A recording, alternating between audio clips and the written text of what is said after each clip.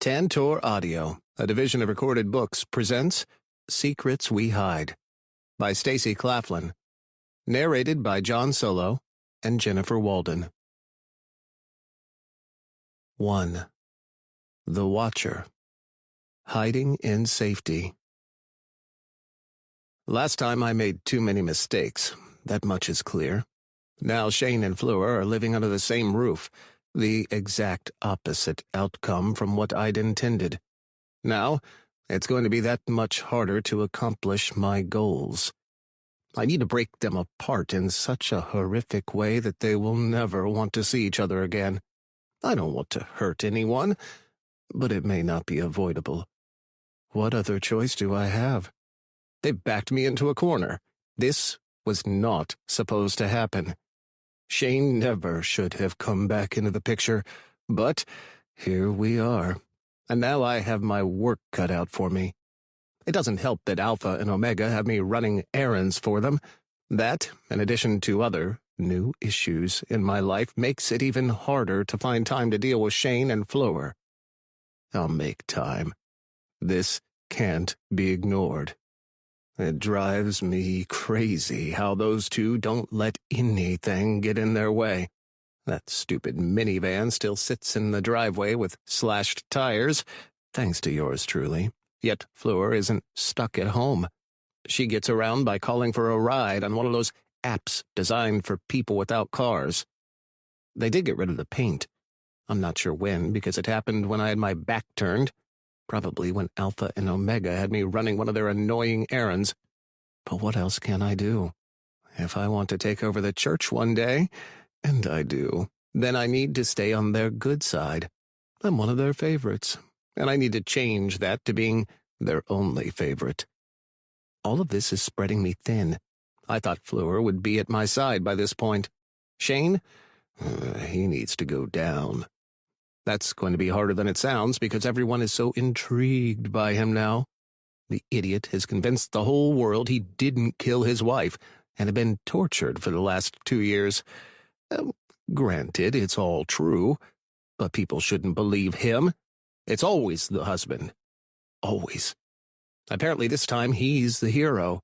He's giving exclusive interview rights to his new girlfriend, which nobody finds remotely suspicious, and even that has garnered him more attention and praise. Reporters park themselves in front of the house, eager to get him to answer even one question. The whole world is literally these two, the grieving widower and the podcaster who cleared his name and was so generous to share her house with him. Generous. That would be laughable, except it isn't funny at all. I'm going to have to do something extreme this time around. Can't leave anything to chance. Nothing. Whatever I do needs to be both dangerous and attention-grabbing, something that can't be ignored.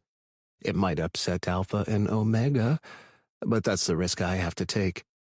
This is going to be my main focus. It's the one thing that matters. Once Fleur is by my side, we can take over the world. I may have to burn down this whole town first. That might be for the best. We can rise from the ashes together and start over if we have to. There's only one way for this to end, with Shane dead and Fleur with me. Nothing will stop me. Nobody will get in my way. I don't care who I have to hurt in the process. People will get hurt. That's unavoidable in order for me to get what I want, and I always get what I want, one way or another. 2. Fleur. Wednesday, mid-morning. I sip my coffee as Zorro runs circles around the front yard. Despite the rain and cold wind throwing wet leaves all over, my energetic pup can't get enough of the outdoors. He isn't the only one. I love the crisp wind, the fresh air. But I can feel somebody watching me. I don't see anyone, yet I sense I'm the object of someone's focus. Whether it's a curious neighbor or a nefarious stranger, I can't say. Now that Shane has moved back in, my house has even more attention than when it was thought to be a murder house. Now everyone knows that nobody was killed here.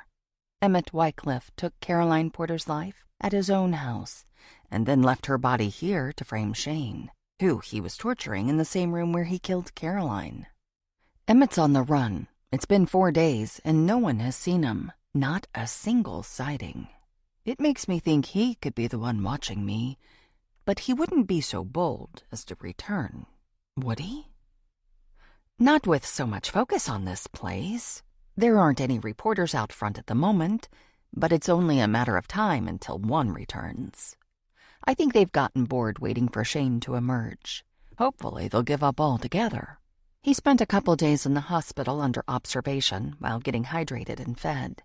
They wouldn't tell me much since I'm not family, but I visited him as often as I could, and now I'm taking care of him here. The wind picks up, and I call Zorro over before taking one last look around for anyone who might be watching. I can't see anyone. Maybe it's just my imagination. I can't blame myself for being jumpy after everything I've been through. My pup runs over and shakes all the rain off him and onto me. I try to block myself, but it's pointless. Once he's done, I open the door and we head into the warm, dry house. Zorro runs to his water bowl for a drink, and I make my way back to the bedroom after taking off my favorite red coat. Shane is propped up with pillows, looking at his new phone. He can't get enough of it after missing 2 years' worth of news and events. I sit next to him. When he wraps an arm around me, he winces. You have to be careful. He scoots up a little. I'm fine, says the guy with his ribs bandaged. I tousle his hair and get lost in his eyes. After so long, I can't get enough of them. Nothing's broken, just bruised. He winces again. I lift an eyebrow. Zorro jumps on the bed and curls up next to Shane. As soon as they met, they became instant besties. Ding dong. Shane's brows furrow. If that's another reporter, I'll check. You rest. He leans forward. Let me deal with them. They won't return after I'm done talking to them. It's probably just Mia. She mentioned wanting to stop by with a gift. I'm sure it's just her. Mia? His eyes widen. Don't look so surprised. We're friends, remember? Apparently, Caroline and I have more in common than just the same taste in men. We picked the same friends, too. I lean over and give him a quick kiss. Tell Mia I say hello, but don't have the energy to visit. He leans back and closes his eyes. Good. I'm glad to see you resting. Remember that when the reporters show up. I hurry to the front door before the doorbell can disturb him again. He has 2 years' worth of rest to catch up on, and all he can think about is hunting down Emmett. When I peek outside, Darby stands on the porch holding a rectangular serving dish covered in foil. I open the door, and she gives me a wide smile. How are you and the patient? Shane wants to get up and run around as if he isn't recovering from 2 years of being beaten and starved. Darby winces. I can't believe he was right there the entire time. Troy and I feel like we should have known. I mean, Emmett lives right next to us. How did we not suspect anything?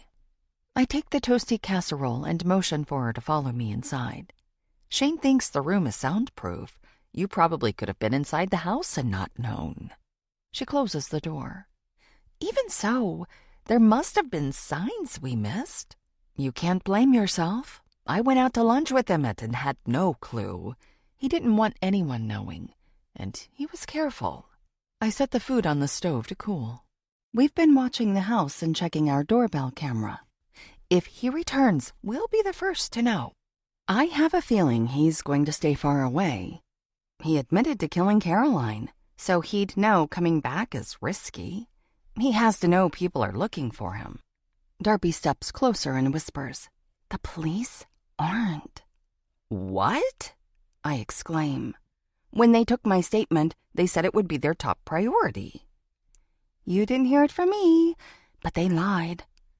I'm disappointed, but can't say I'm surprised. Where did you hear that? She inches even closer. People at church are talking. If I never have to hear about the Beacon of Truth Fellowship again, it will be too soon. However, I have a feeling I'm only going to have to deal with them all the more in light of all this. It doesn't help matters that I brought attention to them on my podcast. I didn't come out and name them, but everyone here knows exactly who I was talking about.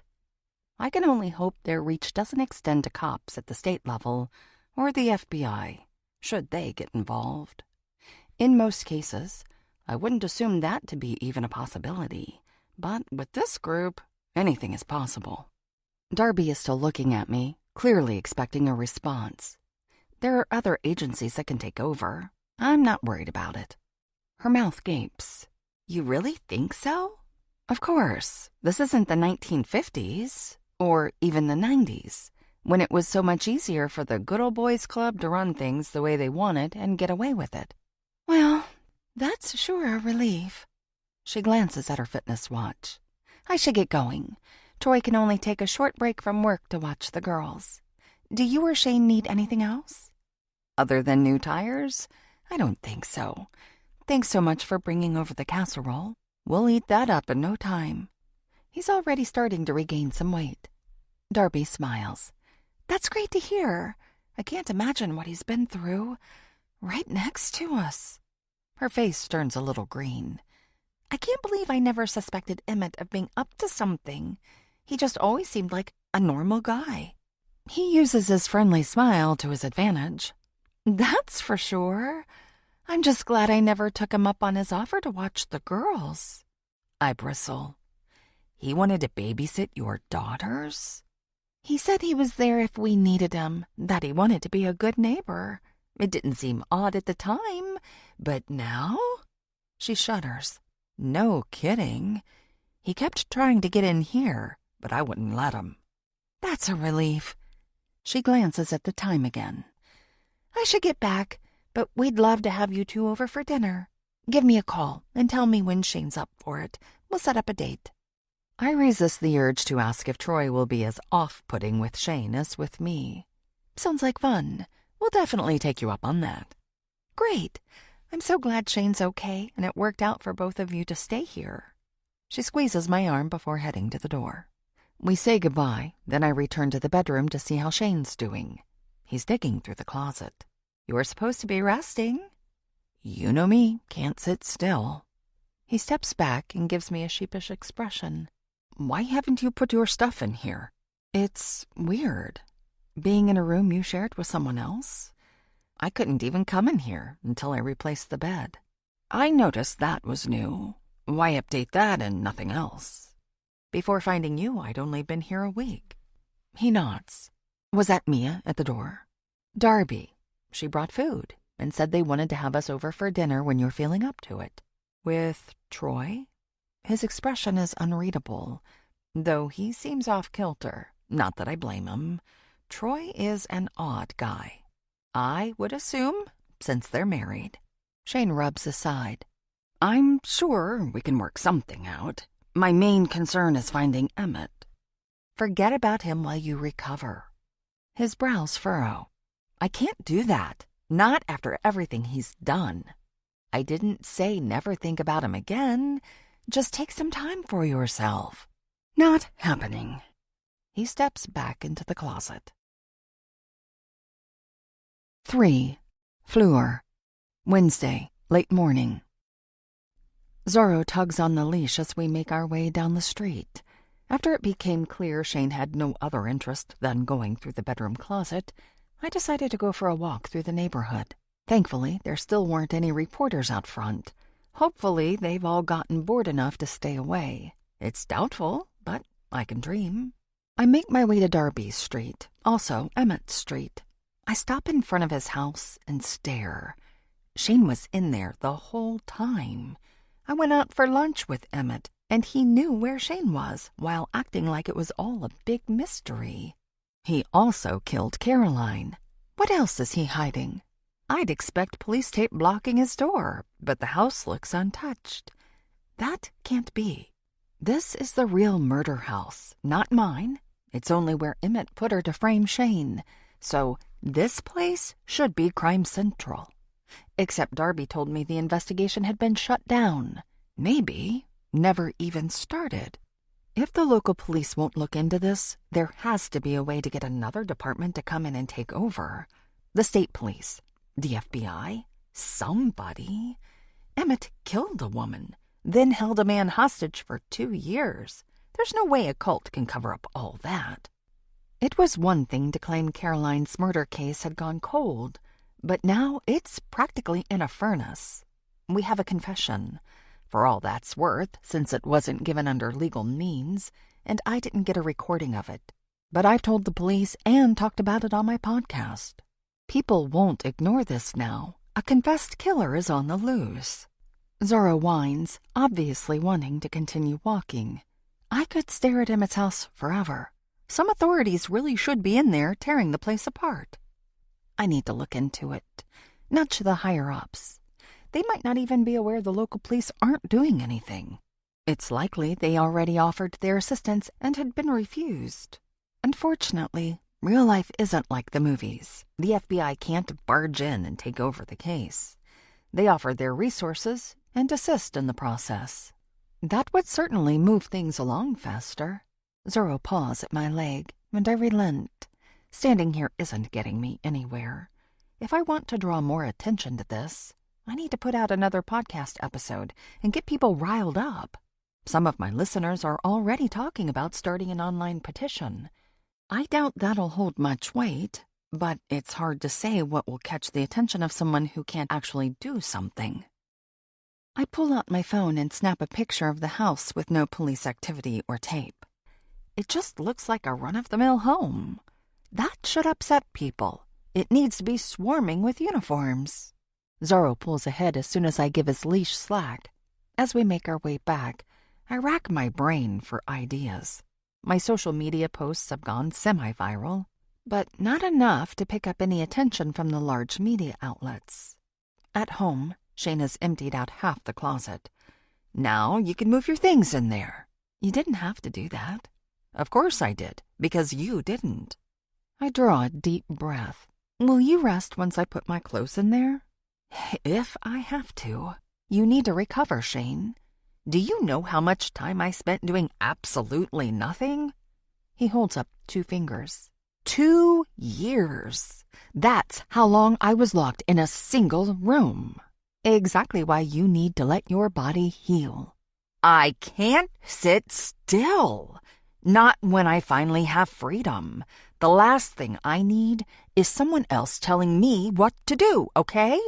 He holds my gaze. Hey, I get it. I'm not trying to order you around, though I can see why it'd feel that way. I just want you to recover after everything you've been through. I'll give you some space. Shane visibly relaxes. I go into the living room. I'm sure this has to be a massive adjustment for him, not only having me here in the house he used to share with Caroline, but being free after having been held captive for so long. I can only imagine how that affected him, both physically and mentally. After sitting at the kitchen table, I jot notes for my next podcast episode. They've all been short updates, released at random times. Even though I'm not being consistent at all, my downloads and listens are going up a lot.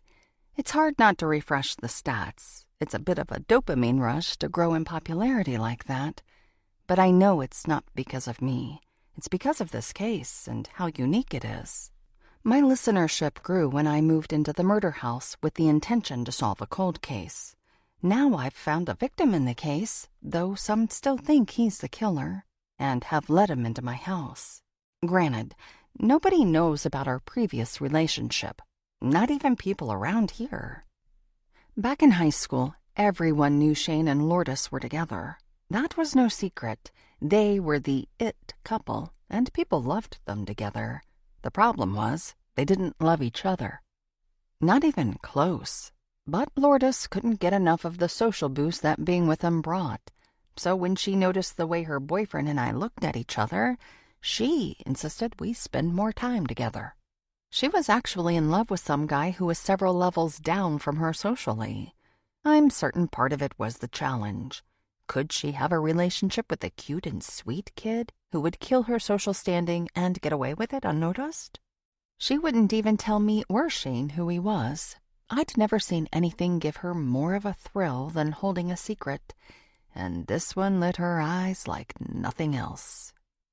Having a boyfriend who could destroy her entire reputation thrilled her in a whole new way. She loved danger. And what held more of it for a popular teenager than the threat of losing her social standing? Life with my sister was never boring, and I definitely wasn't going to complain about the time I got to spend with Shane. We were a perfect pair, fitting like fettuccine noodles and Alfredo sauce, which we each acknowledged as our favorite dish at the time.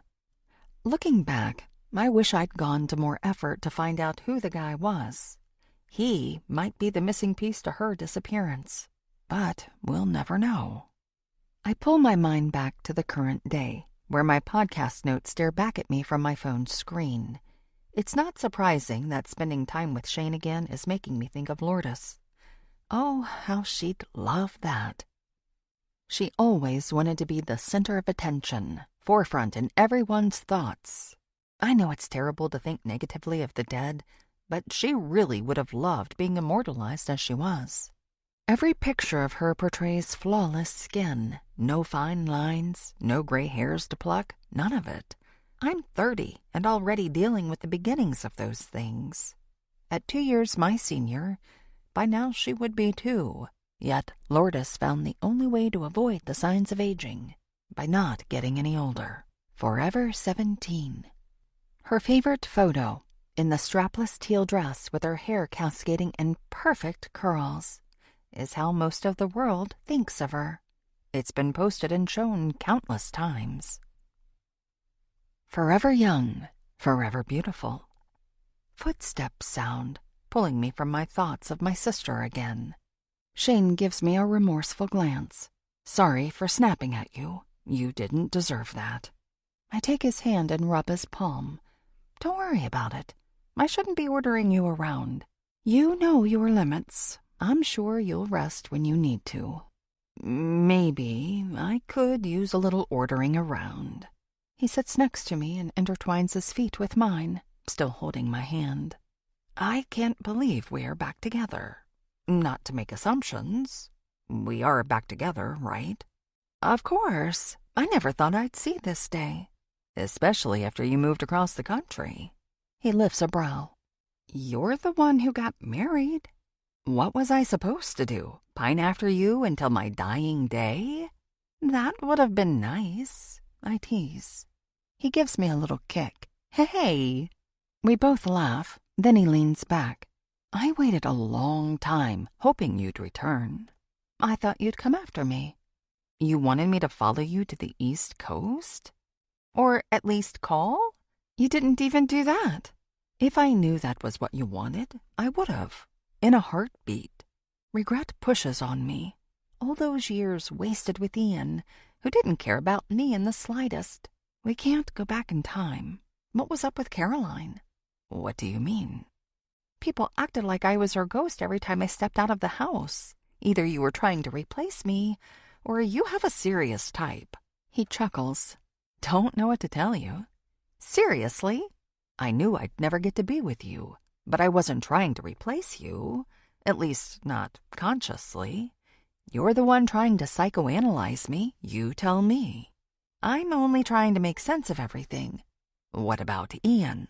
Shane leans forward. I groan. What about him? You two were together a long time, but never married. Or did you? I've been out of the loop for the last couple of years. Never married. Why stay with him so long? He always seemed like kind of a loser, from what I could tell online. Obviously, he's nothing like me. He puffs out his chest. I grin. That's for sure. I suppose if we're psychoanalyzing ourselves, I'd have to say I went for the emotionally unavailable guy, because I was secretly holding out hope you and I would get back together. Shane's grip tightens. Really? Yes. I couldn't find anyone I feel half as strongly about as you. I never believed in soulmates, but maybe you're mine. You left your mark on me, and I've never been able to fully move on. Same with you. He leans closer. Our breaths mingle as our gazes lock. Then he kisses me deeply. My heart races, and I cling to him. Let's take this to the bedroom, he says, his voice like a purr. Ding dong. I throw my head back. Really? Ignore them. We have 15 years of catching up to do. Hold on. I ordered an expensive mic. If that's what it is, I can't leave it sitting outside. Grab it. Then we pick up where we left off. He looks at me with hungry eyes. You don't have to tell me twice. I give him a quick kiss before leaping up and peeking outside. A delivery truck pulls away from the curb. That's what it is, my new equipment. I grab the brown box and start to go back inside when something catches my attention. A ball of grass, weeds, and flower petals on the railing of the porch. It almost looks like it could be some kind of nest, except it's nailed there. My stomach drops to the ground. It's a witch's hex. I've seen these used in a few of the cases I've researched for my podcast. There's no doubt that's what it is. Someone is sending a strong message. They want either Shane or me dead, or both of us. 4. Fleur. Wednesday, early afternoon. Shane wraps an arm around me, and I nearly drop the package. He pulls me inside. Are you okay? You look spooked. There's a hex on the porch. A hex? Yes. I struggle to catch my breath. A witch's hex. I've seen them in some murder cases I've covered. Show me. After putting the box safely inside, I point to the ball of grass. It looks like a bug made its home there. That's more worrisome than a curse. I resist the urge to glare at him. When was the last time you saw an insect nail its nest to a railing? Fair point. Unless the nail was there first. Did you put it there? I didn't. He steps outside and reaches for it. Stop! Shane whips around with a quizzical expression. You can't touch it. It's been cursed. Do you really believe that? I've only seen them in cases where the intended target was murdered, so yes? But how many other times has someone left one of these on a house and nobody got killed? Probably many more times. You just don't hear about them because nobody died. And you definitely don't hear about times when people put these somewhere and nothing bad happens at all. People get rid of these and move on with their lives, just like we're going to do. I cross my arms. It isn't worth the risk. Caroline's already dead, and look what you went through. He gives me a knowing look. If you're that concerned about it, I definitely have to move it. I know how you feel about black magic. Clearly, that's what you think this is. I'm not superstitious anymore, but like I said, every time I've seen one of those, someone has ended up dead, and I'm not taking any risks, or letting you take any. I just got you back. Shane squeezes me. How do you propose we go about getting rid of it? We can't touch it. That's the only thing I know for sure. I think we might have to burn it. Without moving it? I didn't say we can't move it. We can't touch it. Not superstitious, huh? I glare at him. Just teasing. He kisses my cheek. Pretty sure I have something in the garage that will fit the bill. That still doesn't sit well with me. Let's look it up online. I bet someone posted directions. Good thinking. You look it up while I see what's still in the garage. I don't budge, not daring to let that thing out of my sight. Do you want me to search for it out here? He shivers, having no body fat to keep him warm out here after Emmett starved him. I have a better idea. Let's go inside. If you say so. We head back in, and I peek through the blinds. I'm going to look this up on my phone while also watching the porch. Maybe whoever put this there will return. You think so? It's worth trying. Are you going to be okay if I check the garage? I'm fine, as long as we don't touch it. He gives my arm a gentle squeeze before heading out of the room. I hold open the blind with one hand while scrolling my phone with the other. There's a lot of mixed information about what to do. Some people like Shane think the hexes are utter nonsense, and others like me believe in burning the things. And there's countless opinions everywhere in between.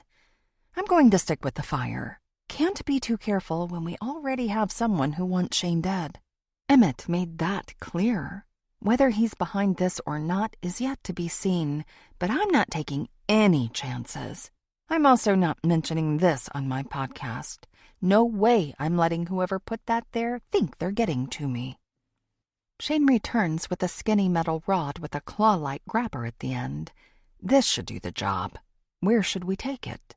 To the backyard, but not through the house. I don't want that thing in here. Through the gate it is. We go back outside. While Shane maneuvers the grabber device, I look out for anyone who might be watching us. Can't see anyone. Not that there aren't plenty of places for someone to hide, including from their own home or behind a shrub or tree. Shane finally pulls the hex loose. It falls from the metal claw and lands on the porch. Now it's touched 2 parts of our home. Maybe I'm slightly superstitious.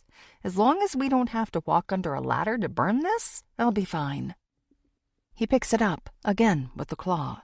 We make our way through the side gate. Then he drops the hex on a patch of dirt. Do we just burn it? I guess so. You guess?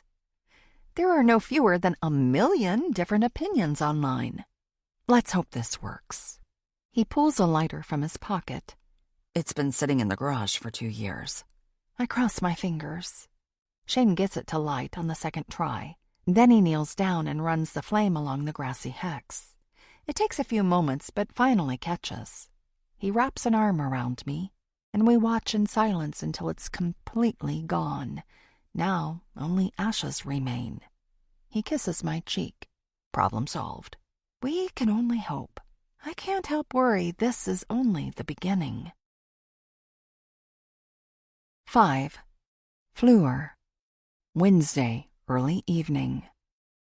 Shane snores lightly next to me, and I can't help but watch him sleep. This man is my first love, the one who every other guy after him had to live up to. None ever did.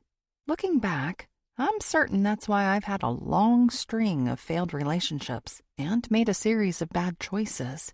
He's the reason I picked emotionally unavailable men, the worst of whom was Ian.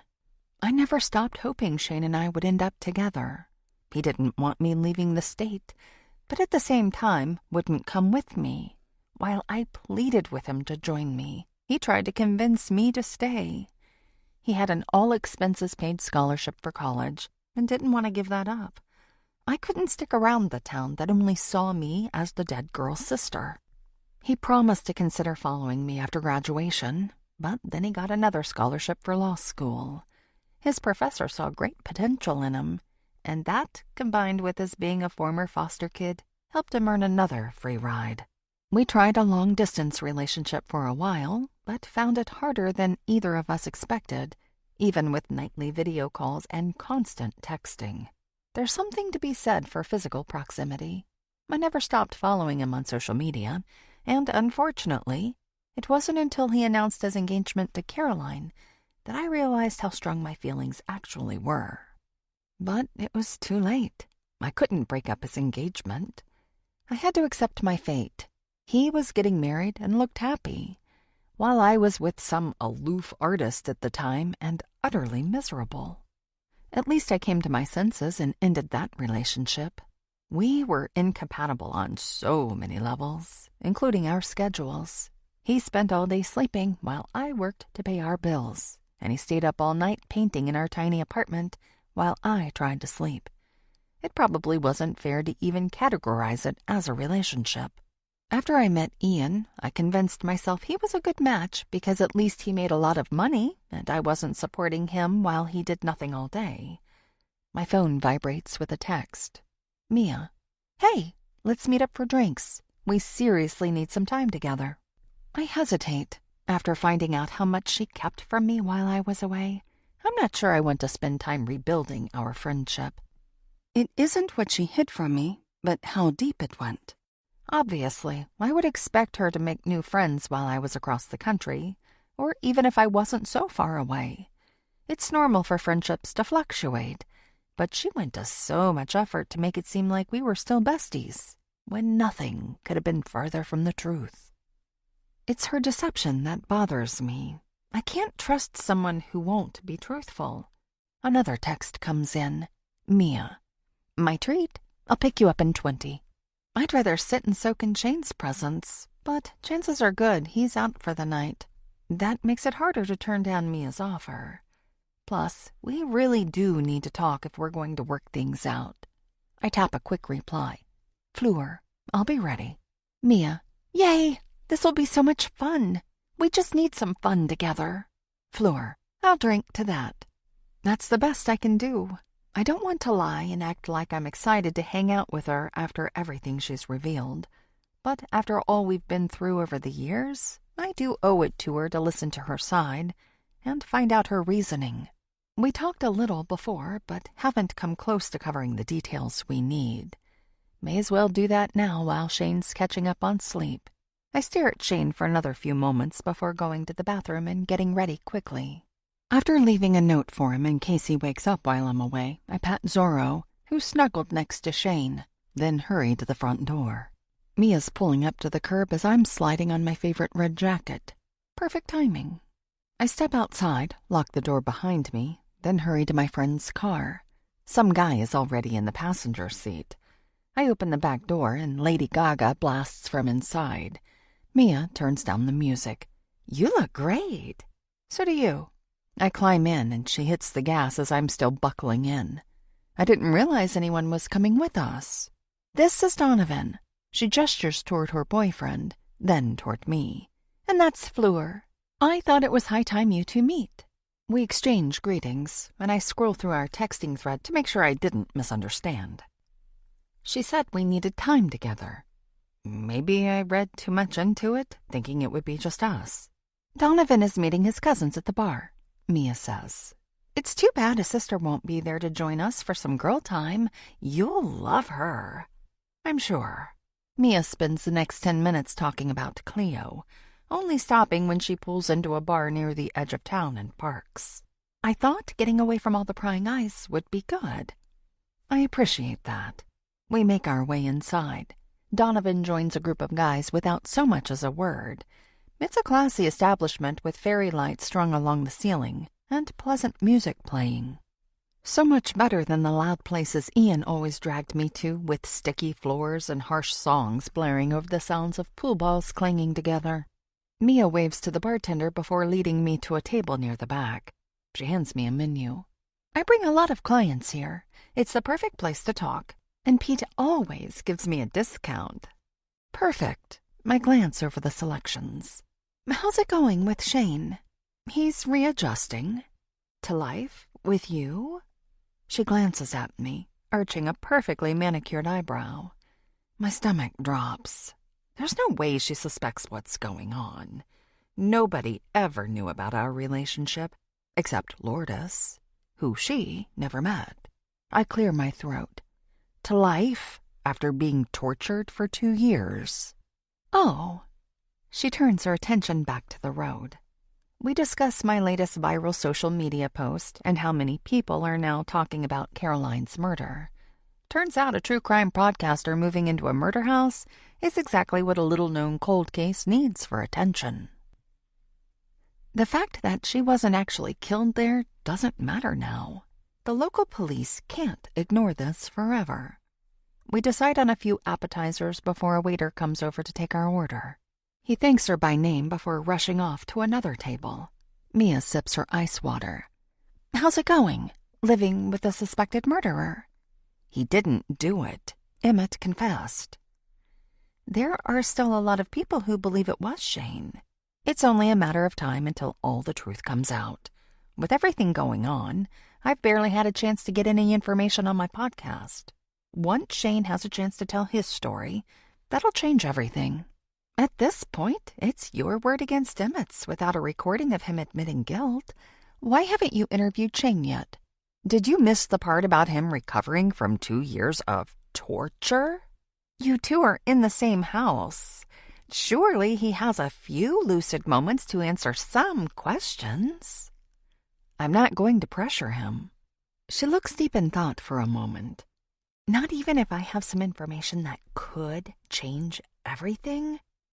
My stomach knots. You have more that you've kept from me?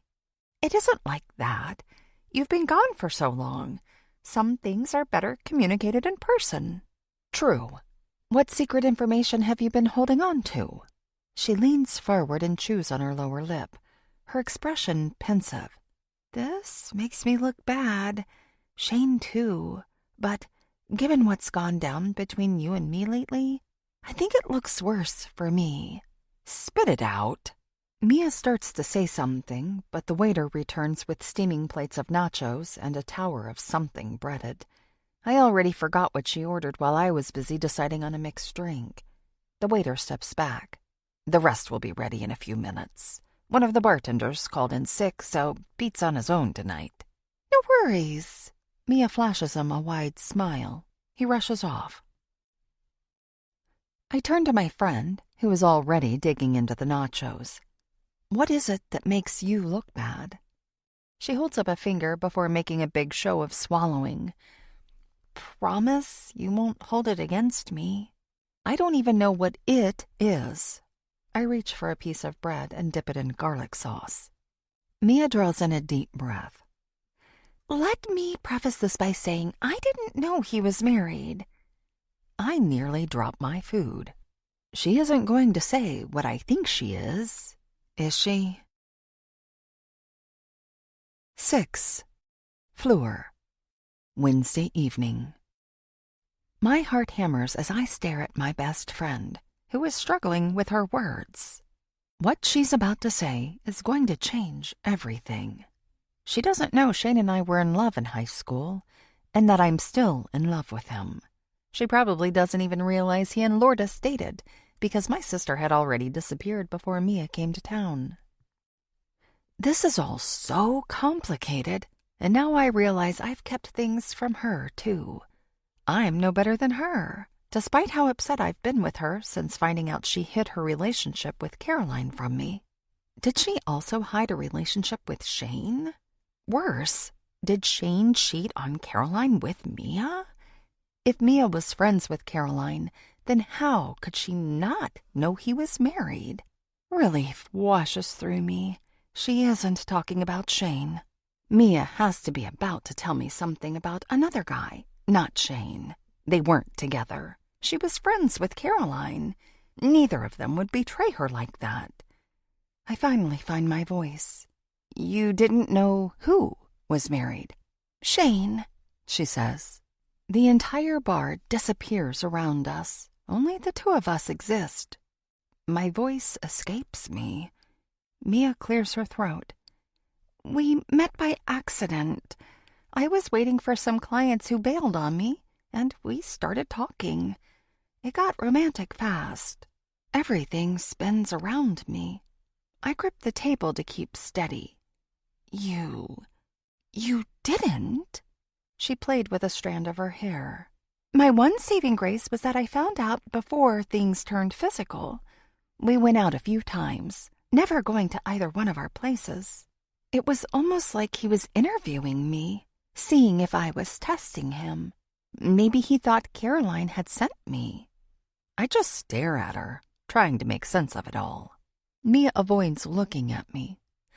I know I should have told you all of this before you moved back, but I was afraid you'd never take the case if you knew I was involved. Were you Shane's lover, or Caroline's best friend, or both? Neither at first. I give her a double take. You told me she was your new best friend. The waiter arrives with our drinks, but neither of us acknowledge him. He quickly leaves. Mia finally looks back at me. I was starting to fall for Shane, but I'm not stupid. I did some online digging, and it quickly became apparent he was cheating on his wife. I wasn't going to stand for that. Girl code, you know? I went directly to her and told her what happened. And that's how you two became friends? She nods. It's crazy, right? I was seeing her husband, and that brought us together. When I learned about their church, it was obvious it was a cult. She took some convincing, but finally saw the light. Then we started to hatch a plan to get her out of both the marriage and the group. My head spins as I try to make sense of all this new information. You were sure Shane was interested in you romantically? It wasn't just a friendship. She blinks a few times. That's your main concern in all of this?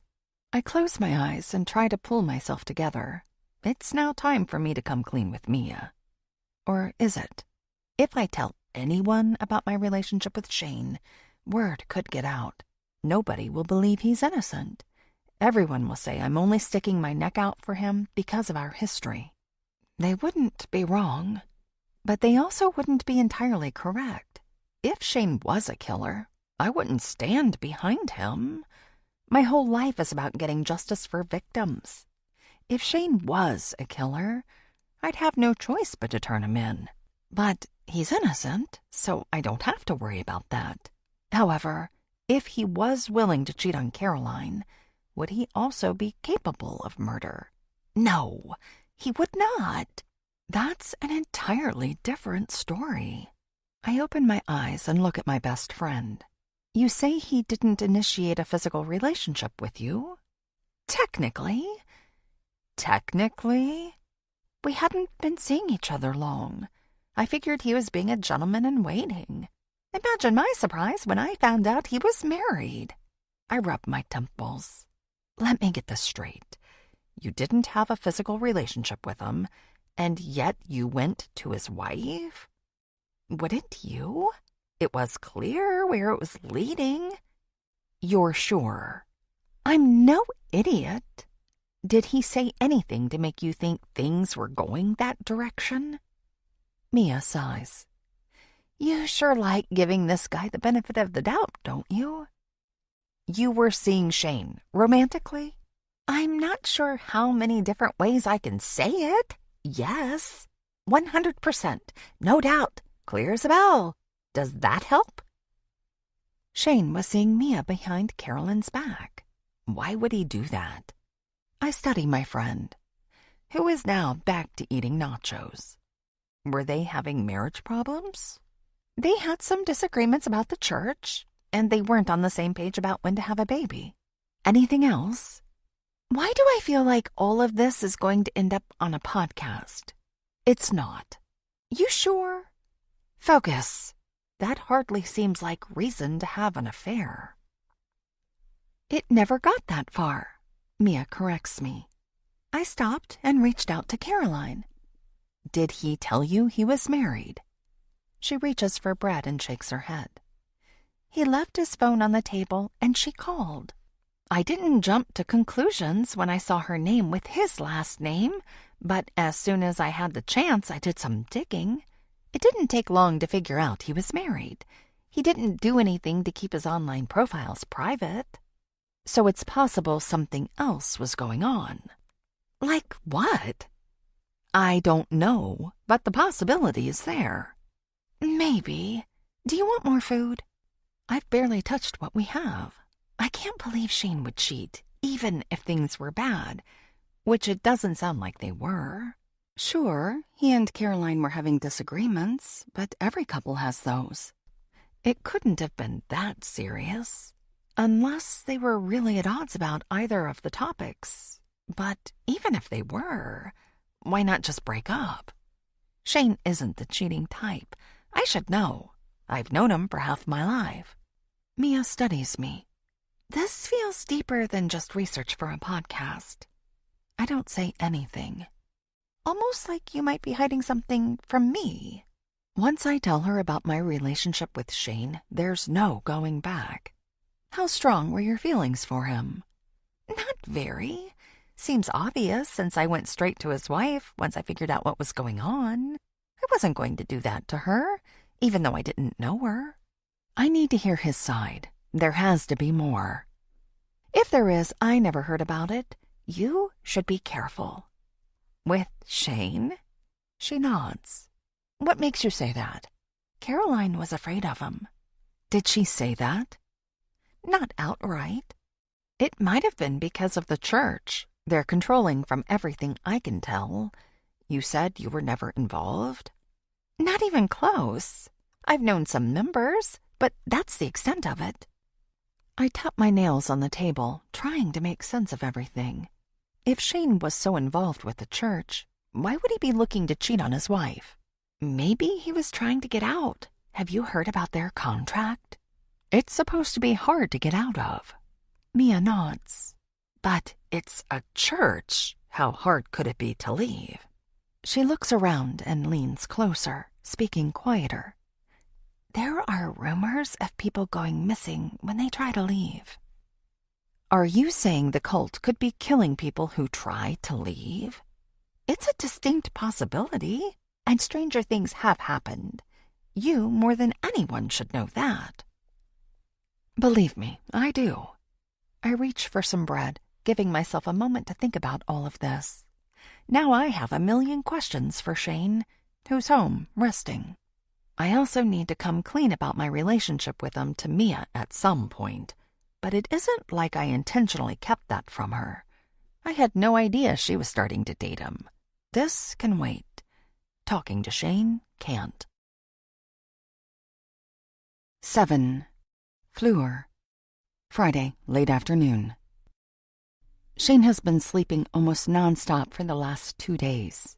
My plan to talk with him about Mia has been pushed to the wayside for now. He's gotten up to eat and use the bathroom, but he has no energy for anything else. His doctor assured me this is normal, even though he was up and active for a few days at first. She told me the body can, and often does, respond to trauma in seemingly unusual ways. That his mind and body are both healing and processing from everything he's been through. Apparently, his sleeping so much shows he feels safe here with me. Now it's a waiting game. In some ways, it's been like it was before he returned, except instead of Zorro being at my side, he's at Shane's. I've managed to pack up the entire baby nursery. Shane said I could get rid of everything. He didn't want the reminders. But I labeled the boxes and put them in the garage. Once he's back to full health, I'll let him figure out what he really wants to do with it. Now I'm sitting in the middle of the empty room, originally thought to be the site of the murder. It's where Emmett placed Caroline's body to make Shane look guilty. That's still creepy, but not as bad. Even so, I have a diffuser blowing essential oils. Now everything smells like eucalyptus and orange. The window is cracked open, so there's a hint of fall aromas coming in too. It's kind of relaxing for an empty space. Zorro's nails clack on the hardwood, pulling me from my thoughts and reminding me he's due to be groomed. I'll need to add that to my already out-of-control to-do list. He sits next to me, then licks my hand. Absent-mindedly, I pat his head and try to figure out what to do with this room. Shane said I should turn it into an office. Then our respective workspaces would be directly across from each other. I feel kind of weird about that. Like this should be Caroline's space, but it isn't like she can use it. I likely won't feel good about turning any room into my own space until her killer is brought to justice. But that isn't something I have any control over, and depending on how insidious the leaders of the Beacon of Truth Fellowship are, that may never happen. Ding dong! Zorro scrambles to his feet, barking. If all this noise doesn't wake Shane, nothing will. I rise, stretch, then make my way to the front door where Zorro is already spinning in circles, wagging his tail. Ding dong! Some people have no patience. I peek outside. A couple stands there, looking around. The tall, red-haired woman looks familiar. I must have met her at some point. I don't recognize the man with her. Just as she reaches for the doorbell again, I pull open the door. Zorro flies past the guests and runs in circles around the yard. She offers me a smile and holds out a foil-covered serving dish. We heard about everything Shane has been through and wanted to bring over some dinner. How is he? I take the food and set it inside. Thanks. He's resting a lot. The doctor says that's a good thing. By the way, I'm Fleur. We've met. She extends her hand, but doesn't say her name to help jog my memory. We shake. Her husband doesn't say anything. She nudges him. Introduce yourself, Neil. You just told her my name, Sasha. Sasha. That sounds familiar. I wish I could remember meeting her.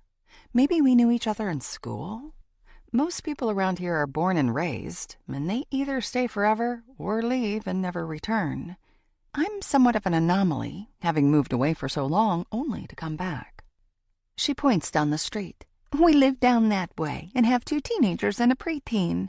As you can guess, we're really busy. Sasha laughs. I force a laugh, too. Thanks for the food. It was nice to meet you. Again. We should have you 2 over sometime. Let us know when Shane's up for it. Sure, even though I don't have their numbers or know exactly where they live. Have Shane shoot Neil a text. She gives an overly friendly wave, then they take off. It isn't until I'm in the kitchen with Zorro lapping up water from his bowl that I remember my previous meetup with Sasha. I was walking Zorro through the neighborhood, and she was less than friendly with me. Is it because Shane's back that she has a change of tune? Or did her husband insist they come over? He hardly seemed interested in meeting me, but then again, he could have been hoping to see Shane. Maybe they're car enthusiasts together or something. I lift the tin foil. The rush of steam dissipates, revealing another casserole. Do people in this neighborhood eat anything else? Not that I'm in any position to complain when each gifted dinner usually feeds Shane and me at least 2 meals that I don't have to cook. I put the oven on warm and place the food in there so it'll be ready when Shane wakes up. If the previous times are any indication, he's going to be famished when he gets up. Zorro trots toward the bedroom, and I follow him. Between 2 chimes of the doorbell and all the barking, it wouldn't surprise me if Shane's awake now. He's snoring away. I can't imagine sleeping that soundly. But then again, I also can't imagine being starved and tortured for 2 straight years, held in the room where his wife was murdered, and forced to see her blood every single day. I'd probably react the same way once back home. Zorro leaps onto the bed, then snuggles next to Shane. I love that he's so protective of him. After climbing up beside them, I pull out my phone to check my social media profiles. My listeners are eager for another update, and I need to let them know one will be coming soon. They don't need to know I haven't recorded anything yet. I've been too busy checking on Shane while emptying the 3rd bedroom. Ding dong! I swear, I'm going to disengage that thing. If it's Sasha and Neil again, I'm going to give them a piece of my mind. I already told them Shane's resting. Zorro practically flies across the bed, barking again. Shane stirs, but doesn't wake. Ding dong! Ding dong! Yep, I'm definitely doing something about the doorbell. Though the neighbors could use a little more common sense and not act like a bunch of monkeys pushing a button to get a treat. Zorro continues barking. Hopefully the people outside will take that as a clue that I know they're waiting. Ding dong! Clearly not. I fling open the door without even checking to see who it is. Immediately, I regret that decision. Alpha and Omega. The only reason I recognize them is because they happened to stop by the hospital to visit Shane at one point when I was there. Shane had been asleep at that time, but when I told them they had been there, his heart rate spiked so high the nurses ran in and shoved me out. Zorro sniffs them both, but neither pays him any attention. At least they don't have a casserole. I try pretending I don't care they're here by leaning against the doorframe and looping my hand in a pocket. What's up? They exchange a glance, both acting like it isn't strange they're here. Or they're just plain weird. They both wear long, flowing black cloaks and hairdos that went out of style at least 60 years ago. I can hardly take my eyes off her, and not just because of how out of place they are. Her eyes are piercing, like they can see right through me, and she's gorgeous. Though not in any traditional way. It's as hard to describe as it is to pull my gaze from her. On the other hand, he's rather plain. Nothing in me pulls toward him. It makes me wonder if she's the real leader, and them being a team is only a facade. We're here to check on Shane, Omega finally says. He's sleeping. Can we see? You want to watch him sleep? I don't bother keeping the shock out of my tone. He's our responsibility. How do you figure? I stare her down.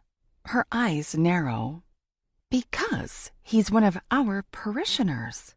His doctor said to let him rest. That's what I'm doing. You can come by another time when he's awake.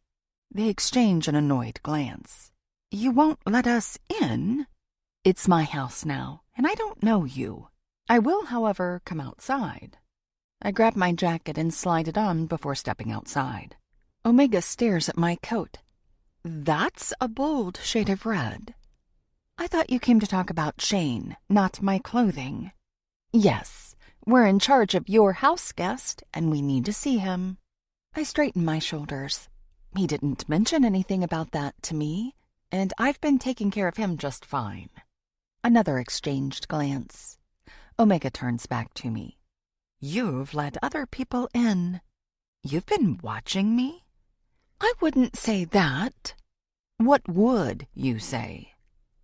Her nostrils flare. Apparently she isn't used to anyone standing up to her. The Wilsons are also part of our membership. Oh, yes. Darby and Troy helped me move a bed out of here. That was really nice of them to help me out. We'd like to see Shane. If you'd like to leave your numbers, I can have him call you. Like I said, I'm not letting anyone in right now. They turn around and leave, not taking me up on my offer to get their numbers. Once they're out of sight, I take a deep breath. I'm going to have to keep an eye on those two. 8. The Watcher. Hiding in safety. Seriously, I don't know what's worse. Fleur spending time with Mia or with Shane. Either could too easily get in my way. It was hard enough keeping up with her after she moved in, and before Shane took up residence in his old house again. Now, it's even worse. Not only is she living with the enemy, but Mia's meddling as well. This is starting to feel like high school all over again. These people are busy and get all the attention while nobody even notices me. I could run down the street dressed in a costume and still nobody would so much as look my way. I tried that in high school. Stole the school's mascot uniform and ran through the halls, desperate for Fleur to look my way. She didn't. Plenty of other people laughed at me, and I got in trouble for taking the smelly gear. If I was a smarter man, I'd have given up on the Bardot sisters long ago. I had no choice but to put Lourdes out of my mind. That girl is dead as a doornail. Can't get together with her, obviously. That only leaves her sister. I don't even know how to get her attention.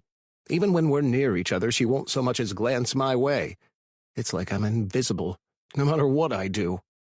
Why do these sisters think they're so much better than everyone else? What does Fleur think will happen when she loses her looks? It happens to all women at some point. The one thing that gives them value goes right out the window. Then all they're good for is pushing out babies to keep a man's legacy going. Every man deserves a woman that's pleasant to look at while time is on her side. I will get Fleur before she loses her value. Shane may think he has a chance with her, but he has no clue. None. Neither of them know what they're up against in me.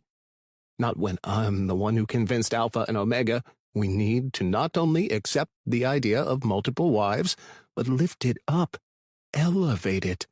The more wives, the more status for a man in our community.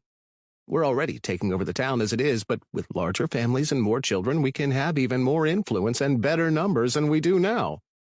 Omega wasn't thrilled with the plan, but after Alpha agreed they, as the leaders, should stay as a single couple, she was on board.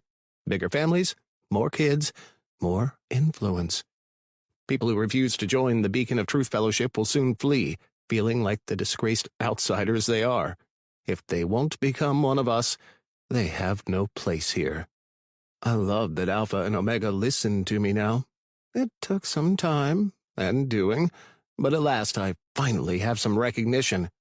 Still nothing from Fleur, but that will take time. I will either have to win her over or take Shane out. Maybe both. I might even have to hurt her to finally get her attention. It's only a matter of time and willpower. I have less time on my side, but that's fine.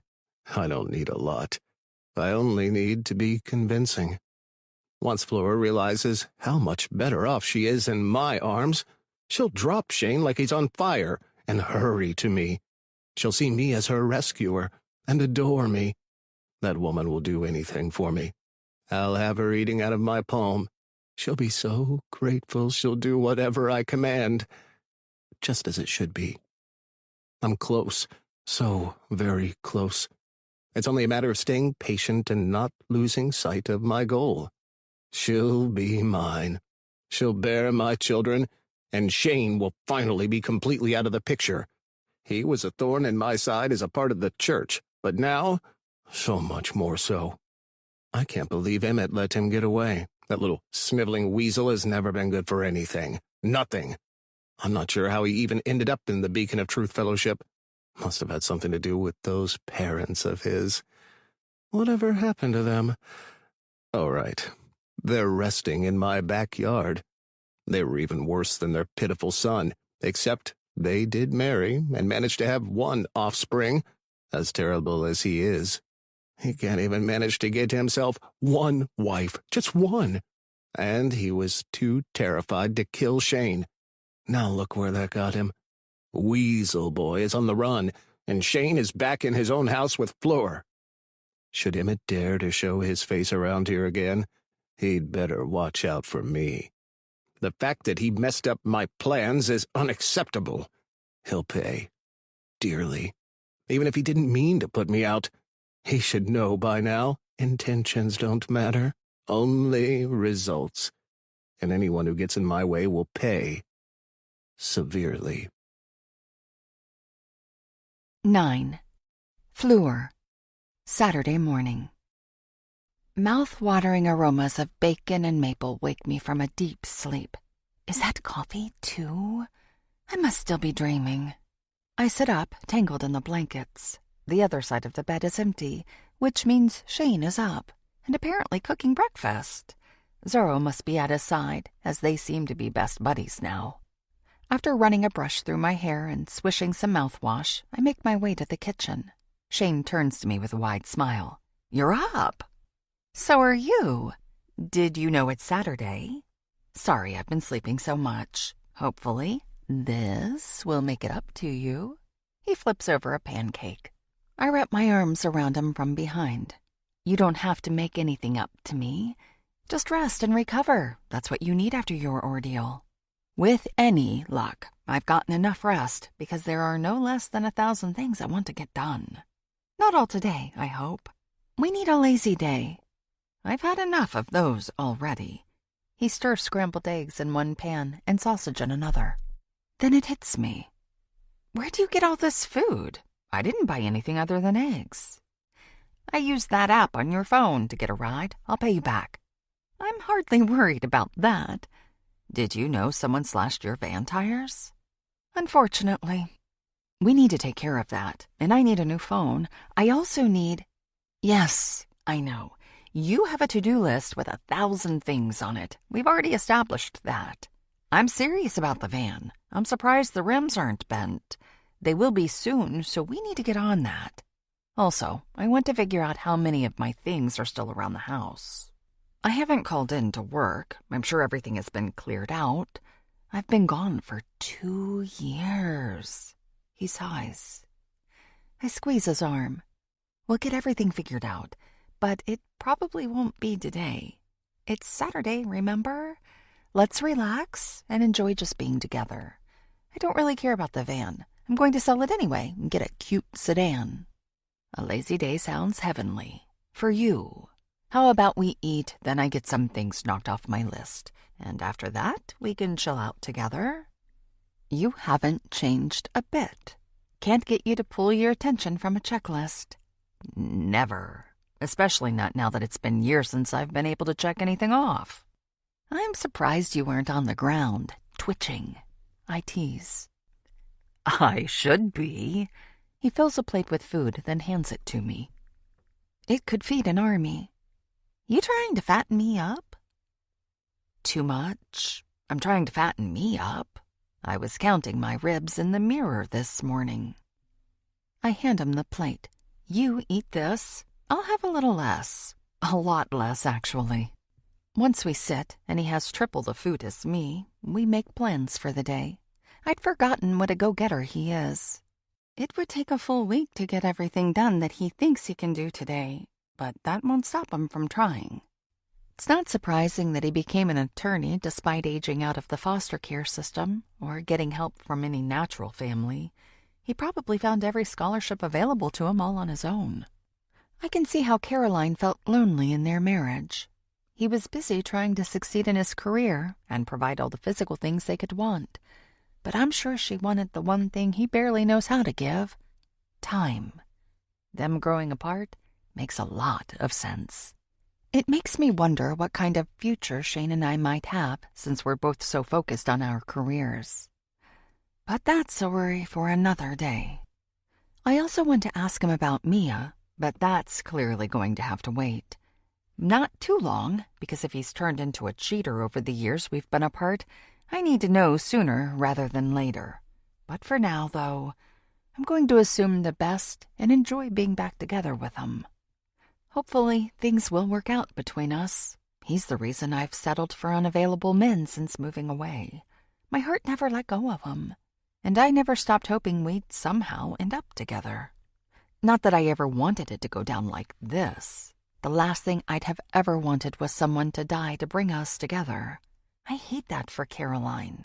If I could snap my fingers and make it so she and her baby were both alive now, I would. I'm all about the victims, and they deserve justice. No, what they deserve is to still be alive, but justice is all we can hope for now. Shane seems to read my mind. We need to find Emmett.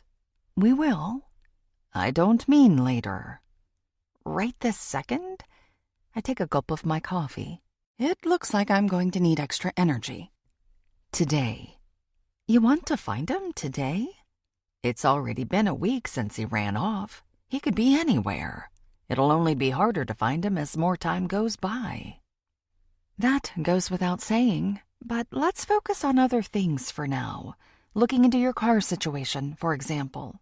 If you still have that somewhere, it would help immensely. No reason we can't do both. Plus your other 1,000 things. Exactly. He finishes the last bit of food on his plate. I'm going to grab a shower, then we can map out our plan for the day. Sounds like fun. I'm only half teasing him. Seeing him up and ready to tackle the world makes me so much happier than watching him sleep for days on end. I clean the dishes since Shane cooked. As I finish, he comes out freshly shaved and asks if I want to shower before we head out. He gives me a lingering kiss as we cross paths. I don't know how I gave this up for the last 12 years. I'm so glad he's recovering and coming back into himself. I'm definitely up for getting things done and looking into where Emmett might be. I've already put out a call on my podcast and posted several times on social media, trying to get his face out there. The more people looking for him, the better, especially since the local police still don't seem to care. I contacted someone from the FBI. He told me the agency had already offered their help, but the police declined, and it isn't like they can jump in and take over at this point. If there was an active kidnapping or proof of a crime committed across state lines, then they or another police department would be able to assert more authority. The only other way they would try to get involved is if they have reason to believe there's a conflict of interest, which obviously there is. They just don't know it yet. It's just a matter of convincing the right people. Emmett's confession to me doesn't hold much weight either. I didn't get it recorded, and me saying he confessed is just hearsay without any actual evidence. While Shane was there, he didn't actually see the killing, so his testimony will only go so far. In other words, for now there isn't much we can do. Not unless either Emmett or the cult leaders do something to take things further. Given how quiet everything has been over the last week, that seems unlikely. All we really need is for someone in another state to see him or for an online petition to get to the right person. But the chance of it making an actual difference is questionable at best. Unless Emmett stayed around here and we can find him ourselves. Then I'll be prepared to record him confessing. One way or another, everything will work out. I just hope Shane can be patient. If we do find Emmett, I can't guarantee what he'll do after everything Emmett did to him. 10. Fleur. Saturday, early evening. When Shane and I return home, in his car, kept safe for him by some of the attorneys he works with, and never gave up on him, I'm exhausted. We've gone all over this town and several others on his errands. I met his co-workers and was surprised to learn how much of his stuff they managed to save for him. They not only kept his car for him, but basically everything that wasn't in his house. The bank took that, but it seems that's all anyone got. They even told him he can come back to work whenever he's ready. Given the glint in his eye, I have a feeling that will be soon. Not that I'm surprised. He's always been driven, and now that he has his energy back, he's sure to put it toward his job. Shane holds the front door open for me to go through. Zorro leaps around, barking and licking her hands. "I think he missed you," Shane chuckles as he locks the door and pats the pup. "Actually, I think he missed you more. He hasn't left your side since you've been here. He probably senses I need the support. Dogs are smart like that." He rubs Zorro's ears.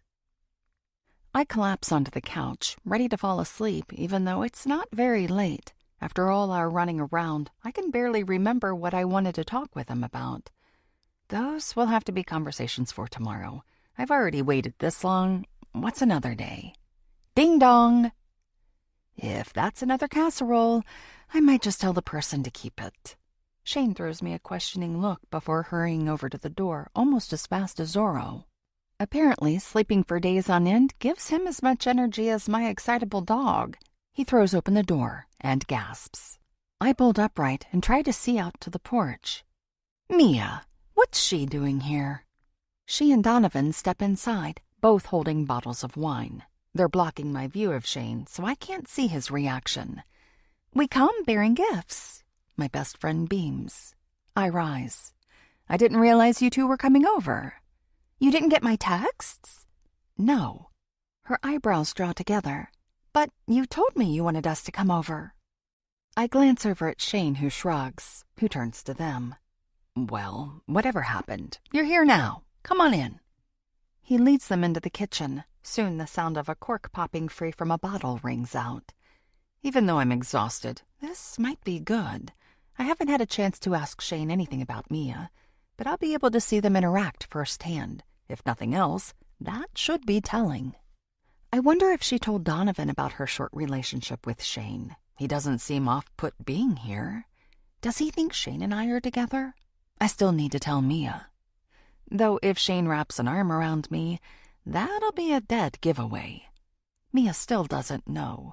I got so upset with her for hiding so much from me while I was away, but I hid an entire relationship from her while we were growing up. Granted, that was 15 years ago, but that means I did the same thing to her. I'm going to have to come clean with her. Once she finds out Shane and I are together now, the past will have to come out. Mia's going to have questions. Two people don't just fall in love because they're living in the same house. Unless she already knows. If she and Shane spent time together, he might have mentioned it, not remembering that we kept our relationship secret from literally everyone at the time. Even now, we aren't announcing it with a bullhorn or social media posts. The only thing I can do is come clean with my best friend and hope she's more understanding than I was with her. If not, I'll have to accept her anger. It's only fair. I know how it feels to have my best friend keep something from me, so if she's mad, I need to let her deal with that however she needs to, even if it means distancing herself from me. That was what I needed. "Are you coming, Fleur?" Mia calls from the other room. I pull myself from the couch and make my way to the kitchen, my feet feeling like lead weights. Sorry, I'm tired from a busy day.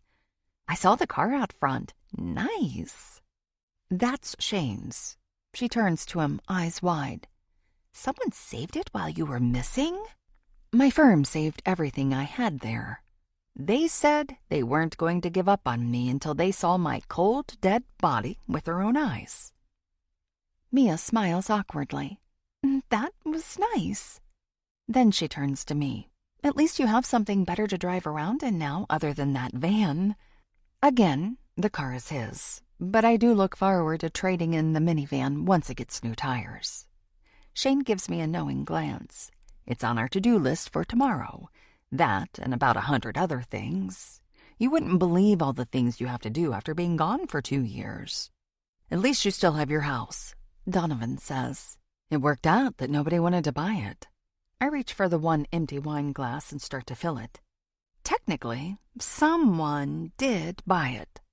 But you didn't throw out all of his things, Mia says. You practically kept it as a museum of his old life. Donovan throws a nervous glance at Shane. Museum? Shane asks. More like a crime scene. He laughs. It takes a second for the rest of us to join him, though Donovan looks like he'd rather change the subject. I make my way over to the fridge. Anyone want something to eat? We have about 5 casserole varieties to pick from. Real laughter erupts from everyone. Isn't that the truth? Mia says. You can't so much as sneeze around here without half a dozen people showing up with a casserole. She turns to me. Has it always been like that? Not really. I saw some of that after Lourdes disappeared, but that was also the same time the church showed up. They're so weird. Mia scrunches her face. Donovan nudges her. He goes there. Shane shakes his head. Not anymore. Too many psychos. Donovan looks like he wants to say something. Spit it out. Shane pours more wine into his glass. The ones who kidnapped you, they're from that group? Yeah, but not all the members are like them. Most of them are just nice people who want to do good. You were trying to get away from the group before they kidnapped you? Donovan asks. That's what Mia said. Mia wraps an arm around her boyfriend's waist. I had to fill him in. He's new to town, so he hasn't interacted with them much. Donovan frowns. If the questions bother you, tell me to stuff it. Won't bother me. Shane shrugs. I don't mind. I'm just glad to be free again. I bet. Yeah, they were getting to be a bit much, putting a lot of pressure on me regarding Caroline. It was putting a huge strain on the marriage. Mia looks away. Donovan doesn't notice as he's staring wide-eyed at Shane. Like what?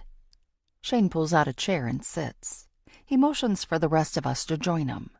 First of all, they have a ridiculous contract to sign when anyone joins. It would never hold up in court, but they don't care. They act like God himself signed it, so a lot of the members are scared breaking the contract as a one-way ticket to an eternity in hell. That's insane! Mia leans against her boyfriend. People actually believe that? Donovan asks. Yeah, and that isn't even half of it, Shane says. They have all these rules about marriage and family. The leadership couldn't stand the fact that Caroline wanted to wait to have kids. They put so much pressure on her. She changed her mind and pleaded with me to have a baby. At the same time, the leaders were telling me we needed to have a bunch of babies to grow the church, and I needed to rule Caroline with an iron fist. They called me soft, said I was letting her get away with a Jezebel spirit, stupid stuff like that, whatever they could do to control our lives. I needed to get out. We both did, though we didn't talk about it much at that point. The church had us at odds until we started to see through them. I squeeze his arm, taking it all in. I'm sorry you had to deal with all of that. Shane nods. They told me that if I wouldn't get her pregnant, they would find someone who would. I figured that was an empty threat, but as it turned out, it wasn't. Emmett was more than happy to play the part. Then he convinced the top leaders to get rid of me. My breath catches in my throat. All because you wanted to wait to have kids? Yep, more babies builds their army of members. Mia's eyes look like they could pop out of their sockets. Are they planning on taking over the world? That's what it sounds like. She swears. I had no idea. That's literally crazy. He nods, playing with his glass.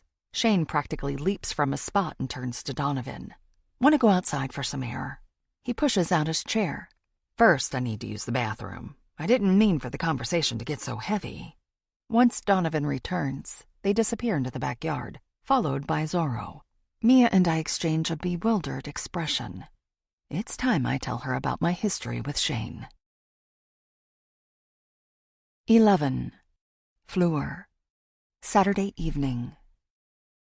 Mia pours more wine into my glass. Are you okay, sweetie? My nervousness is so obvious she can sense it. I take a deep breath and nod. You want to sit in the living room? Might be more comfortable. Sounds great. She grabs her drink and the bottle. Soon we're settled on the couch. I nurse my drink like it's a sippy cup. After the way I responded to her, I can't blame her if she gets mad at me for what I'm about to tell her. She kicks her feet up on the coffee table. It's so weird seeing you and Shane here together. I'm used to either you or him. Him with Caroline. Right. I didn't want to mention that. Why not? Mia holds my gaze but doesn't say anything. My heart rate spikes. Does she already suspect Shane and I have feelings toward each other? She reaches over and pats my arm. I've always known how you feel about him. You don't have to hide it from me. I nearly drop my full glass. You know? We've been best friends since we were 15. There isn't much you can hide from me. You knew I liked him back then? It was obvious, at least to me. I don't think anyone else ever suspected anything. We'd be talking in the halls at school, and you'd get a dreamy look on your face, and I could tell you weren't paying attention to me. Then it would turn out you were staring at Shane Porter. Every time. Heat floods my cheeks. Why didn't you say anything? She sips her wine. You were dealing with so much. I didn't see any point in teasing you or interrogating you. Had you not been mourning the loss of your sister, I'd have said something. I figured he was a way of keeping her close. Was I right? In a way. Mia cocks a brow. In a way? Shane and I were seeing each other before Lourdes disappeared. Wait, weren't they together? She eyes me with suspicion. Only briefly, and Lourdes is the one who insisted we get together. Why? I thought they had been the it couple before she died. Because at that time, they were only a couple because everyone expected it. Homecoming king and queen. It was too perfect, and she hated it. I think if it was her idea, she would have been happy to be with him. But she wasn't the kind of girl who liked doing what anyone told her. Setting us up put her back in control, even if everyone thought they were in love for that short time. Mia looks deep in thought. That fits everything I know about her. I take a long breath. You aren't mad at me for keeping my feelings for him from you? Why would I be? I'm just glad you're happy. You've been beaming ever since he returned. Have I? She gives me a playful shove and laughs. Completely. I'm a terrible friend. What makes you say that? Mia tilts her head, looking genuinely confused. Look how mad I got when I found out about your friendship with Caroline. Oh, that. She waves her hand dismissively. I hid the real reason I wanted you to move back. If I didn't expect you to get upset with me when you found out, I wouldn't know you at all. We tell each other everything, so of course you'd be pissed about me hiding an entire friendship and her death from you. It takes me a moment to comprehend her words. But you seemed genuinely hurt when I was mad at you. I had to play along, and besides, I knew you'd get over it. Our spats have never lasted long. We're friends for life. But why'd you do it? Hide it all from me. Caroline and I weren't really besties. How could we be when we hardly had any time together? I mean, yes, we were friends. I cared about her, and definitely wanted to help her out of that evil cult. But what we had paled in comparison to what you and I have. It's a good thing I'm already sitting, or I'd have to find my way to a chair. But why wait 2 years? Mia downs the rest of her wine, then refills the glass. I tried, but I wasn't able to get through to you until you wanted Ian out of the picture. You told me about it before? I dropped hints, but they fell flat. You weren't ready until now. But I'm so glad you're back. She squeezes me. Did you mention Shane to me? Yup. I don't remember. You were focused on your million-year engagement. I think mentioning your ex only fueled your fire to get Ian to agree on a date. I rub my temples. Did you tell me Shane was missing? That his wife was dead? Mia nods. You're not messing with me, are you? Not a chance. Girlfriend, you're loyal to a fault. Your heart may have never fully left Shane, but you were engaged and focused on that cheating loser. That's also why you got so upset with me for saying I had another best friend. You've always been my numero uno, and you expected the same in return. I let out a long sigh. This changes everything. I'm sorry for getting so mad at you. She gives me a playful nudge. I wouldn't have expected anything less. Want some more wine? My glass is almost empty, but I shake my head. Can't find any words. I'm so glad we're on the same page about everything. She leans against me. And that you're back in town. You were staying, right? Tell me you aren't going anywhere again. Where would I go? You and Shane are both here. It's almost like I never left. Almost. If you don't count the 12 years that have passed. I turn to her. I'm still confused on one thing. Not to keep dragging this out. You can ask me anything. Why do you tell me Caroline was your best friend? I was already here, already looking to solve the case. Mia takes a deep breath. I was afraid you'd hear it from other people. Caroline told me I was her best friend, and the only person she trusted. It kind of freaked me out, you know? All I was trying to do at first was warn her about her husband cheating on her. Then she poured out her heart to me, the woman he was seeing. I felt bad for her and wanted to help her get out of the situation. We became friends, but it was more for her benefit. I was a savior, in a way. That's what she kept calling me. She never mentioned Emmett. Oh, she definitely did. Then why'd she go to him when she was scared of the cult? Why not you? Mia rubs her eyes. Can we talk about this when I've had less wine? It's important. Are you asking as my friend or as a true crime podcaster? I'm asking as me. I can't parse the two. That's like asking what's more a part of you, your heart or your lungs. They both are. You can't live without either. Mia sighs. I think you can, but whatever. If I understand the events of her last night correctly, Caroline didn't have her car or phone. Emmett lives a few streets over, and I'm clear across town. It was logistics. That makes sense. Silence settles between us, and then our conversation is lighter. She tells me how she and Donovan met, and I fill her in on how things are going with Shane. Not that there's much to tell, since he's mostly been sleeping since we reunited. After a while, the guys come back inside. Shane can barely keep his eyes open, so we see our guests out. I turn to him. Maybe today was too much. Or maybe it's just late. He yawns. I glance at the time. After midnight. Since when is 12:30 late for you? He chuckles. Since I got old. If you're old, what does that make me? Still younger than me. Only by 3 years. And by the way, 33 isn't old. The last 2 years aged me by at least a decade. His smile fades. So does mine. I'm sorry. Don't be. You had nothing to do with it. I should have been here, not across the country with an idiot who was only playing me for a fool. Shane kisses my cheek. Don't blame yourself for that. You've always been trusting, and that isn't a bad thing. Why don't we head for bed, and we can both work on our own healing? That'll go a lot faster with you here. He squeezes my hand. By the way, I should have followed you when you left town. I imagine how differently both of our lives would have gone in that situation. Caroline would still be alive. So much would be different. I wish you had. The good thing is we're together now. We can make sure nothing gets between us again.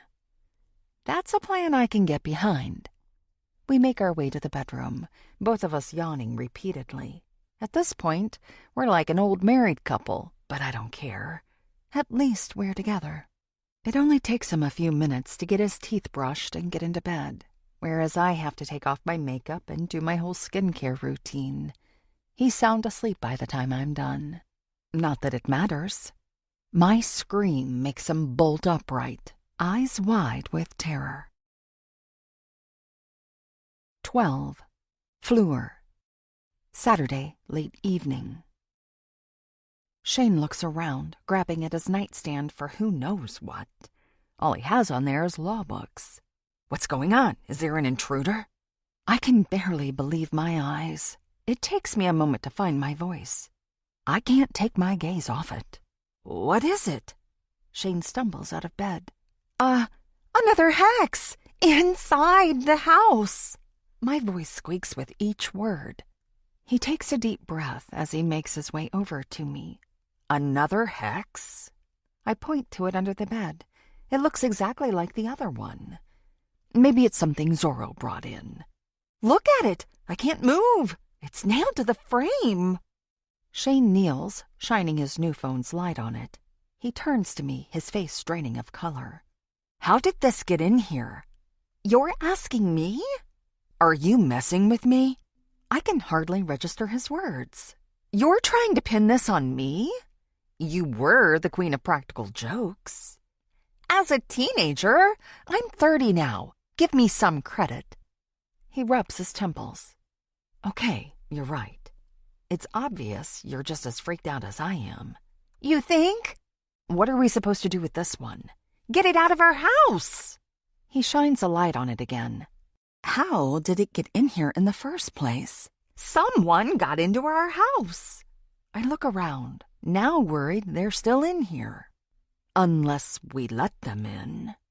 My defenses rise. Are you blaming Mia? Or Donovan? We don't know him at all. How well does she know him? It's starting to get serious. She went camping with his family. That doesn't tell me anything. Would he even have the opportunity? Sure, he used the bathroom, remember? He could have slipped in here easily. Mia wouldn't bring someone into our house who could be dangerous. How well do you know her? That last part is out of my mouth before I realize I've said it. He closes his eyes for a beat too long. She told you. Of course she did. We're best friends. Is that why you started seeing her? No. Why then? Is now really the time for this discussion? We have a cursed object in our house, something someone may have broken into place here. There are bigger things to worry about than a few shallow dates that went absolutely nowhere. You were cheating on your wife. He sighs deeply. It wasn't like that. Mia was under the impression it was. My tone comes out more accusatory than I meant it. It's probably because I've been wanting to ask about this for days, and the wine isn't helping anything. Shane sits on the bed, on the opposite side of the hex. He pats the spot next to him. I sit reluctantly.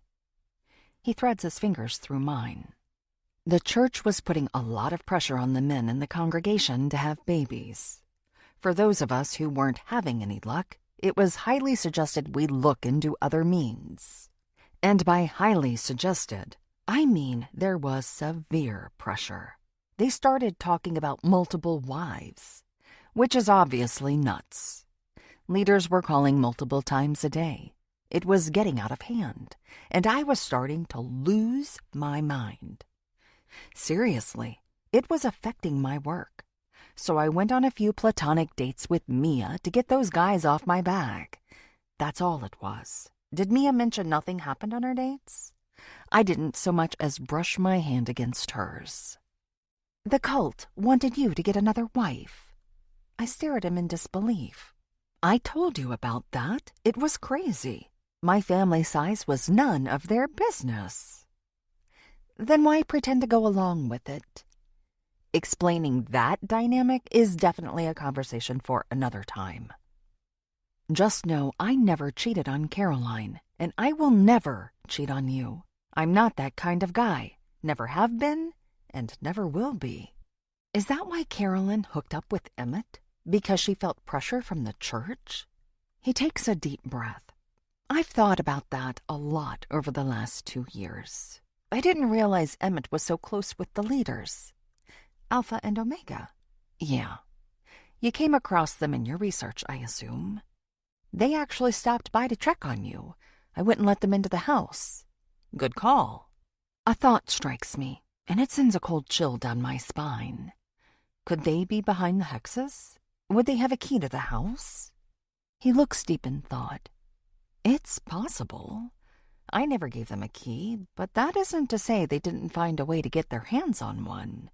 Maybe they talked Caroline into giving them a copy. Or perhaps Emmett got them one. That could have been the whole reason behind their affair. My mind spins.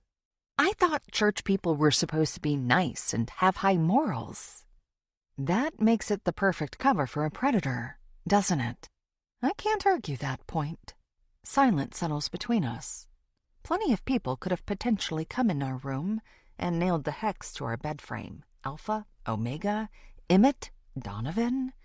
Maybe others we haven't considered. Whoever left the locket, though that person didn't come inside. It would have been easy enough at that time. I was living alone, hardly a threat to someone potentially capable of murder. I'm assuming they were involved in Caroline's death. From what Shane has told me, Emmett wasn't working alone. One thing is certain. Even if the cult had nothing to do with the Hexes, they are crazy, certifiable. Shane and I are going to have to do whatever it takes to keep ourselves safe from them. 13. Fleur. Sunday morning. Shane pokes his head into the bathroom. Are you almost ready? I don't want to be late. It'll be too suspicious. I add a little more cover-up to the dark circles under my eyes. We barely got any sleep last night, which makes this whole thing even more insane. Shane presses his lips gently on mine. You look perfect. I look like I drank too much last night and didn't get any sleep. No, you look like you just won a beauty contest. You've always been such a dork, but thank you. I pull on his tie and kiss him deeply. He smiles devilishly. Maybe we should just stay home. After all the effort I just put into my makeup? No way, I'm going out. If you say so. He laughs and we head out. Zorro tries to come with us, but he can't go where we're going this morning. After Shane starts his car, I turn to him. Do you really think this is a good idea? I'm starting to have second thoughts. I think it's the only way to find out if they're behind the Hexes. Unfortunately, he's probably right. Last night, he removed the hex from our bed and burned it in the fireplace, while I finally installed the new doorbell camera that has been sitting in its package since it was delivered, because I was too focused on other things to do what was most important. Then we woke up early so we can go to church. Not just any church, to the Beacon of Truth Fellowship. They're probably going to sniff out our insincerity in a heartbeat, but it really is the only way to figure out what's going on. Shane's going to pretend that he's still drinking the Kool-Aid, and this is the end I've been searching for to find out more about the cult. My way inside. They'll still see me as an outsider for sure, especially with my podcast episodes calling them out. But with Shane at my side, I should be able to pull off a fake change of heart, or at least make them think I'm genuinely interested in his interests. Hopefully. I just don't want it to get out of hand. There's no way I'm going to start singing the group's praises on my podcast. I'll do what it takes to get the scoop, but I won't deceive my listeners. We pull into the parking lot in what feels like the blink of an eye. My heart nearly explodes out of my chest. I can't believe I'm actually going to step inside. If they let me in. It's possible they'll welcome Shane back but deny me entrance. Should that happen, he'll go inside and figure out what he can do on his own, and I'll spend the morning at home until he's done. Shane squeezes my hand as we walk toward the building. Are you okay? You're ice cold. Just a little nervous. I'll be fine. Sure you want to do this? Yes. We need to find out what's going on. Then let's do this. Be sure to silence your phone. I do. Then, holding my head high, I march toward the doors, my hand squeezing his tightly. Inside, 2 large men in suits welcome Shane. They eye me with suspicion. "She's with me," Shane says. One nods, the other doesn't budge. Not exactly the warmest welcoming committee. One holds out a large velvet bag, doesn't say anything. Shane deposits his phone in there. The 2 bouncers both look at me. I'm not giving up my phone. Neither so much as blinks. Shane clears his throat. "You can't take it in." "I'll leave it in the car." The guy with the bag nods toward the door and lowers the bag. I can see why they aren't known for being an outreach church. After hiding my phone in Shane's car, I return, passing the guards without so much as a word. Shane does, however, nod to them. We walk through the entry. People glance our way, but nobody says anything or moves from where they're standing. Everyone is dressed well, which stands in stark contrast to the bland building. The gray brick walls are blank without so much as a sign or poster. It's more like a morgue than a church. I cling to Shane's hand as we go down an equally dull hallway, though I continue standing tall and keeping my expression neutral. Nobody will know how I really feel aside from him. We step into the sanctuary, as nondescript as everything else, but noisier with conversation and filled with chairs and a single podium up front. It's almost like these people expect to flee at any moment, or they want to be so boring no outsiders would ever want to join them. If that's the case, it's working. Now more than before, I'm resisting the urge to bolt. Part of me wishes I'd taken Shane up on his offer to come alone, but another part of me is also glad I came. I wouldn't want to send him here on his own, even if he does know these people. The same people behind Caroline's murder. The same people who knew about his kidnapping. The same people keeping the police from investigating any of the many crimes their members are probably behind. I glance around for the exits. Don't see any. That can't be right. Every building has to have emergency exits. There are codes. Except these people don't have to follow any rules. What are they planning where they would need to keep their congregants from escaping? The thought sends a shiver down my spine. Shane gives me a small smile. His eyes give away his nervousness. That's not good, though I can't blame him. These people held him captive for 2 years and killed his wife. Now that I think about it, coming here was a fool's errand. What were we thinking? Omega steps up to the pulpit and waves her hands. "Everyone take a seat." People scramble to the chairs as if she'd just declared a national emergency. Shane and I sit in the back row. Hopefully that will keep us from being noticed. Maybe we can even sneak out during a prayer when everyone has their eyes closed. That's the best idea I've had all weekend. Thud. The one exit is now closed. Because, of course, it is. Those 2 brutes from the welcoming committee now stand in front of it, their arms folded. My stomach knots. This was a bad idea, a really bad one. Nothing I can do about it now. We're clearly stuck here until the service is over. I lean over and start to whisper something to Shane about us being trapped, but he turns to me with wide eyes and shakes his head vehemently. Apparently, talking isn't allowed. This place is a ton of fun. Omega starts singing, and everyone in the crowd follows suit. I'm clearly the only person here who doesn't know the words. Halfway through the song, everyone rises.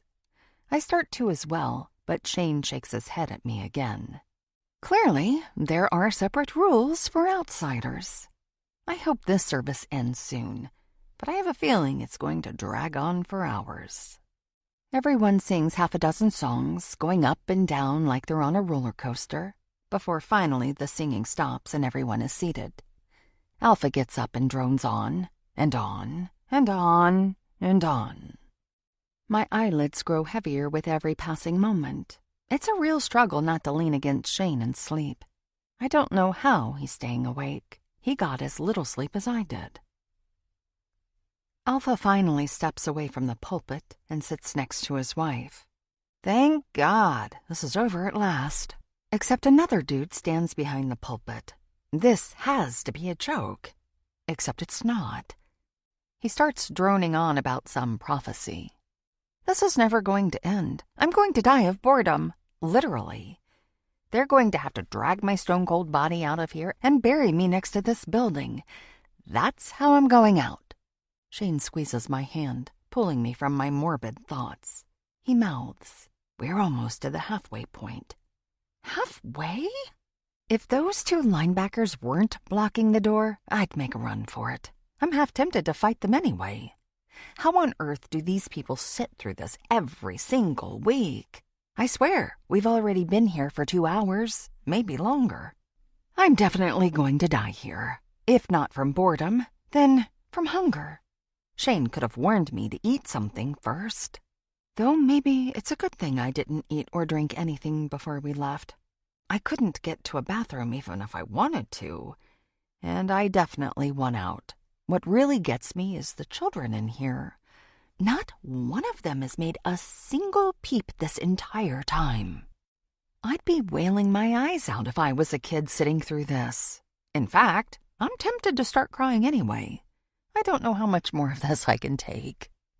When the guy at the front takes a seat, the 2 guards move from their post and distribute little baskets through the rows. This is my chance. I can bolt and never have to return. As if reading my mind, Shane rests his hand on my arm, gives his head a barely noticeable shake. Will someone tackle me if I run? It's almost worth it to see. Instead, I resign myself to sitting through the rest of this mental torture. But then, something catches my attention. Not something.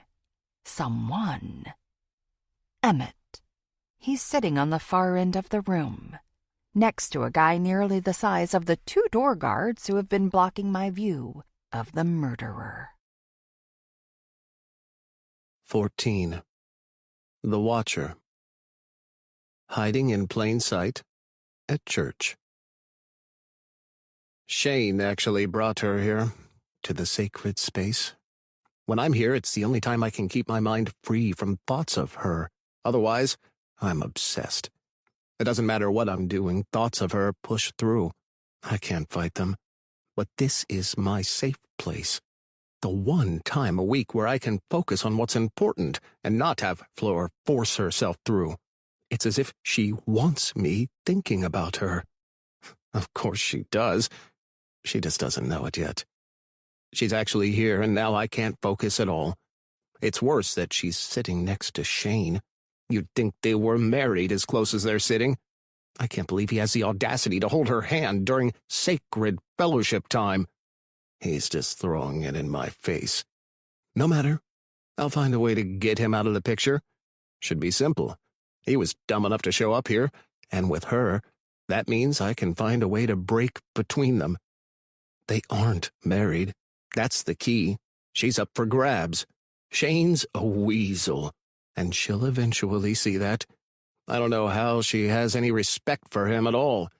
The man couldn't even get himself free from captivity, and he had 2 full years to figure it out. The man is a loser. If I had been in his shoes, I'd have been out in a day, tops. He isn't even a man, just a squirrely animal. Nothing else. Fleur deserves so much better. Like me. I just can't get her to pay me any attention. Though it's hard to make my play for her. We don't get much time in each other's presence. Not only that, but in her eyes, I'm already taken. She sees me as already in a relationship. What she doesn't realize is I need another one. Her, specifically. More and more men in our membership are taking on extra women. Married or not, it doesn't matter. Legally, we can't wed more than one lady at a time, but we can be married in the eyes of the church. Alpha and Omega can perform ceremonies. Certificates don't matter. Not anymore. Married men, single men, we're all on the lookout for baby-making machines. It's a race to bear the most children, fill the army of the fellowship, and wipe out the outsiders, the sinners. Shane thinks he's going to save and purify Fleur. He's wrong. Dead wrong. That's my job. He had his chance at being with her when they were in high school. Nobody else ever noticed they were together back then, but I did. I paid close enough attention to her that it was obvious. Anything can be figured out if someone is astute enough to pick up on the clues. I am nothing if not observant and dedicated. That much should be clear given how long I've waited to make one of the Bardot sisters mine. I'm still waiting, and I'll continue to do so as long as it takes. I always get what I want. Eventually. Now Shane has practically brought her to me on a silver platter. This is better than I ever imagined. Time to start setting the next part of my plan into place. 15. Fleur. Sunday, late morning. Feels like the 100-hour day that will never end. I've nudged Shane enough times now to know he isn't having it. He's probably worried all focus is on him, and he's not wrong. He was missing for 2 years. Though I have to wonder how many people in this room actually knew where he was. And I'm the podcaster trying to expose them for the psychotic monsters they really are. I'm sure there are people like Darby who aren't involved with torturing and killing innocent people. She and others like her probably don't have a clue as to what's going on in that regard. I've spent enough time with her to know she's in the dark. Others must be, too. I can't take my attention away from Emmett, even though I can only see him when the burly dude next to him moves in just the right way. It's definitely Emmett, and he isn't even trying to hide. Just happens to be sitting next to a big guy. Anger roils in my gut. He's been here in town all this time, probably staying in the home of someone in this room. Any one of them would likely house him, since he's one of their own. Come to think of it, it's probably for the best that Shane doesn't see him. That man held him captive for 2 years, starved him and tortured him. Maybe I shouldn't even tell Shane until we're out of the sanctuary. He might be tempted to make a scene. I know I am. But that isn't necessarily for the best. We're trapped in this room. I can't even take a picture for proof that Emmett is here. Nor can I call for help. This is a literal waking nightmare, and I have no idea when it's going to end.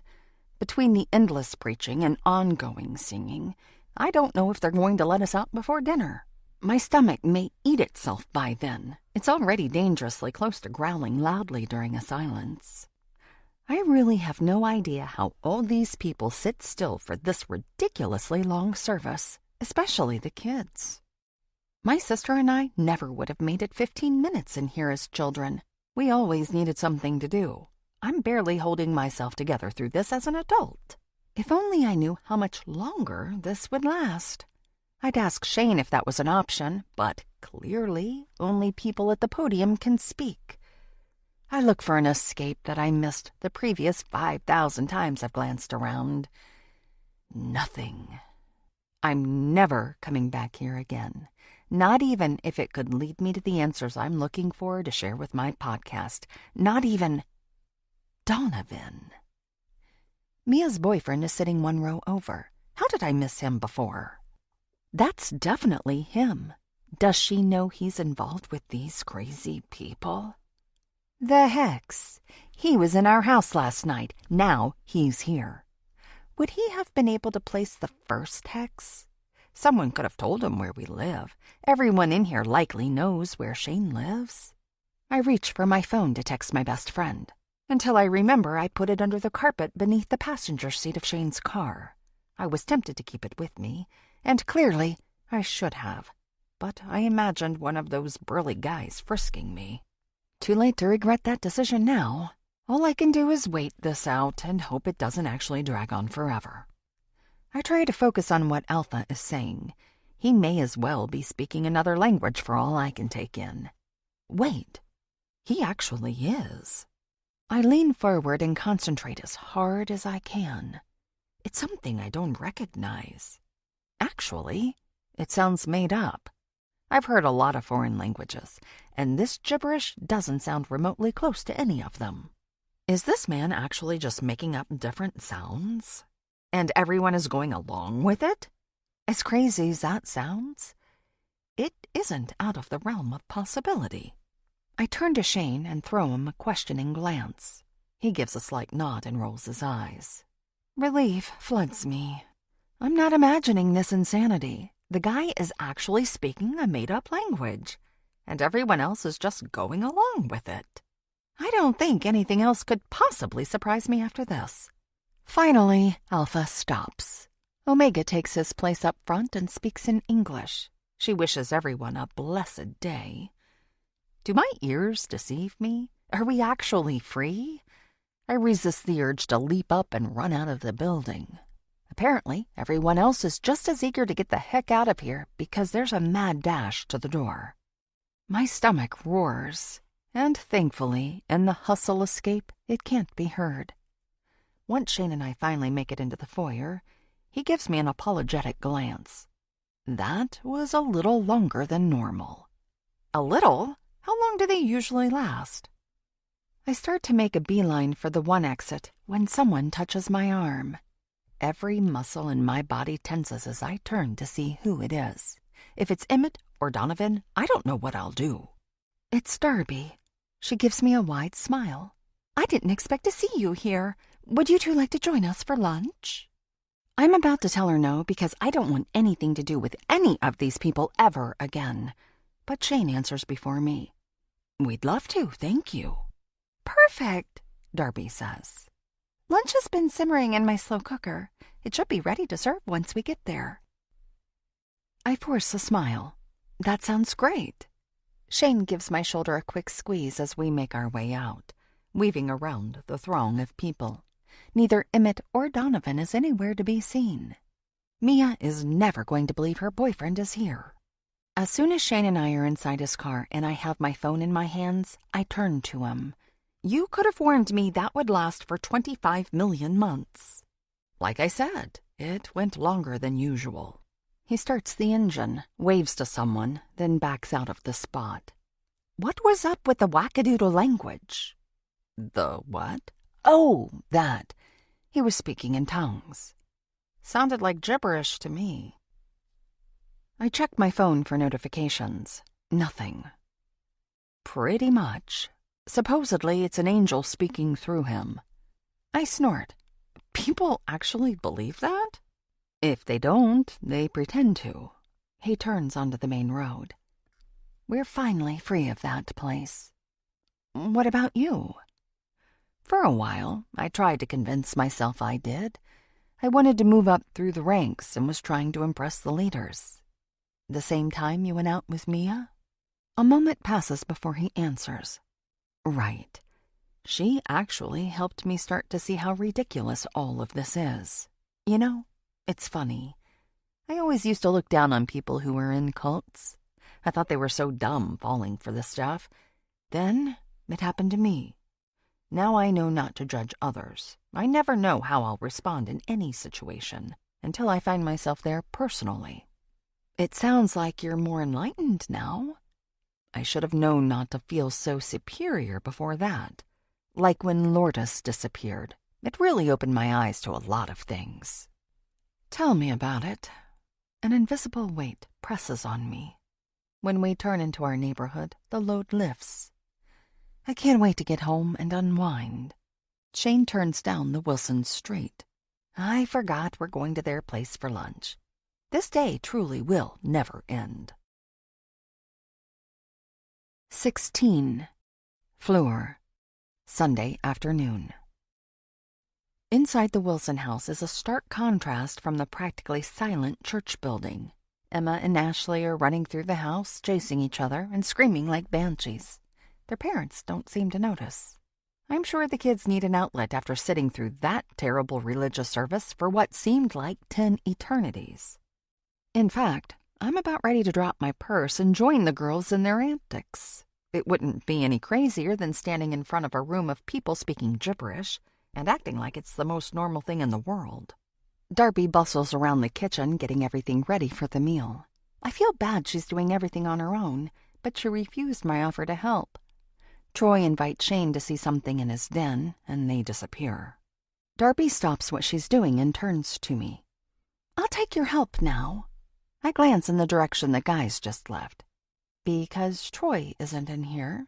Her gaze darts around, then she nods quickly. This is insanity. I don't know what's worse, the strict religious service, or the fact that this pregnant woman is afraid to accept help while her husband is in the room. It's almost enough to send me packing back to New York. Maybe Shane would go with me this time. He did say he should have followed me when I left. Darby hands me some frozen juice. Can you mix that real quick? And don't tell Troy it isn't fresh. He expects freshly squeezed juice? Of course. Hurry up, please. I take it and pull off the top. You're taking care of 2 small kids and you're pregnant. He should squeeze his own fruit if he's so adamant about it being fresh. Don't let him hear you say that. What else does he expect from you? She turns to me, her eyes wide. What do you mean? He should be helping you, not demanding you work harder. This isn't harder than normal. She sticks some biscuits in the oven. Those should be ready when the men return. I dump the frozen lump of dehydrated fruit into a pitcher and take it to the sink. Don't use that water! Darby looks like she could faint at the thought of it. Are you supposed to use your fresh tears? The corners of her mouth twitch. Then she clears her throat. We have filtered water in the fridge. Use that. Sure thing, boss. For the next half hour, we repeat the process. She tells me what to do, looking around to make sure Troy doesn't hear her cutting corners to his ridiculous rules. I want to tell her to stop putting up with that I'd never let him get away with it. But then I remember Shane's comment about not judging someone. He's right. I have no idea how I'd respond in her shoes. Maybe things started out normally with their relationship. Then he slowly started being controlling, and she was in over her head before she knew what was going on. People from all walks of life and every profession fall victim to coercive control in their relationships. I've seen plenty of examples of it while researching for my podcast and know it can happen to anyone. One recent case was of a marriage and family therapist killed by her husband. If anybody should know better, it would have been her. But even she wasn't immune. Finally, Shane returns with Troy. Darby checks for remnants of our shortcuts before calling the girls to come eat. Ashley and Emma come in, laughing and shrieking, now wearing princess dresses and with multicolored felt marker designs all over their faces. I chuckle and exchanged an amused glance with Shane. Troy doesn't look anywhere near as entertained as we are. He takes a sip of his juice and makes a disgusted expression. Is this fresh? It tastes like that frozen crap I told you never to buy again. Language, Daddy? Ashley giggles. That's my fault, I say quickly. I accidentally used the water from the faucet. Darby throws me a nervous smile. Troy looks like he wants to say something, but is making a huge effort not to voice it. This meal is making my mouth water, Shane says. Should I say the blessing? It's so weird hearing him use religious language, but he was part of a cult. Somehow it appears to have become second nature. After he prays, we finally dig in. I feel like I haven't eaten in days. Guilt stings, because just over a week ago, Shane literally went days without eating for 2 years. I watch him curiously. He takes his time, eating the food slowly. I follow his lead, even though I want to inhale everything on the table all in one go. The girls finish first, and Darby abandons her half-eaten plate to get them down for a nap. I would think Troy would offer to help since he didn't do anything to get lunch ready, and his wife is pregnant. It's guys like him that have made me seriously consider lifelong singleness. Living on my own would be 1,000,000 times better than putting up with what Darby deals with, and that's only what I can see. Spouses always treat each other better in front of others. I don't even want to think about what she puts up with behind closed doors. Maybe I'll ask about that if I can get to know her a little better. Or just jump in and ask anyway, if I can keep her from being another story on my podcast. Shane and Troy talk about the Seahawks in a way that makes me think they've had similar conversations 1,000 times before. They won't notice if I get up and leave the room. And they don't. Well, Shane gives me a little nod, but Troy doesn't so much as look my way. Probably because I'm a woman. Whatever. I don't think that highly of him either.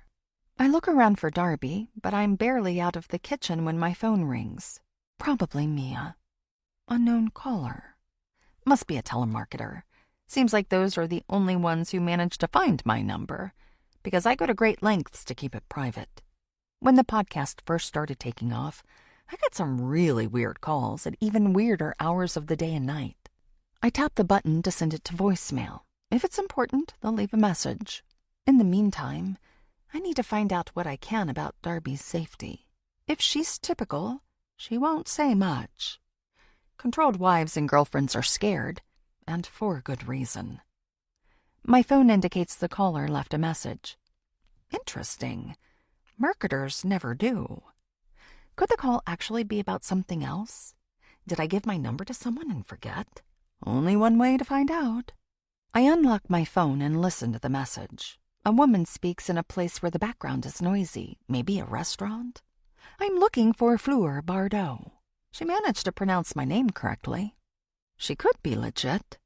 I'm a caseworker at the Flowing Bells Retirement Villa, and I'm calling about your grandmother, Pearl LaRue.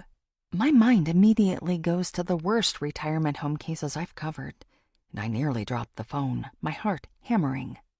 But the woman is speaking calmly, and clearly things are going okay based on the happy-sounding background noise. I back up the message to the last point I heard and continue listening.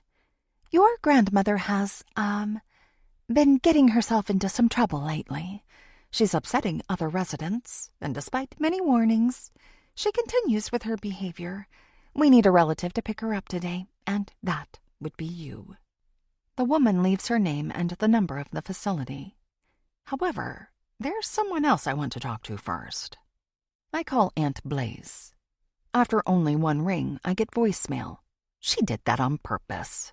I call her back. She again sends me to voicemail. Time for a text. Fleur. What's going on with Mimi Pearl? I just got a call from Flowing Bells. Aunt Blaze. Now that you're in town, you can take care of her. She's your grandmother. Fleur. Do you know what's going on? She's your mother. Aunt Blaze. She's always getting into trouble. Last time they called me, she started a fist fight with another resident. We were all lucky Myrtle only ended up with a black eye. If it'd been worse, your grandmother would have gotten kicked out. I've been dealing with her antics for the last 15 years. It's your turn now that you're back. Fleur. You live right there. I'm 2 hours away. Aunt Blaze. Make it work. I'm done. Fleur. She's your mother. Aunt Blaze. And your mother should be taking on half this responsibility. She's not here, so it's on you. I'm not discussing this any further. You're her new carer. Congratulations. I'm done talking about this. Bye. Fleur. My mom is dead. What exactly do you expect from her? No answer. I send several more messages, but they all go unanswered. They don't even show as read. I try calling her, but only get voicemail. It looks like this really is on me. On top of everything else going on, now I need to get Mimi Pearl out of whatever latest trouble she's gotten herself into. Asking Darby about her marriage will have to wait. 17. Chasing the Forgotten Ones. Murder House Series, Part 9. This will be another quick update, since things have gotten extremely hectic around here. I'd been planning on sharing an interview with Shane Porter, but that needs to be pushed back again. He's out of the hospital and resting. There's a lot for him to deal with after missing 2 years of his life. Many of you have been asking where he's living since I bought his and Caroline's house. I've invited him to stay in the home. All of his things are already here, and there's more than enough room for the both of us. It's been working out since he's needed a little help with recovery. We both want to find Emmett Whitecliff, who I've mentioned before told me off the record that he killed Caroline. I have reason to believe he's here in town and didn't actually flee the area like I first thought. So if you're in the area, please keep an eye out for him. The neighbors have given us both a warm welcome, and I have a good feeling they will be a big help in solving this crime, so we can put it all behind us. At least we know who killed Caroline, but he's still running free. Catching him so justice is served is the next step. In the meantime, please keep spreading the word. Share my social posts. The more people we have looking for Emmett Wycliffe, the better. Even if you aren't in this area, keep your eyes peeled. We never know when he could actually flee. It could be sooner than later, since I've just announced he's still local. I know you're all eager to hear from Shane. Believe me, that's how I felt prior to finding him. Now that he's regaining his strength after being held captive and tortured for 2 years, he wants to tell all. He's really encouraged by so many people caring about his late wife and believing in him. After spending time with him, I can tell you that even if I hadn't heard Emmett's confession, I would believe Shane Porter. He's genuine in his hurt over Caroline's loss, especially in the way she went. He was forced to look at her blood every single day over the last 2 years, and that tore him apart. This man did not hurt anyone. I was able to visit with some members of the church I mentioned in previous episodes, and I'm hopeful they will be able to help shed some light on this. Things are definitely moving forward. Don't forget, every time you share about this and the other cases I cover, you're making a difference in the lives of crime victims. I have some personal family business to take care of, so I'm going to end this episode. As soon as I'm able, I will share an interview with Shane Porter. I can't wait for him to be able to tell his side of the story himself. Until next time, stay safe and hug your loved ones tightly. You never know when one of you might go missing. 18. Fleur. Sunday, late evening. After I got the call about Mimi Pearl getting into trouble, Shane and I headed home. He went out and bought new tires for the van, then put them on himself when he returned. I spoke with several people from Flowing Bowels, and they all insisted my grandmother must leave and never come back. It was either that, or they call the authorities and charge her with assault.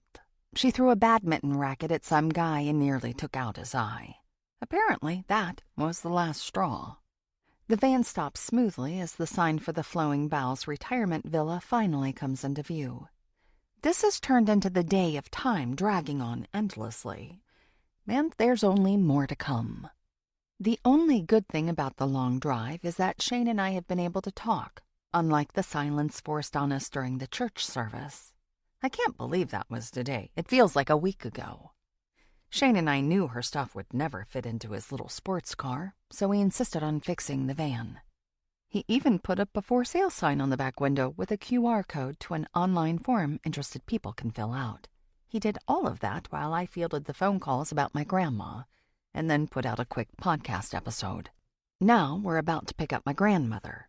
It's a good thing I haven't had time to turn the nursery into a recording studio yet, because now it's going to be Mimi Pearl's bedroom. Shane offered his office as my studio, since he has an office at the law firm and doesn't need a second one. I might just take him up on that. The light changes, and we turn into the parking lot.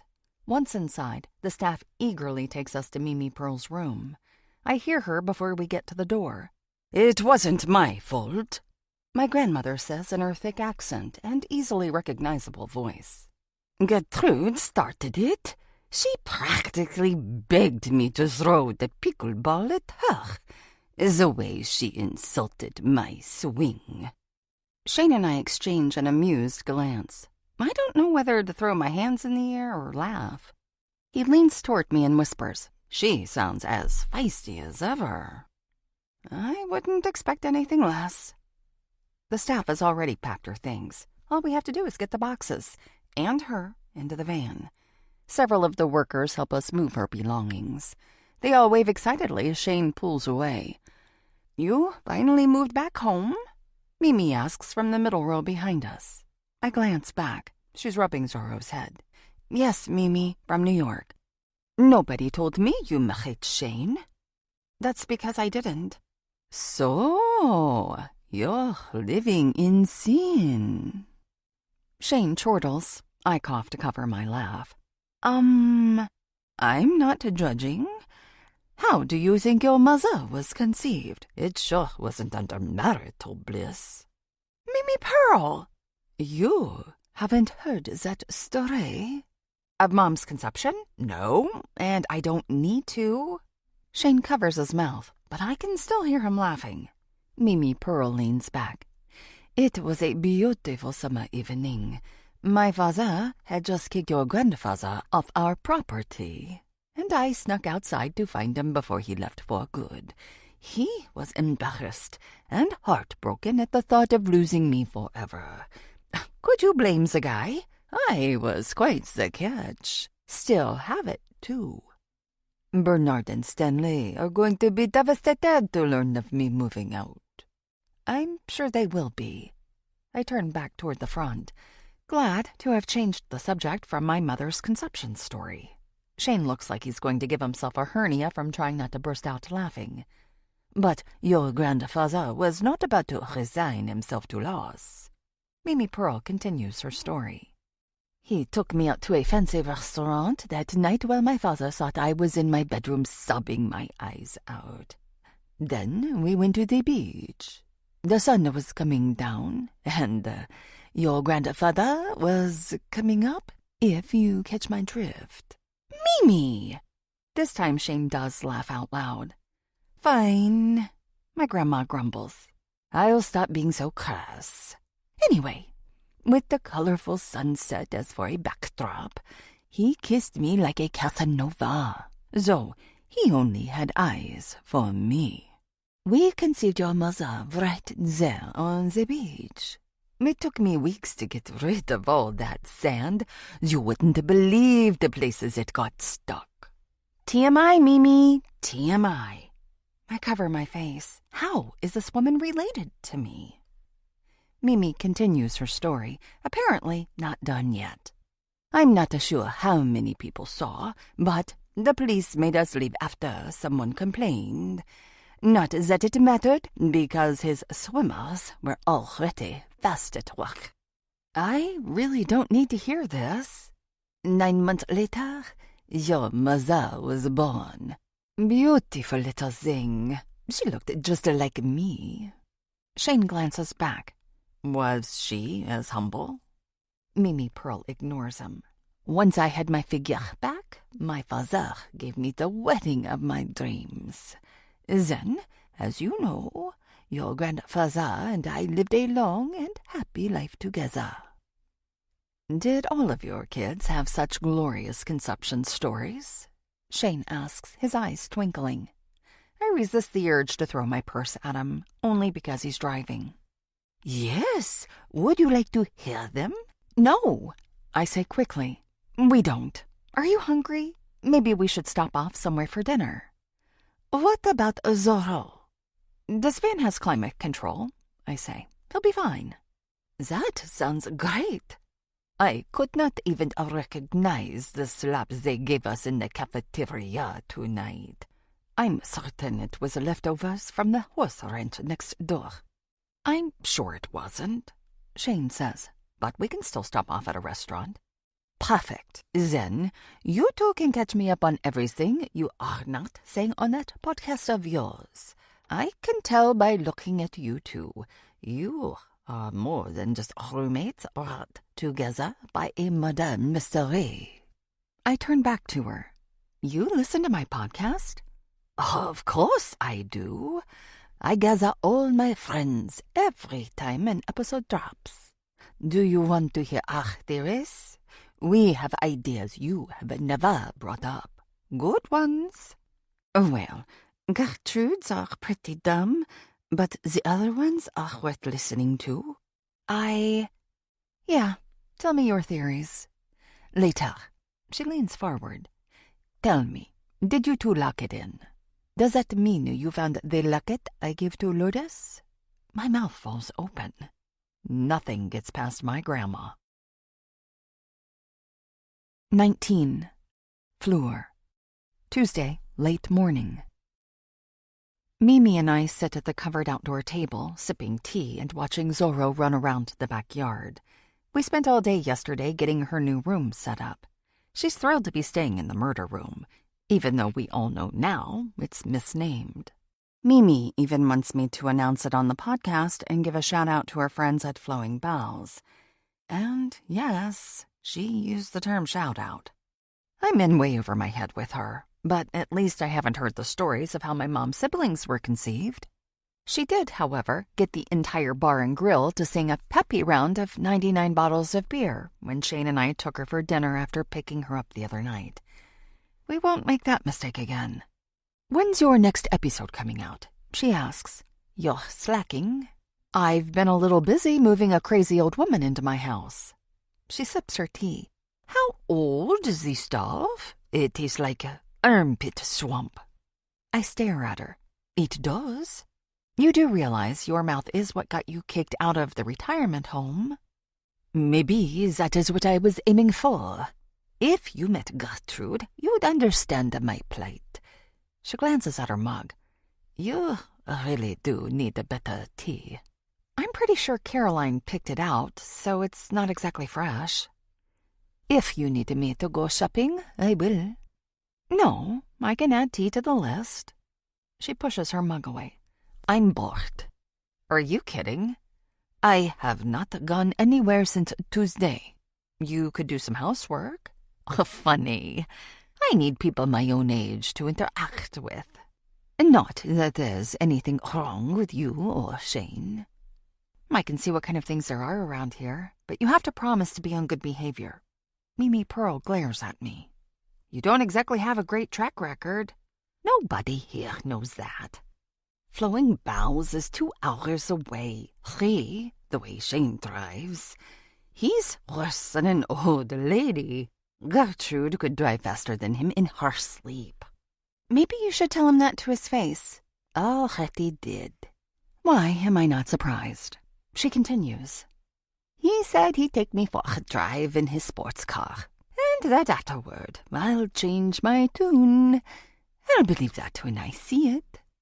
"How do you like your new mattress?" "Just as well as I did when you asked me an hour ago." "Maybe I do need to find you an adult daycare." "Hey, that's not what I said. Some kind of gathering for people closer to my age." "Like a shuffleboard club?" "I'd be up for that." She leans toward me, her eyes narrowing behind her thick glasses. "Is that my locket?" I pull it out from under my shirt. "Do you want it back?" "No, I want to see it, though. Didn't Lourdes have it on her when she disappeared?" That's what we all thought. I unhook it and drop it into her outstretched hand. Mimi holds it up and opens it easily. She studies the pictures inside, one of her at about 17, and one of Lourdes and Mia's girls. "See? I really was a catch." "I know you were, Mimi." "Would you believe I remember the day this photo was taken?" "I'm not surprised. I remember when Lourdes and I took our picture. Tell me about yours." "Oh, it was nothing special. I just remember it." She looks away, appearing lost in thought. "Interesting." I sip my tea. It does kind of taste swampy. Great, now she's getting into my head. When she seems to return to the present, I push back my chair. "I'm going to take Zorro for a walk. Want to come with me?" "Got nothing better to do. Any chance we'll run into a coffee stand?" "In the neighborhood?" "No, but if you want coffee, I can make you some." "Blech. I hate those instant coffee machines. How do you not even have a press?" "I did have one in New York, but I could only pack so much in the van." "Get a press. So much better." I call for Zorro, who runs over wagging his tail. Since Mimi Pearl and I already have our coats on, it only takes a minute for us to get to the front door. But first I hurry to my room and gingerly place the locket inside my jewelry box. The thought of losing it again makes me sick to my stomach, so I only wear it around the house. I snap the leash onto Zorro's collar, then we're good to go. It's a pretty clear morning, so a fair amount of people are out and about, though it's cold. Around here, people don't let chilled air keep them from doing anything. We only have warm weather 3 months of the year. I start the walk slowly, but my grandma makes a comment about us being boring, so I pick up the speed. Zorro trots ahead, sniffing everything in sight. On the Wilson Street, Darby is outside with her 2 girls. They run over and pet Zorro, who licks their faces and makes them laugh. Darby waves and comes over, sipping from a metal water bottle. "This must be your grandmother." I introduce them, and they exchange pleasantries without Mimi making any offhanded comments. Maybe because kids are around, it's hard to know with her. Then an older gentleman who looks about her age comes out to his yard. Mimi eyes him. "No wedding band. I'm going to introduce myself." After she crosses the street, Darby turns to me. "Is she looking to get married?" If she is, it's the first I'm finding out about it. She was in a home before. Got herself kicked out. Really? Darby lifts her brows. She seems so sweet. Wait until you get to know her. Her lips curl up, and she glances back over at my grandma. She seems to be getting along with Richard. Is he single? Yeah. Widowed about 1.5 years ago. Now he spends all his time on the yard, which used to be his wife's hobby. He's a real sweetheart. You don't have to worry about him. It isn't him I'm concerned about. Darby takes the lid off her bottle and takes a gulp. I get a whiff. Is that... She shoves the lid on quickly. I don't know what you're talking about. I step closer to her and sniff her breath. You're drinking wine while you're pregnant? Darby closes her eyes for a moment before opening them. It isn't like that. You're going to have to explain. She glances toward the girls before motioning for me to step away from them. It isn't what you think. What is it then? I've never had a kid, but I know the dangers. Why would you? It's complicated. Doesn't seem that way to me. Darby glances toward the house, then back to me. I'm not really pregnant. Come again.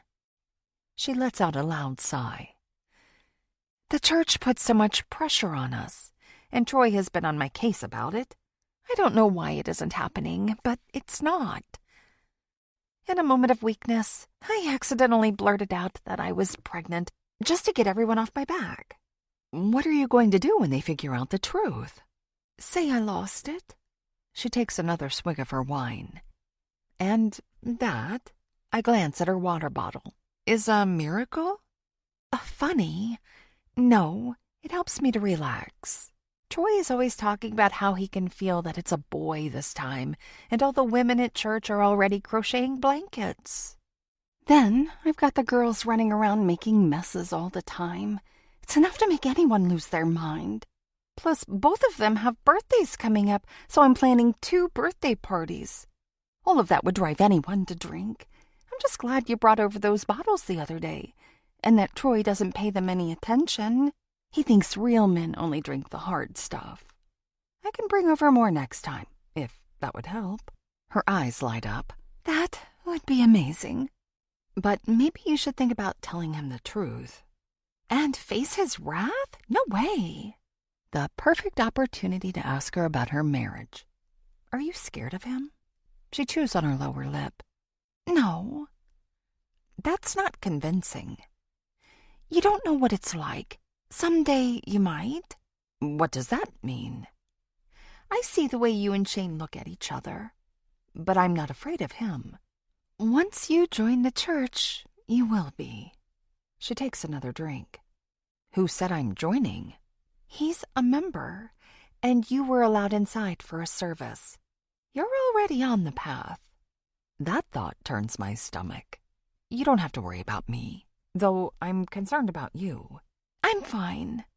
You're scared to tell your husband you aren't pregnant, like that's somehow your fault. It kind of is. You said you don't know why you haven't conceived, unless you're on birth control. She looks away. Why don't you tell him? There's no reason you need to have a baby every other year. Give your body a break. Troy doesn't understand. He's never been pregnant. Neither have I, but I have the mental capacity to understand how hard it is on a body. Like I said, there's a lot of pressure. Shane will tell you. I'm pretty sure that's why Caroline went to Emmett. She couldn't take the leadership, always making her feel incompetent, lazy. Darby's eyes shine with tears. Do you want to come over now? I have more wine. Some of the stronger stuff, too, if you want any of that. The girls can play with Zorro. She glances at the house up at the second level. I shouldn't.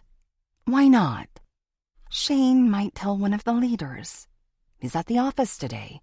It'd be just us girls. Darby hesitates. Troy wouldn't like us going over there without him. Does he have to like everything you do? Darby looks at her feet.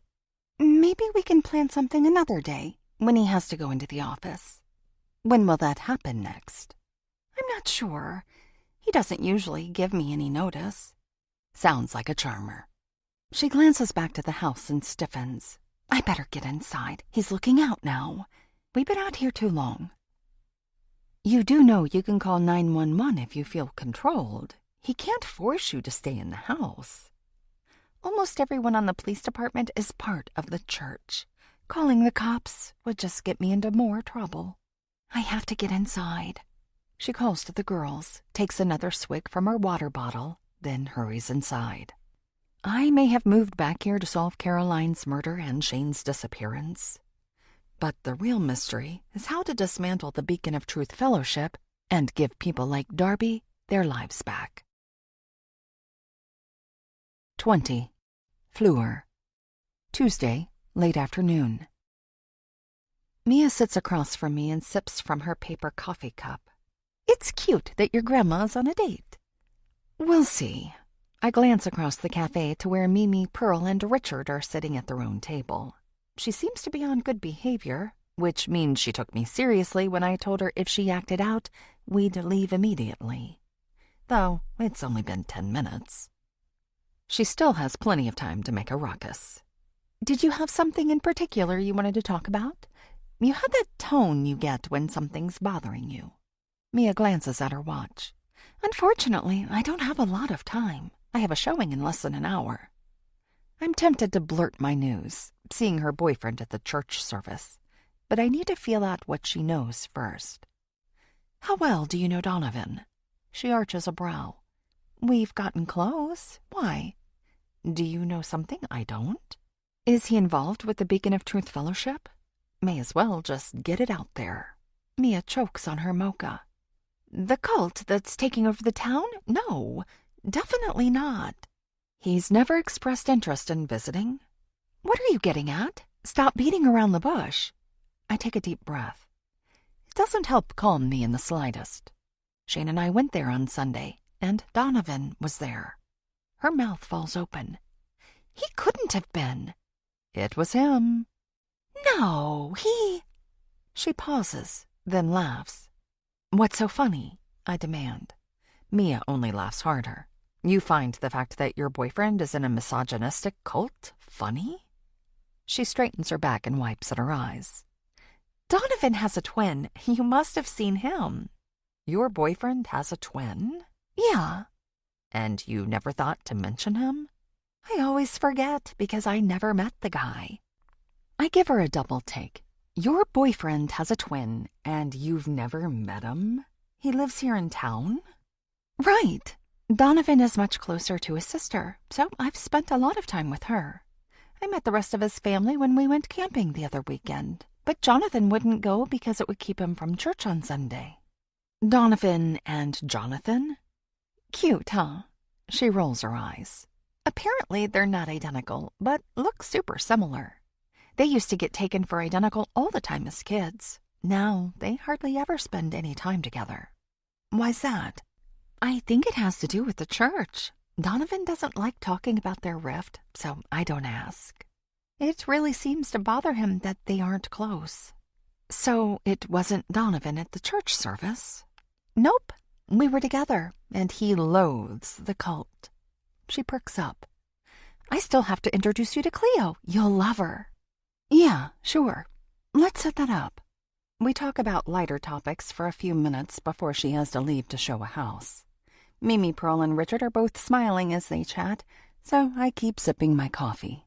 At least she seems to be behaving, although she could be talking about anything. She isn't offending Richard, so that's good. The cafe door dings as it opens, and in walks a woman who looks familiar. She waves when we make eye contact. It takes me a moment to place her. Sasha, a neighbor. She and her husband Neil brought over a casserole one night when Shane was sleeping. Neil was about as talkative as Troy. Must be a thing with the church. The men either think they're better than women, or they see us as temptresses. Either way, it's laughable that they could have such a low view of an entire gender. Half the population. After Sasha gets her drink, I wave her over. You want to sit? Sure. She takes the same seat Mia was in. How's Shane doing? He's recovering quite well, considering everything he's been through. I thought Neil was going to text him. Sasha shrugs. He's not very social. I swear, if I didn't invite people over, we'd live as hermits. You have kids, right? Don't they like to get out and be with people? The teens make their own plans, and my preteen usually tags along. I think Neil likes it that way. They annoy him. His own kids? Anything and anyone that disrupts his silence irritates him. Sounds like a fun guy. She covers her mouth as she laughs. I'd invite you guys over, but it doesn't sound like he'd like that. He'd get over it. Mimi Pearl rises from her seat. She must be ready to go. I turn to Sasha. Sorry to cut this short, but it looks like it's time for me to leave. I'm serious about having your family over. We exchange numbers, then my grandma and I head out to the minivan. So far, nobody's filled out the interest form. I'm about ready to sell it to the dealership, but Shane thinks we should give it a little more time, because apparently we can get more from an individual buyer. I just want to get rid of the soccer mom mobile. Did you have fun with Richard? I ask as I pull into traffic. He's okay. Just okay? We made plans to walk around the neighborhood tomorrow. Does my Mimi have a boyfriend? You're jumping the gun, kiddo. He's the first person my age I've met around here. I need to check out all the fish in the pond before I make any serious decisions. He seems nice, though. Sure. When we get home, Sasha's already texting me about my invite. She wants to come over soon and says she'll bring stew. At least it isn't a casserole. We plan some details as I let Zorro outside to do his business. Then I go back to the bedroom to put my locket back on. But it isn't there. 21. The Watcher. Annoyed. This entire situation is getting out of hand. I've managed to be in close proximity to Fleur, but I can't get close enough. She's always with someone. It's impossible to get her alone. That's what I need. Severely. Now she has 2 other people living in that house with her. 2. Shane has gotten his freedom back, and now that old woman is there.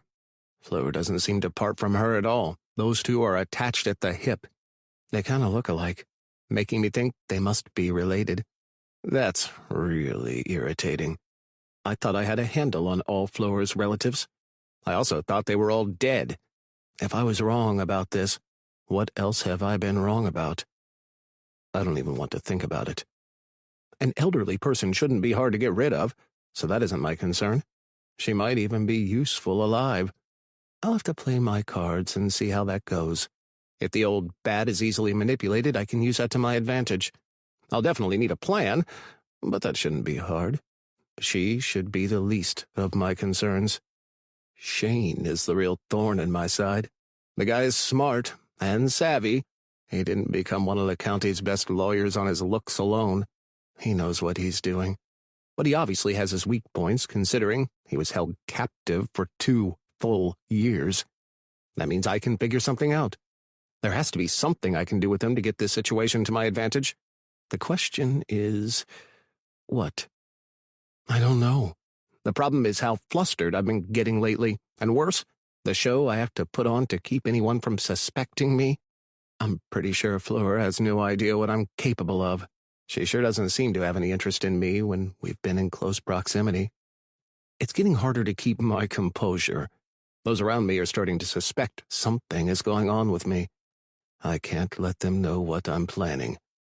Things were moving in the right direction with Alpha and Omega, but now they seem to have latched on to someone else. I'm not their favorite anymore. Actually, I'm not sure I ever was, but I'm definitely not now that I'm accomplishing so little. I have to up my game seriously or consider taking over their spot in leadership. Obviously, those are two vastly different goals. I doubt I could focus on both. So that means I need to pick one. How do I do that? One option would be to give it one more attempt at becoming their top man. If that doesn't work, then it'll be clear I need to take over. It won't be easy on my own. There isn't anyone I could trust enough with that kind of information. That's the kind of thing that could easily be used against me. But with Emmett back in the picture, I'm left with no other choice. Emmett. He's a joke. But try telling that to Alpha and Omega. They see something in that little sniveling weasel. I have no idea what, and can't waste any more thoughts on him. Not when I need to get my focus back on Fleur. Maybe I should forget about the leaders and focus completely on her. Breaking up her and Shane should be my #1 priority, but it's harder to do when I'm losing my grip on my position in the church. I can't let things get worse than they already are. If they do, I might just snap. Then there's no telling what I'll do to Fleur. I don't mind killing Shane. That's a given. But my whole goal with Fleur is to make her mine. To have her on display day and night for my eyes only. And to make sure she obeys my every wish. Then everything will be good. Then, and only then. 22. Fleur. Tuesday, late afternoon. Mimi Pearl looks at me like I'm crazy when I rush into the living room and interrupt the show she's watching. Everything okay? Did you take the locket? The one you were wearing? Yes. If you ever want to wear it, just let me know. You can even have it back if you want. Just tell me if you took it. I don't have it. Did it fall off in the coffee shop? No, I'm too worried about losing it, so I don't wear it out of the house. We go over my last steps with it, and she even follows me to the bedroom to look in the jewelry box, asking me no less than 12 times if I'm sure I took it off before leaving. Of course I'm sure. I remember clearly putting it in here before heading out with Zorro. I didn't even want to take it for a walk around the neighborhood, although now it looks like I'd been better off if I'd kept it on me. You're sure? She asks again. Do I really need to go over the details another time? What we need is to find it. She nods, looking deep in thought, but not terribly worried. Why aren't you more upset about this? I spent the last 15 years thinking it was gone forever. And I was a lot more upset over the loss of my granddaughter than a piece of jewelry. But it's a family heirloom. To you girls. To me, it was just a locket my father gave me. The same man who was so against me being with your grandfather. Did I ever tell you about the time that... I don't want any more of your stories after the last one. You seriously aren't worried about the locket? You were going to tell me about the day you took the picture in it, remember? And, like I said, it wasn't any special day. I just remember it. You want to hear the story now? It really isn't anything special. Although I was having a great hair day, and I caught the attention of several. Tell me later. I just want to find the necklace. Will you help? It means something to me. Sure, but you're certain you put it in the box? Yes, I remember it clearly. And you didn't move it after that? She adjusts her thick glasses. No, I'm sure of it. Then I don't know where it would be, do you? I already looked all over this room. It didn't fall or slip anywhere. It's just gone. A lump forms in my throat. I thought it was lost with Lourdes all these years, and I just got it back. Now it's lost again. It's like someone is messing with me. Mimi pulls me into a hug, and I'm struck by how much smaller than me she is. My grandma has always seemed larger than life. She rubs circles on my back. Even if we don't find it, we still have all the memories. Plenty of pictures. I know, it's easy to attach our hearts to things, but the necklace isn't her. If you want to cling to your sister's memory, you can find something else. Aren't there other things of hers still around? Yes, but this really meant something to her. She really loved it. It wasn't the only thing she cared about. No. My grandma steps back. If you want to look for it, we can rip this place apart, or we can share some of our memories of her. I rub my temples, tears threatening. I don't know what I want. Lourdes loved you. I know. My vision blurs and I clear my throat, trying to keep from crying. The girl could be a first-class brat, but she really did. I give Mimi Pearl a double take. I've never heard you talk about her like that. She shrugs. Everyone knew it. Nobody wanted to say it out loud, but she scared people. Not me, of course, but others. Your Aunt Blaise wouldn't even let your sister near her or her kids. Don't you think it's bad luck to speak ill of the dead? People don't become saints upon dying. No point in gaslighting ourselves. Your sister was trouble, and we all knew it. Even you, I'm sure. Probably especially you. I just stare at her. You don't agree?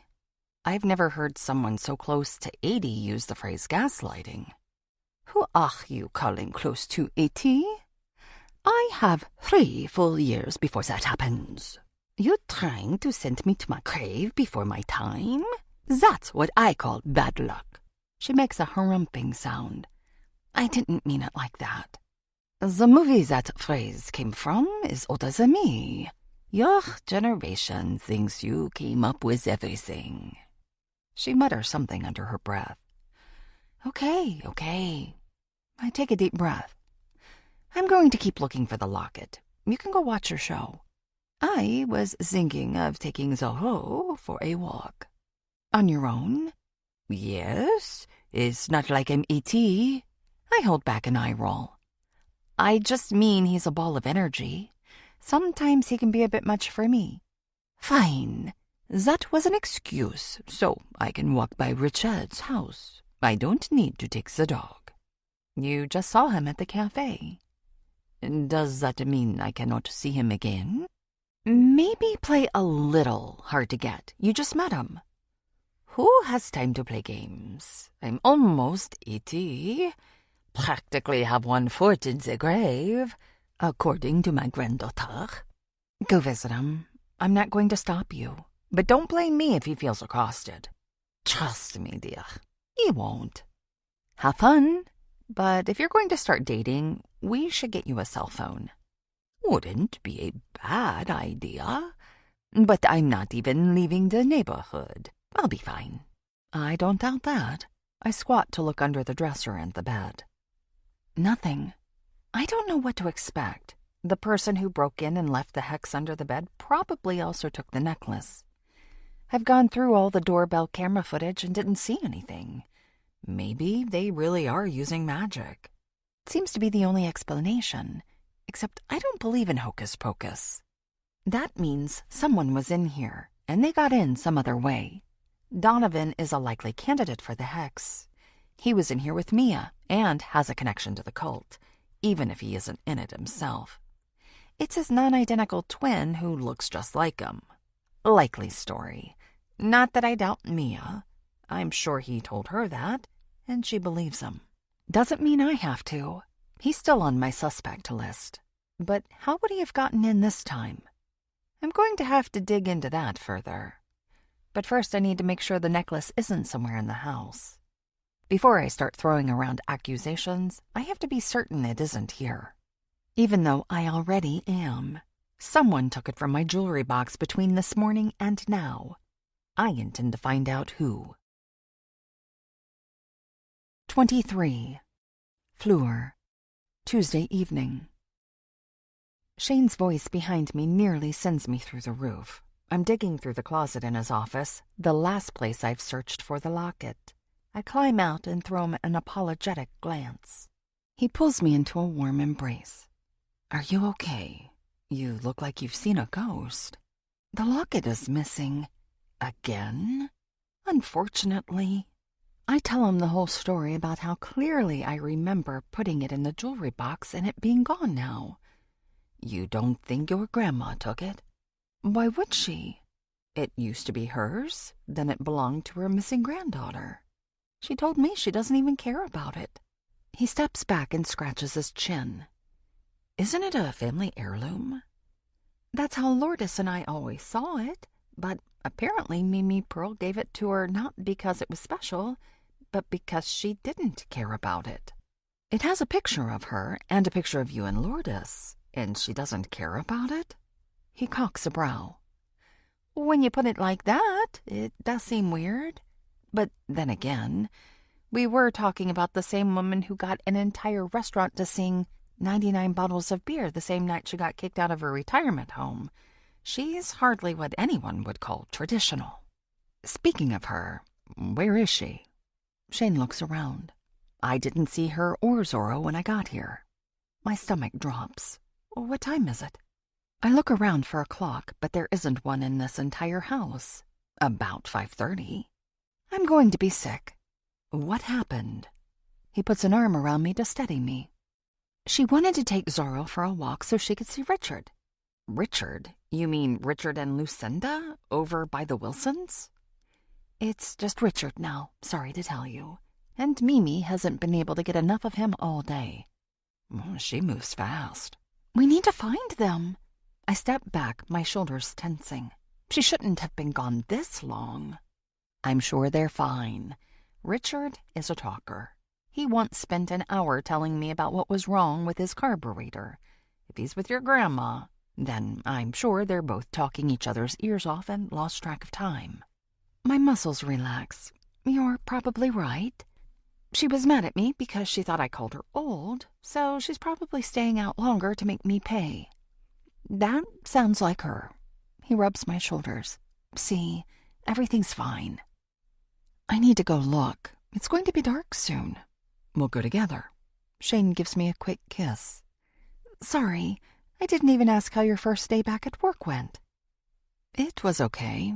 I didn't have any clients, obviously, and all my things have been moved into storage, so I spent most of the day setting up my new office and getting acquainted with the new software. He tells me a few more things using legalese that all goes over my head. We head for the front door and put on our coats. I can't find my favorite red one, which I swear I left right by the door. So I settle for a black one that will keep me warm in the chilly October air. At least it's still light out. "I need to get her a phone," I grumble. "We can go as soon as we find her." He looks up at the sky. "We should probably split up to cover the most ground before it gets dark. I'll head down to one way, you go the other, and we'll meet at Richard and Lucinda's, Richard's house." Sounds good. We share another kiss before going our separate ways. I can't believe my grandma would do this to me. Actually, I can. I'm irritated she would do this to me. As I near Sasha and Neil's house, something catches my attention. The door is wide open, but there aren't any people inside or cars in the driveway. They could all be inside, and the car's in the garage, though it still doesn't seem right that the door would be open like that. I slow my hurried pace and glance around. Surely someone will come out any moment. Except nobody does. Now I'm at a complete stop. Shouldn't I hear conversation or some kind of noise if people are inside? "Hello?" I call. Nothing. I really should get back to looking for Mimi Pearl, but something doesn't feel right about this. I'm probably making a bigger deal about this because I'm already worried about my grandma. There's only one way to settle my mind about it. I take a few steps on the walkway. Is anyone here? Still nothing. Hello? The silence is eerie. This thought from the person who moved into a murder house. That's probably why I'm so on edge. Even though nobody was actually killed in my home, death is on my mind. One of the teenagers in the house probably left the door open. My parents were always telling Lourdes and me to close the doors. I'm sure that's what this is. Sasha and Neil will be grateful for a neighbor watching out for them. This will help people feel better about me living here. I relax as I make my way up the rest of the walkway. No light comes from the house, which is odd, given that it's getting darker by the moment. It wouldn't be impossible to see inside without some light, but it wouldn't be easy. Is anyone home? Silence. I press my face in the space between the door and the frame. Something smells off, almost metallic. Blood has a coppery hint to it. My stomach knots. I should just close the door and keep looking for Mimi, but the odor is strong. There's no way I can leave this alone. Your front door's open. Does anyone need help? Nothing. I nudge the door with my shoulder. Everything looks like shadows. I pull out my phone and shine the light around. Step inside. My foot slides. A gasp escapes my lips. I cover my mouth with my free hand as my stomach lurches. There's blood. So much of it. All over the walls, the furniture. 2 feet stick out from behind a couch. I step back, scream. My feet go out from under me. I crash to the ground with a painful thud. My face lands in something sticky. The phone bounces from my hand. I'm still screaming. Try to stop. Can't. Somehow manage to pull myself up, steady my feet, grab my phone, call for help. Red smears across my screen. A female voice answers the phone, and I spit out what I can, barely making sense even to me. Make my way outside to give her the address. Can barely see the numbers on the house. It's gotten darker, even though almost no time has passed. The emergency operator asks me to calm down. I'm screaming again, because I'm covered in blood. Whose blood? Tears stream down my face faster than I can wipe them. I'm just spreading the residue all over. It's all over me. The sirens sound before the colorful lights bounce off trees and houses. Shane and Zorro round the corner. They run over and Shane skids to a stop. Who did this to you? I'll kill them. Was it Emmett? I cover the mouthpiece of my phone. Don't say that. I'm being recorded. Obviously, I'm not going to literally kill anyone, he says loudly. But who did this? Nobody. You did this to yourself? I shake my head, then get off the phone when the cop cars pull up to the curb. What happened? He tries to hug me. I step back. No sense in him being covered in evidence, too. At least he shouldn't get dragged to the police station. I'm probably going to be there all night, given my unintentional involvement. Fleur, talk to me. Someone's dead inside. Even in the poor lighting, I can see color drain from his face. But why are you covered in blood? I don't have time to answer before several cops rush inside, and another comes to me, throwing a slew of questions at me. This is going to be one long night, and I still don't know if my grandma is okay. 24. Chasing the Forgotten Ones. Murder House Series, Part 10. Another late podcast, and I still don't have the interview with Shane Porter, though when you hear what happened to me, you'll understand why. The interview is coming, though, I promise. I just need a little more time after spending a good portion of the night in the local police station. Not that I did anything wrong, mind you, but I did look guilty after stumbling upon another murder scene in this neighborhood. It was just as tragic as the last, maybe more. Let's start at the beginning with a story I've now told more times than I can count. I was walking through the neighborhood and noticed the front door open at one of the houses. I've also met the parents a number of times, so I felt comfortable walking up to check on the situation. I thought someone probably left it open to unload groceries or something and forgot about it, since this is a relatively safe area. If you forget about the murder and kidnapping 2 years ago, of course. But what I found when I checked on my neighbors was gruesome. Once I realized this was another murder scene, I tried to leave so I could call for help. Unfortunately, I slipped on some blood and fell. Managed to get it all over me. By the time the police arrived, I looked guilty. I knew I would need to go downtown and answer a bunch of questions. I was right. I also tried to figure out if this murder had anything to do with Caroline and Shane's case. But as you can imagine, the officers weren't forthcoming with details. I don't even know who was killed or how many of the family are victims. All I know is I saw a lot of blood and one pair of feet sticking out from behind furniture. I didn't make it past the front entry, but one thing I know, there's another murder right here in this cozy little neighborhood. Whether it's connected, I can't say. What I can say is this family also went to the same church that Caroline and Shane went to. This isn't hearsay or speculation. I attended a service as a visitor, and the family living in this house was there. I'm still really shaken from the whole ordeal, so I hope you'll have patience with me as I prepare to get my next episode out. But I did move here to help solve a murder, and if I can aid in this new crime, I definitely will. Thanks for listening to this quick update, and hopefully soon I'll have more information about both cases, including that interview with Shane Porter. Meanwhile, I can give you a small update on his recovery. He was resting a lot after everything he's been through, but now he's starting to get back to the routines of his life. That is a great sign, and with him improving every day, he'll be in the best shape possible to give his interview.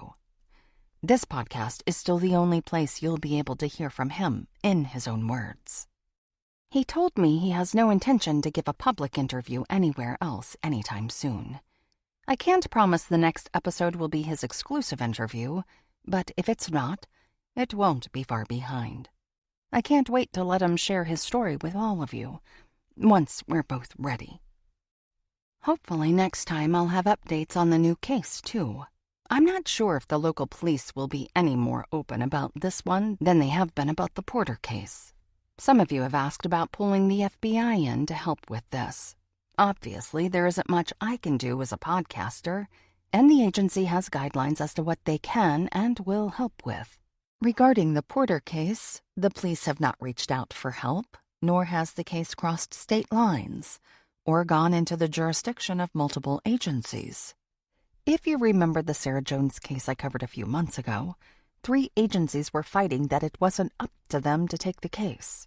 This was because she had been last seen in Madison County. Her body was found in Wake County, and she was killed in a military housing 50 miles from there. So all 3 agencies were pointing fingers saying the other agencies were responsible. Nothing was happening, and valuable time was being lost because nobody would touch it. So the FBI stepped in.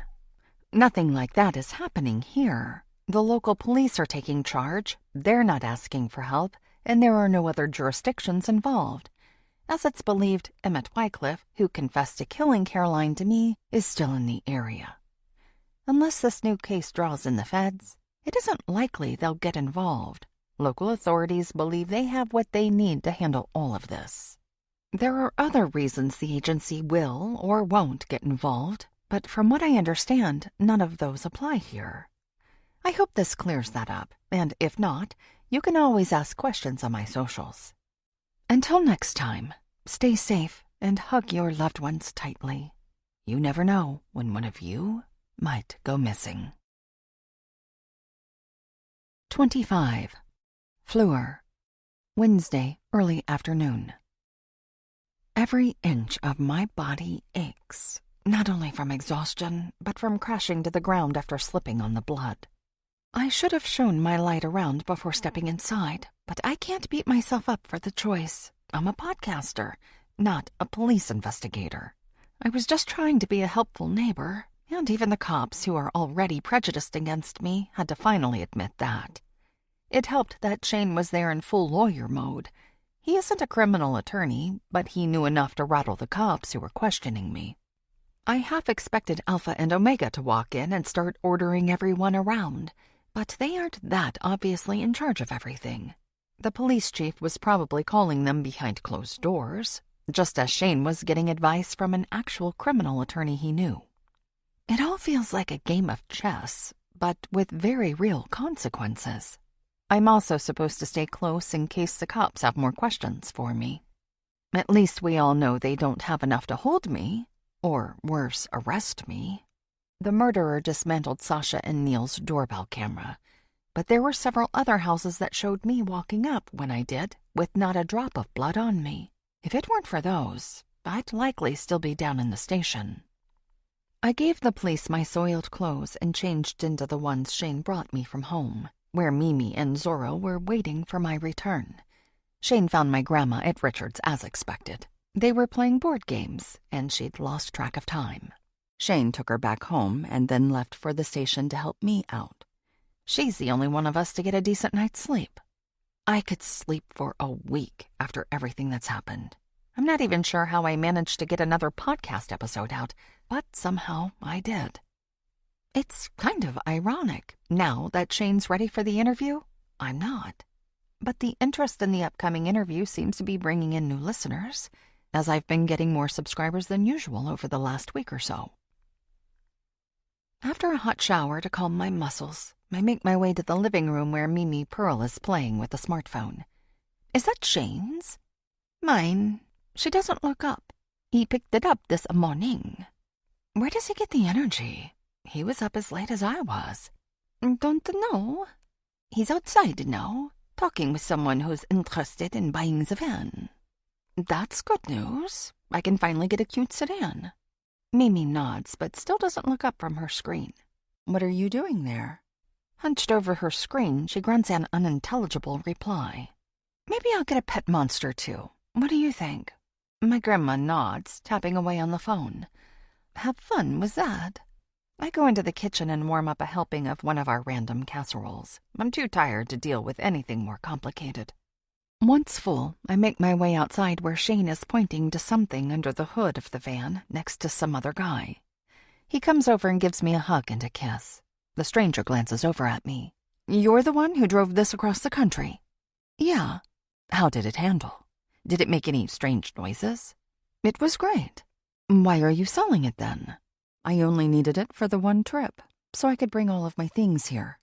He asks me several more questions before returning his attention to the engine, and asks Shane about the exhaust manifold. I take that as my cue to head back inside. Maybe my luck is turning around. If I can get a new car, I'll feel more myself, assuming people leave the tires alone on that. So far, everything has been left alone since Shane's return. Except for the Hexes, the missing locket, and my coat. Fine, hardly anything has been left alone. I almost can't wonder if they really are bad luck, given I slid right into a murder scene. Although I was cleared, the police still don't have any actual suspects. At least none they've told me about or shared on the news. This is getting more press than Caroline's killing, so the cult is going to have a harder time keeping things under wraps like they did before. I'm not going to stay silent, and thanks to my podcast, public interest is nationwide. My phone buzzes with a text. Mia, you found a murder scene and didn't tell me? Fleur, I was a little busy, just woke up a little bit ago. Mia, I'm coming over. Fleur, sure, I'm not busy. Mia, are you okay? You must be so shaken up. I think I'd crumble if the police were interrogating me. Fleur, I'll be fine. I'm just a little tired and sore. Mia, ever considered a less dangerous profession? Fleur, technically, podcasting isn't dangerous. Mia, you just can't help yourself. See you in a few. Fleur, see ya. Shane and the other guy are now talking about the carburetor, so I make my way into the house. Mimi is still glued to her phone, so I return to the bathroom and put on some makeup. Mia always looks perfect, and I'll feel like a slob if I still look like I stepped out of the shower. I'm finishing up when the doorbell rings. Zorro's barking tells me my grandma is paying more attention to her screen than the door, so I hurry to answer it. Mia looks gorgeous, as expected. I made the right move putting myself together. She gives me a tight squeeze, waves to Mimi, then heads to the kitchen where she makes herself a cup of coffee. I sip from my now cold mug. She glances at me as she adds creamer to her drink. I listened to your podcast. Who was killed? You never named them. I know. The cops were clear I wasn't to give out any specific details if I shared about it anywhere. Boring. Mia sighs dramatically. So, who was it? Do you know the Drakes? Her mouth falls open. Sasha and Neil? They're dead? Tell me it isn't one of the kids. I honestly don't know who's dead. I saw one set of feet sticking out from behind their couch. Well, that and a lot of blood. I have no idea if only one of them was killed or if it was all of them. And you fell into a pool of blood? Unfortunately. She shakes her head. That's so awful. Do you think Emmett did it? I don't know what to think. He's in the area, right? Yeah, but I'd think he'd want to keep a low profile. Not that showing up at church is exactly staying hidden. Mia lifts a perfectly manicured brow. No, those people will hide each other's secrets at any expense. Most of them probably knew what Emmett did this whole time. What about Donovan's twin? I wouldn't know. Like I said, I've never met the man. It's my turn to give her a quizzical expression.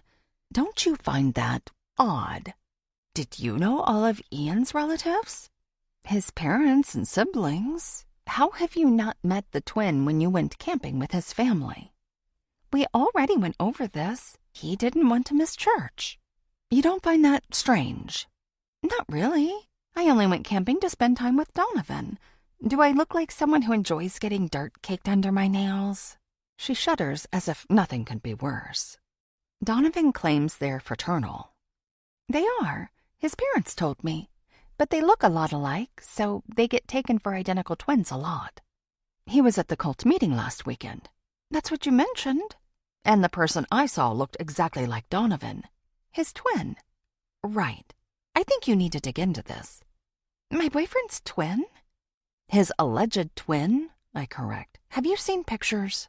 She looks deep in thought. No, Donovan isn't big into pictures, and I haven't been to his parents' house. Just met them when we all went camping.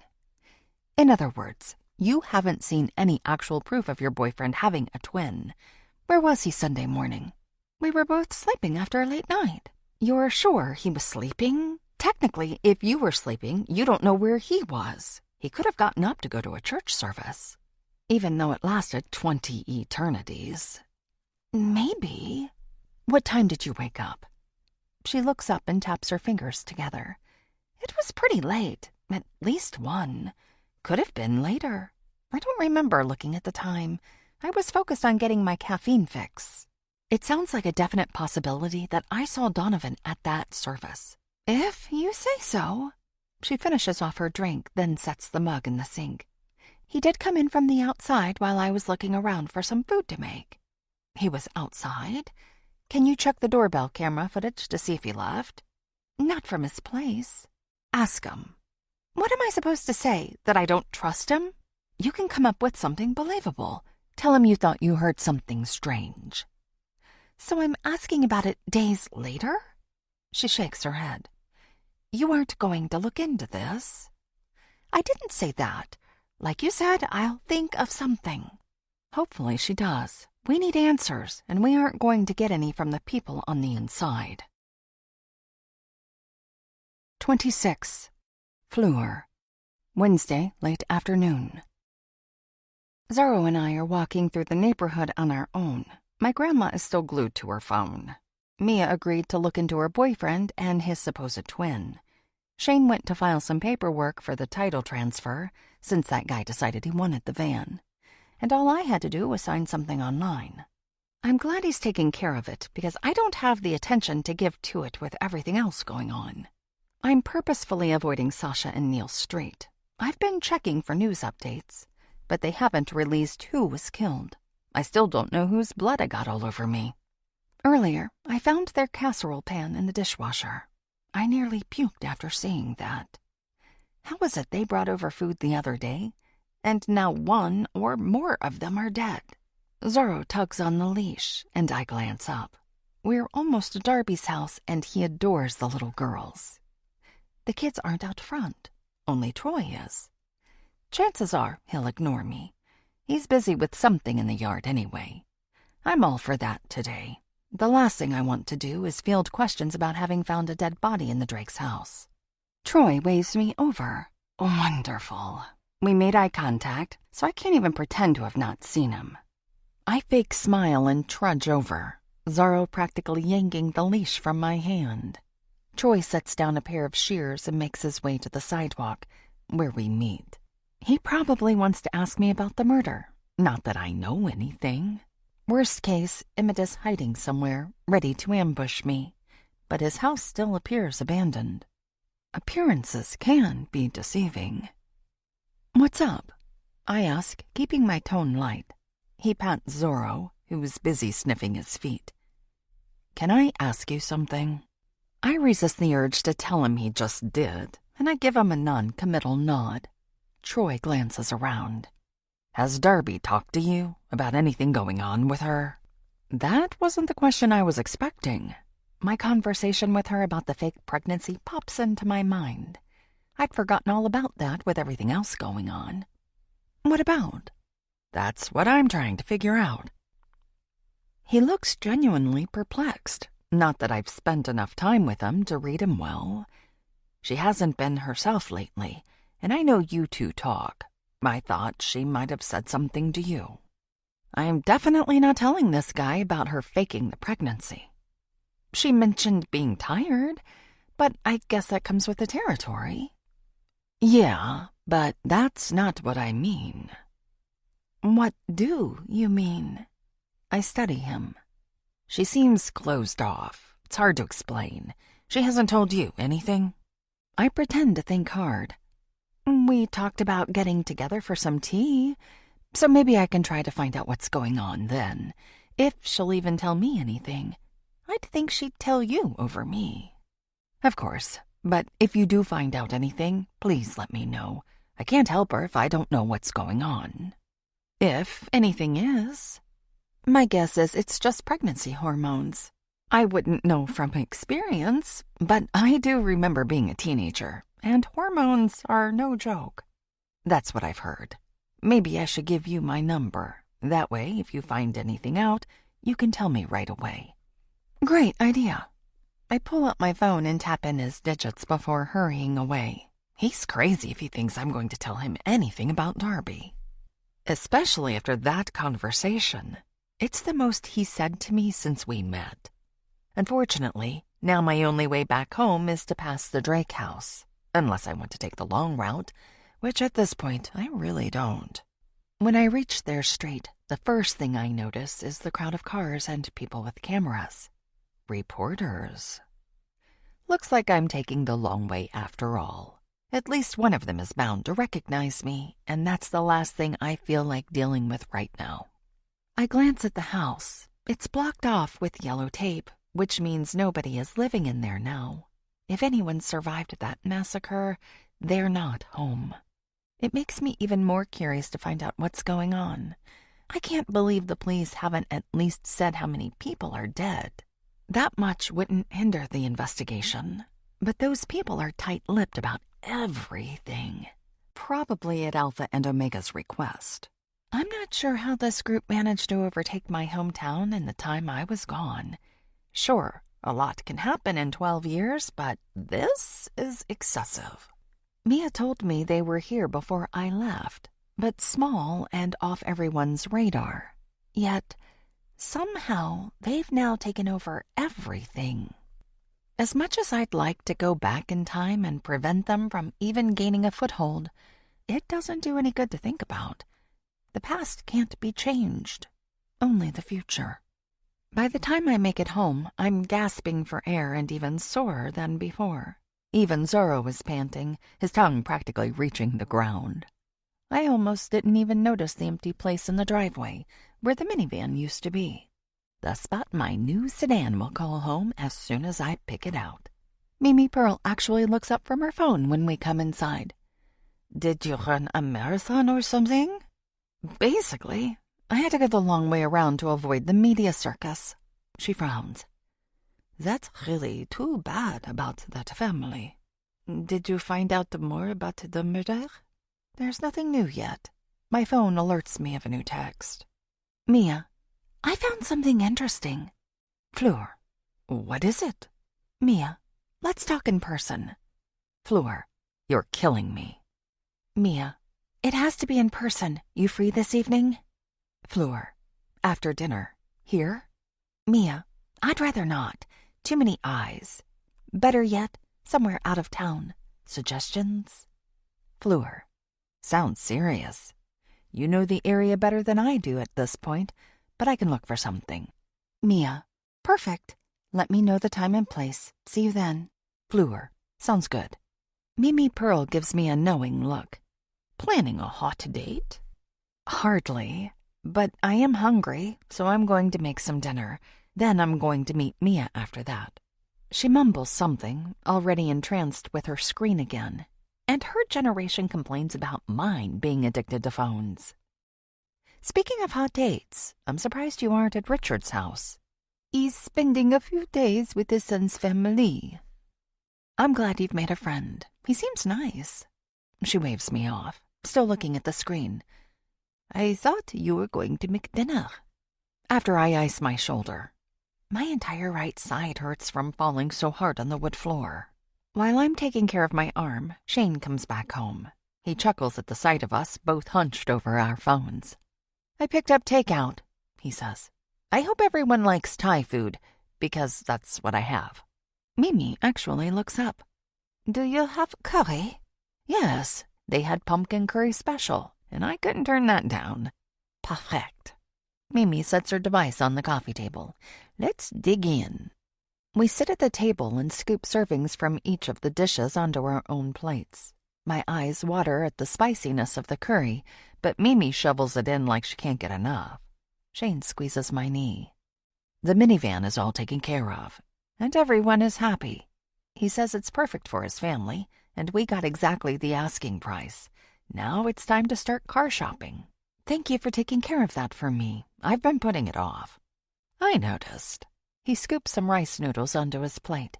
Anyway, I was planning on making some room in the garage so you can park your new vehicle in there. That way nobody can damage it. You don't have to do that. Clearly. But I want to after the problems you've had with the van since moving here. We should focus on finding Emmett instead of reorganizing the garage. He kisses my cheek. We can do both. I've been doing some digging while at work, since I don't have any clients at the moment. Let me take care of you. I won't say no to that. Mimi scrunches her nose. Get a room, you two. We both laugh. Then Shane starts clearing the table. He won't let me help because of my sore shoulder, so I text Mia and wait for a response. After a few minutes, I send her another one. Still no response, so I send her a few more. This isn't like her. Hopefully, whatever she found didn't get her into trouble. 27. Fleur. Wednesday, almost midnight. Shane snores lightly as I climb into bed. I've been texting Mia every so often, never getting a response. I even went to that bar and her apartment, hoping she might be there. She wasn't. I tried calling her work to no avail. Probably with Donovan again. I don't know where he lives. I even tried reaching her parents, who have apparently moved and changed their numbers. To distract myself, I searched the house for the locket, not finding anything. I even rifled through some of Mimi's things to see if she took it and was messing with me, but I didn't find anything. It's obvious someone took it from the house. If it was here, I'd have found it by now. Why would someone toy with me like this? What's the point in making sure I got it back only to snatch it from me again? It must be a message, but what? I check my phone once more as I settle under the covers. Still nothing from Mia. Not that I should be surprised at this point. Part of me wants to file a missing persons report, but I know how well that will go over around here, especially if Donovan is part of the cult. Even if he does have a twin and Jonathan is part of the group, that still links him to them. This whole thing is maddening. How am I supposed to get any sleep? If Mia was fine, she'd let me know. It would only take a quick text to say something came up. But she hasn't even done that much. Something has to be wrong. It's the only explanation. But one I'm going to have to put out of my mind for now. This isn't the first time she's flaked on me, but we also haven't spent a lot of time together in the last decade. So I don't know her habits like I used to. There has to be a rational explanation. Perhaps she fell asleep and hasn't heard my slew of messages. I've been guilty of that before. Maybe she lost her phone. Though if that was the case, she could have used someone else's phone to let me know, especially given how insistent she was that we get together tonight. What did she find? Whatever it was, it's going to have to wait until tomorrow, which is only a few minutes away at this point. I checked my phone one last time before closing my eyes. Mia's strong and can take care of herself. But then again, so is Shane, and look what happened to him. I can't think like this. Mia's probably sound asleep and will want to get together with me bright and early for breakfast. If that's the case, I definitely need to get some rest myself. Tap, tap. Must be Zorro walking on the hardwoods. I was going to take him to the groomer, but haven't yet with everything going on. That'll be the first thing I do tomorrow, after checking on Mia. Tap, tap, tap. I hold my breath as I listen. Zorro usually sleeps on the bed through the night. Doesn't make any sense that he'd be wandering the house at this hour. I try to ignore the noises and get to sleep. Tap, tap. This is getting out of hand. I bolt upright, grab my phone, and shine the light around. Zorro is cuddled against Shane. Goosebumps form on my arms. If that isn't him, what is it? My mind flashes back to when I just moved in, and some noises led me into the backyard where I found the locket. The now missing locket. Tap, tap, tap. A cold chill runs down my spine, and I shiver. Shane? I whisper. Are you awake? He doesn't so much as budge. Part of me wants him to leap up and take care of this, but that's ridiculous. I'm a strong, capable woman. I've handled similar situations before just fine. Shane? He lets out a little snore. I'm on my own for this. That's fine. It's probably just the wind making a branch scratch against the outer wall. It's October, and the weather has been predictably cold and windy. Tap, tap. Better check so I can set my mind at ease and get some sleep, because when I wake, I'll have plenty to worry about if Mia still hasn't gotten back to me. I'm going to check out that noise, I say louder. Shane rolls onto his bag. Don't worry, I'll keep you safe. I climb out of bed, shining my light around. Zorro lifts his head and looks around, one ear perked. You coming, boy? He wags his tail and jumps off the bed, his nails tapping on the floor. The sounds are different from the ones I heard a minute ago. He looks at me expectantly as I wait to hear more sounds. Nothing, of course. I think they were coming from near the window, which would put them not far from where I heard things the night I found the locket. What I wouldn't give to get that back again. Wearing it made me feel closer to my sister than I had in a long time. I never should have taken it off. Too late for that now. It's gone from my life again. No more tapping sounds. Maybe I should get some sleep. I could sure use some. Mia's definitely going to call at the crack of dawn wanting to meet early. Tap, tap. Zorro alerts in the direction of the noise, the same side of the house where someone left the locket for me to find. My heart skips a beat. I hurry over to the window and listen. Wait. Nothing. I gingerly lift a blind and peek out into the dark night. If someone or something is out there, the lack of light is their cover. Time for a bold move. I shine my phone's light through the blind. It's a risk because the window could reflect back most of it. However, it illuminates a small part of the yard. A shadow moves on the right. I turn the light in that direction. Nothing. Something was there, I would swear by it. I move the light around. Left, center, right. At least if someone is out there, they know they haven't gone undetected. I'm on to them. They don't know who is on this side of the light. It could be all three of us for all they know. I turn off the light and try to adjust to the sudden darkness. Need to see any movement. Tap, tap, tap, tap, tap, tap, tap, tap. Now they're sending a message to me. They know I'm aware of them, and they don't care. It's infuriating. I shine the light around again. Something moves on the right again, but I can't tell what it is. Or who. My heart races. I need to check this out. Shane, are you awake? He lets out a little snore. If only I could sleep that heavily. Though the reason he probably does is because of what he went through over the last 2 years. He's probably still recovering, even though he acts like he's back to business as usual. At least I have Zorro. He won't let anyone hurt me. Once he scared off a mugger when we were jogging through a park near our condo. Come on, buddy. I pat my legs, and he follows. I check on Mimi as we pass her room. She's sleeping just as heavily as Shane. If I'd gone to bed at a normal time, I'd likely be sound asleep too. But I'm not. So what's a few more minutes of staying up? Zorro follows me to the kitchen, his nails clacking away. We're definitely getting a grooming appointment tomorrow. I'm always so on top of these things. He's definitely a pampered pup. But everything seems to take so much more effort these days, with my attention going in so many different directions. When we reach the sliding glass door, I wait, look outside, hardly seeing anything. It's so cloudy, no moonlight or starlight breaks through. It's just black out there, with no neighborhood streetlights reaching the yard.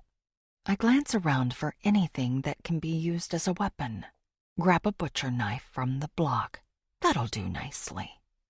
Zorro whines. Does he sense something, or just want to get outside? We're almost ready, boy. I wait a moment before flinging open the door, holding the knife at the ready. 28. Fleur. Thursday, just after midnight. Zorro skitters out ahead of me. I follow him, closing the door as quietly as possible behind me. It seriously needs to be oiled because it squeaks in places. Another thing to add to the never-ending to-do list, assuming, of course, I survive this little expedition. Everything is quiet.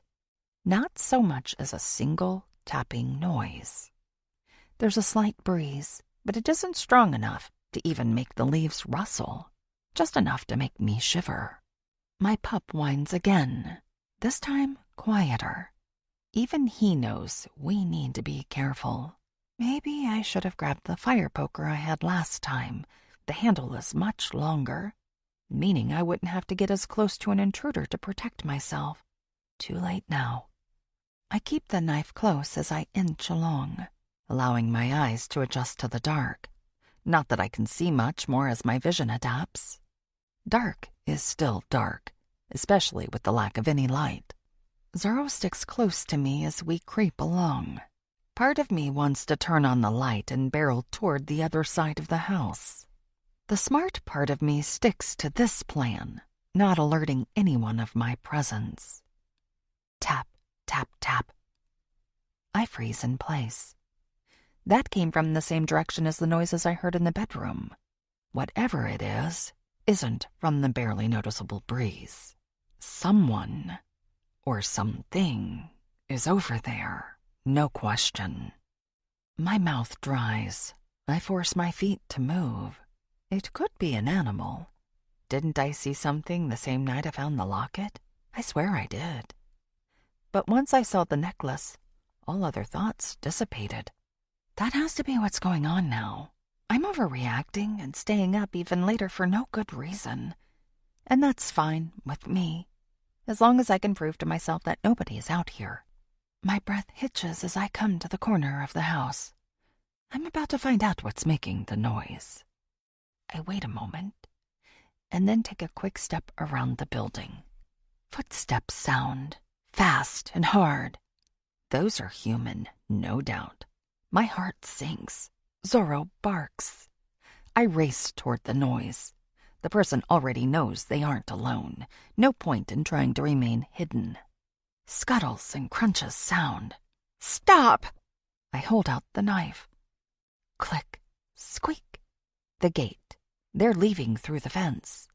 It bangs against the house before bouncing open again. I race toward them. My right foot slides out. The ground is muddy from the last rain. I manage to regain my balance. Zorro flies past me, barking furiously. My feet continue slipping, but I stay steady. Pass through the gate. Don't see anyone. I follow my dog's barks. He's already on the sidewalk. When I catch up, a street light flickers on about a block away. A shadow of a man disappears down a side street. Zorro, stop! He does, turns to me and whines. Come back. I pat my legs. There's no point in going after the man when he's so far ahead. Zorro returns to me, glancing back. A door slams shut behind us. Fleur! Shane hurries over and wraps his arms around me. What's going on? Why didn't you wake me? I tried. You did? Multiple times. What happened? Zorro reaches us and gives the most pitiful whine I've ever heard. Let him go, boy. What? Shane snaps. Someone was at our house. In the backyard. Where'd he go? Zorro perks up, his ears twitching. He's long gone. That isn't what I asked. Down the street where the light is on. I wouldn't bother. Shane bursts into a run, and Zorro takes off after him. What did I miss? Mimi appears at my side in a bathrobe and curlers. That woke you up, too? Oh, that barking and commotion? Of course. I sigh, not wanting to scare her. Was it a robber? I'm not sure who it was. Someone was in the backyard. I heard him from inside, so Zorro and I went to check it out. I think we spooked him. She eyes the knife. I'm not surprised. You should put that away before one of the neighbors calls the cops on you. I lower the blade and glance down the street where not only the intruder went, but also Shane and Zorro. We should get inside. Why? I'm wide awake now. So am I, with all the adrenaline pumping through me. Mimi nods toward the other side of the road. Why don't we go that way and cut off the idiot if he comes back around? You want to face off with a potential burglar? Why not? I stopped one back at Flowing Boughs last year. That doesn't surprise me in the least. I hold out the knife. At least take this. Gladly. She snags it from me and marches down the street like she isn't a woman in her 70s. I hurry after her, not willing to let my elderly grandmother face off with someone dangerous, even though she might be able to handle him better than I could. Fleur? Shane calls from behind. Mimi, hold up. I whip around. Shane is jogging toward us, alone. He got away. Where'd he go? Mimi Pearl holds up the knife. Onto the main road. Tomorrow we'll have to see if anyone's doorbell camera caught a good picture of him.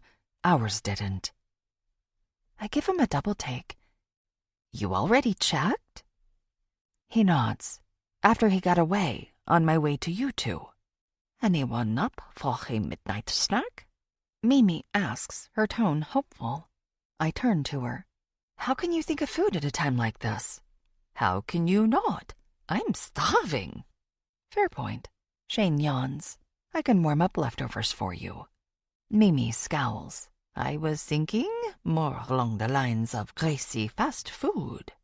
Leftovers would be better, I say quickly. I really need to get some sleep.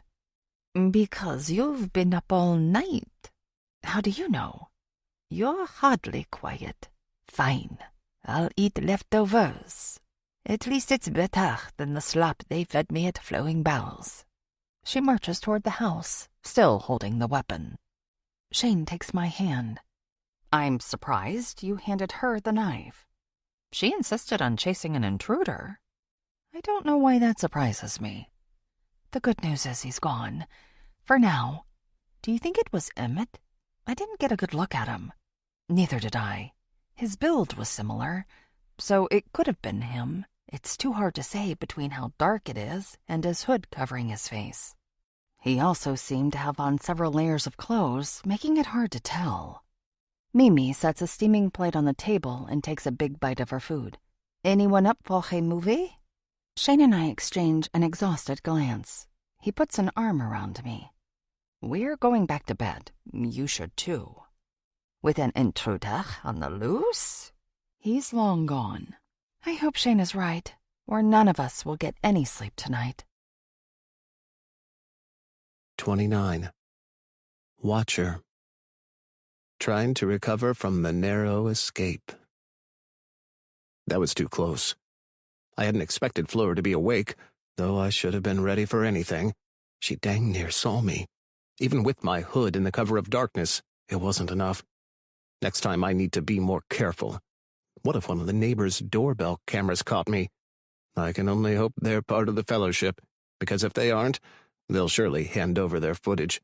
And if the wrong cop handles that case, they won't protect me like the others. Not all the cops are good guys. Some of them refuse to go to church to listen to the authority of Alpha and Omega. Numbers are on my side, but I can't get sloppy. Especially not with Alpha and Omega pushing me out of their inner circle. They haven't said anything, but I can see it in their faces. Those two are unhappy with me and my lack of results. They want their army big and strong, and I'm not doing enough to build it up.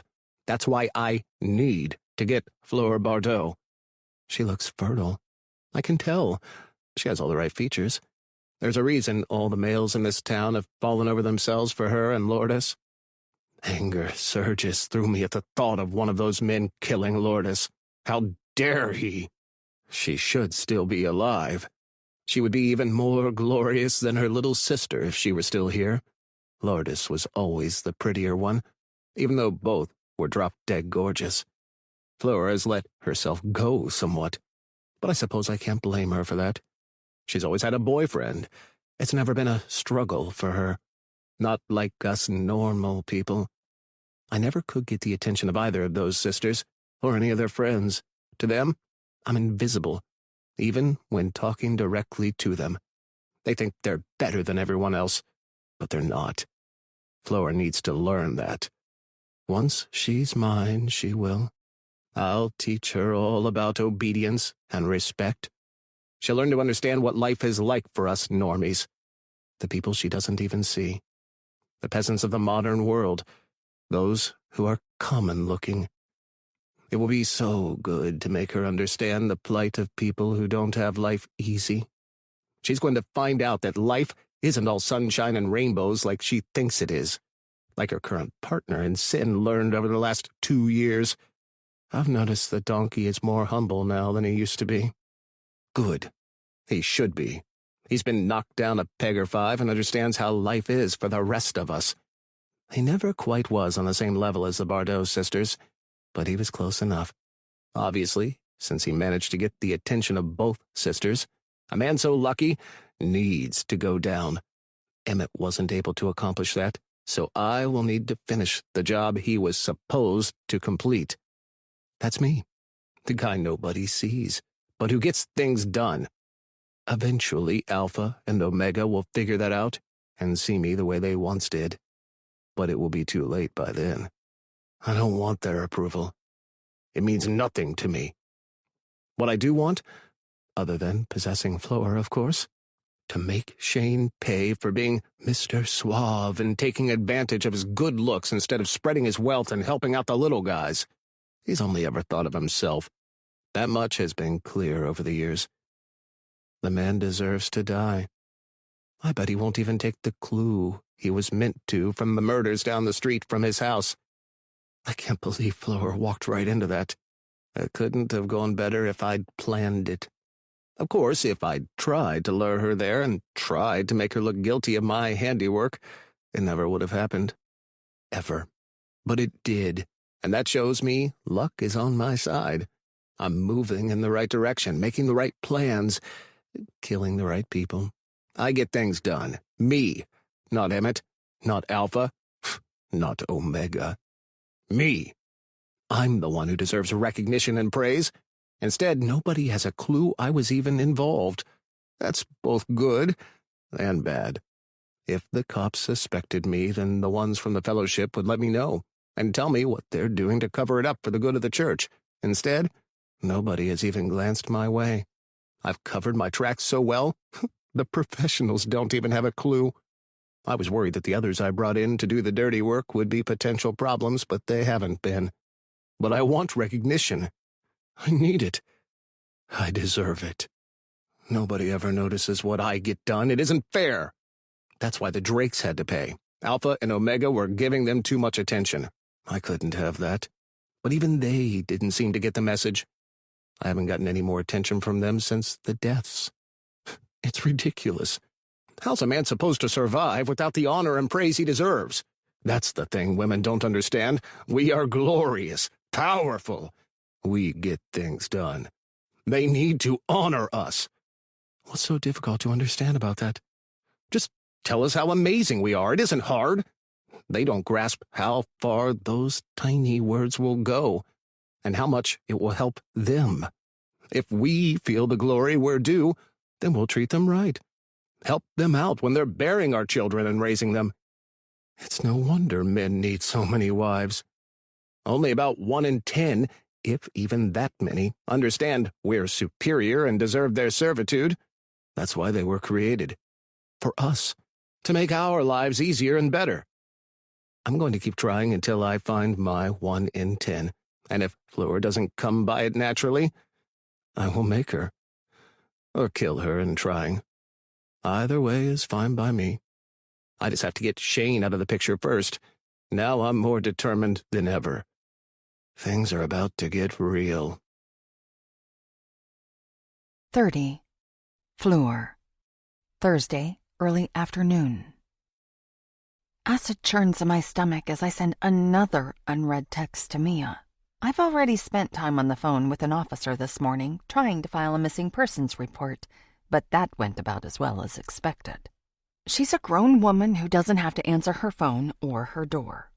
If her family or her boyfriend want to call in, they can, but I don't have enough skin in the game as her friend. Shane took me to a car dealership to get my mind off Mia, as if that was possible. I've been texting and calling her non-stop. It's been too long. Footsteps pull me from my thoughts.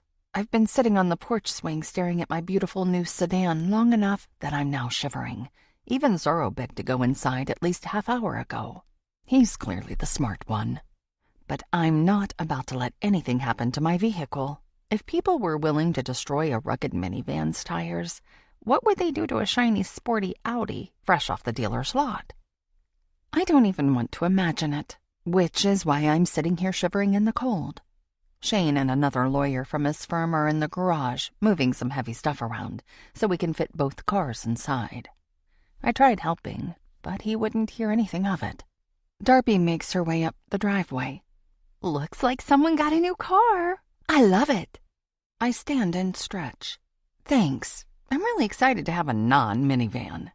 What if she drives one? I've probably just offended her. Not that there's anything wrong with them. I just don't have kids to tote around. I don't want one either. I'll be sad the day I have to trade in my SUV. Is now a good time to hang out? You mentioned coming over for some drinks. Now would be perfect, if you don't mind sitting out here while we do. I want to keep an eye on the car until it's in the garage. I can't blame you. Do you mind watching it while I grab the drinks? Sure. She steps onto the porch. Is it okay if you put them in a normal cup? I don't want to risk anyone seeing me drink from a wine glass. No problem. I hurry inside, where both Mimi, Pearl, and Zorro are fast asleep on the couch in front of the TV. It's blasting a sitcom from the 70s, but the volume doesn't seem to bother them. In the kitchen, I find 2 large travel coffee mugs and fill them with some rosé I picked up the other day. When I get back outside, Darby glances over at me. I love how your coat and car are the same shade of red. Did you do that on purpose? I compare the jacket, which I found in the coat closet after being unable to find it the other night, and the sedan, surprised that they really are the same shade. I guess I like the color. It's lovely. She takes the cup and eagerly drinks from it. And this is heavenly. Do you plan on telling Troy the truth sometime? I sit and sip from mine. The wine is sweet like a dessert drink. My friend is right. It's perfect. I'm going to have to tell him something before long. I started showing super early with my second pregnancy. He's going to figure it out on his own soon. Don't wait forever. I recently covered a crazy story about a woman who faked a pregnancy and then later killed a young mom to steal her baby and claim it as her own. Darby chokes and then recovers. I'd never do that. I didn't think you would, but desperate people do desperate things. And to be honest, faking a pregnancy to keep your husband happy seems desperate to me. She looks away. If I don't get pregnant this month, I'm going to have to fake a loss. Luckily, Troy doesn't pay any attention to my cycles or go to any of my prenatal visits. He wouldn't know the difference if the due date changed by a month. But he'd notice if you didn't start showing soon. Yeah, the man wants me to pop out babies like I'm a vending machine. He just doesn't care about the details. Can't be bothered with them. I'm sorry you have to deal with that. It's fine. No, it really isn't. She frowns.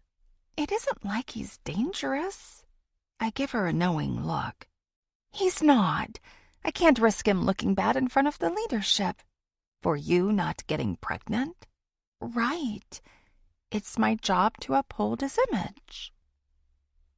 I'd think being truthful would be a higher moral standard. Darby doesn't say anything. If you ever need somewhere to stay, you can bring the girls here any time. We can make room for you, and we would never tell Troy you're here. That's sweet. Thanks, but I can't do that. You won't be putting us out, if that's what you're worried about. It isn't that. She sighs deeply and then takes a big drink from her mug. What is it then? Her gaze darts around before she finally looks at me. You wouldn't understand. Try me. I know you don't go to our church, but are you religious at all? I've always had a faith, but my parents taught me we don't have to attend weekly services to live it out. I do good in this world in my own way, and I'd never do anything to harm another person. Darby chews on her lower lip, like she's considering whether to take that as valid. I can't leave my marriage, or I'll risk eternal paradise. It's my turn to choke. Do you really believe that? Yes. There's fire in her eyes. You believe in a God that would keep you out of heaven for getting out of a harmful situation? I got married, and now I must obey my husband. Aren't you supposed to obey God? I study her. She twirls the mug around in circles on her leg, and several expressions cross her face. It's the same thing. I can't please God if I don't please my husband. Even if he's mistreating you? Right. That's messed up. It's just the way it is. No, you don't get it. That is seriously twisted. What if your husband goes against what God wants? God is supposed to be good, and I can tell your husband doesn't treat you well. She sighs deeply. I trust God to work it all out. Can we talk about something else, please? Sure, but just spend some time thinking about this. Okay, and promise me you'll come here if you need to get away. It doesn't have to be permanent, even if you only need some space for an afternoon, like today. I will. How do you like the car? Did you test drive it? We talk about my new sedan. though what I want is to help her see she needs to get out of the situation where she clearly doesn't feel safe around her husband. When the conversation falls into a lull, I consider telling her about my talk with Troy. I'm not sure how to bring it up. Instead, I decide to take it in a completely different direction. Time to find out whether Donovan or Jonathan belongs to her church. Hopefully, that will help me figure out what's going on with Mia. Darby looks deep in thought. There's a John, but he's old enough to be my dad. Actually, sometimes I wonder, because he's more like me than my own dad. That was more information than I was expecting, and not helpful at all. No, this guy is close to our age. I definitely saw him there on Sunday. Do you have a picture of him? That's a good question. I should have one. He's my best friend's boyfriend.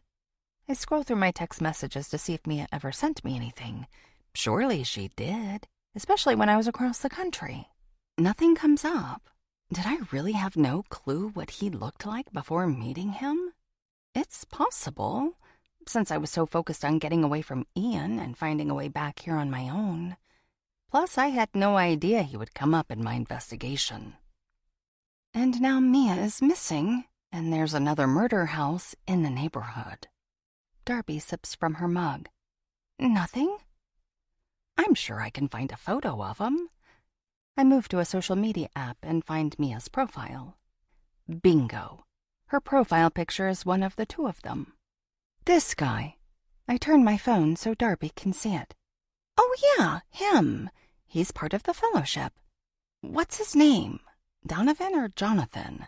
I wouldn't know. He goes to your church and you don't know his name? Right. I don't know that I've ever interacted with him. He's a single man and I'm married. It would hardly be appropriate for us to spend time together. You can't even say hi or introduce yourself? For what purpose? She looks entirely confused. And I'm entirely frustrated. All she's confirmed is what I already know. In fact, she knows less than me. Now I'm no closer to finding Mia than before. 31. Chasing the Forgotten Ones. Murder House Series, Part 11. I'm back, and while I'm still feeling traumatized by the experience I told you about in the last episode, I'm moving on. If you've been listening for any length of time, you know I moved into a murder house in order to solve the crime. I was intrigued by the fact that a young wife had been killed in her home, and there was almost no media coverage anywhere.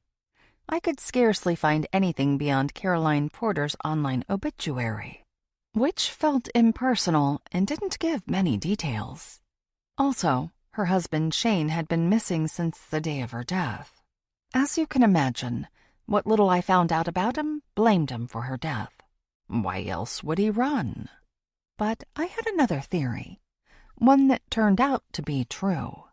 Shane isn't guilty, but another victim in this terrible tragedy. I put out a call for him to find me, and he did. At first, he needed some time to recover from his ordeal, but now he's ready to share his story with the world. He's only giving one interview, and it's here. If anyone else claims to have his story, it's false. That's all I have for updates. I wanted to give a little background because I imagine this episode will draw new listeners. If you're new, welcome. I hope you'll stick around. I'm not able to do deep dives with every case I cover, but this one is clearly unique, and I'll keep updating as much as necessary. Now, on to what you've all been waiting for. The interview with Shane Porter. Fleur. Welcome, Shane. I'm glad you're able to join us today. Shane. I'm glad to be here. Thank you for taking the interest in this case when almost nobody else has. It means the world to me, and I know it would have for Caroline, too. Fleur. I'm just glad I was made aware of this case. It blows my mind that nobody has been talking about this at all. Shane. Things are different around here. Fleur. Different how? Shane. Pause for a deep breath. My hometown is heavily influenced by the Beacon of Truth Fellowship. If they don't want people to talk about something, they don't. Fleur, you're saying a church in town didn't want anyone discussing Caroline's murder or your disappearance? Shane, exactly. Dramatic pause. Fleur, why wouldn't they want a murder and kidnapping to be solved? Shane, because some of their members were involved. Fleur, a church would cover up such terrible crimes? Shane, this one did. Fleur, I'm so sorry you had to go through that. Shane, thank you. Fleur, some of the next questions might be uncomfortable. You don't have to answer anything you don't want to. Just say the word, and we'll move on to the next one. Shane, okay, but I want the whole story out there. It's the only way for Caroline's killer to finally see justice. Fleur, and your kidnapper, the person who did this, held you captive against your will, correct? Shane, right, for 2 years. Fleur, I can't even imagine. Shane, you don't want to. Dramatic pause. Fleur, did you know Caroline was dead while you were being held against your will? Shane, yes. Emmett Wycliffe kept me in the same room where he murdered my wife. I had to stare at her dried blood every day of those 2 years. Fleur, that's cruelty I can't fathom. Shane, I'm convinced he has no soul. Wycliffe not only kept me in those conditions, he also withheld food from me. Fleur, he didn't allow you to eat? Shane, only a few times a week at the most. He wanted me weak so I couldn't get away. He also wanted me to see Caroline's blood every day. It was a mind game to keep me under his control. Fleur, how did you find the will to keep going day after day? Shane, I knew eventually he would slip up, and I would get an opportunity to escape. While I didn't have much energy, I did try to exercise as many days as possible. It was hard by about the 3rd day of no food most of the time, but after a while my body adjusted. I got used to the ridiculous schedule, and it was like my system figured out how to resource the energy. Fleur, you were able to gain strength despite being starved? Shane, I wasn't strong, but I do believe exercising helped. Some of the doctors who took care of me after all of this commented they were surprised at my condition. They all expected to see severe atrophy. But I was more like someone who had been in captivity a short time instead of a long time. Fleur, that's amazing, truly. Shane, it was survival, nothing more. Fleur, you kept it up for 2 years. Shane, I did. And I'm continuing my regimen, though now it's more intense since I'm able to eat and sleep like a normal person. Next time I face him, he won't know what's coming.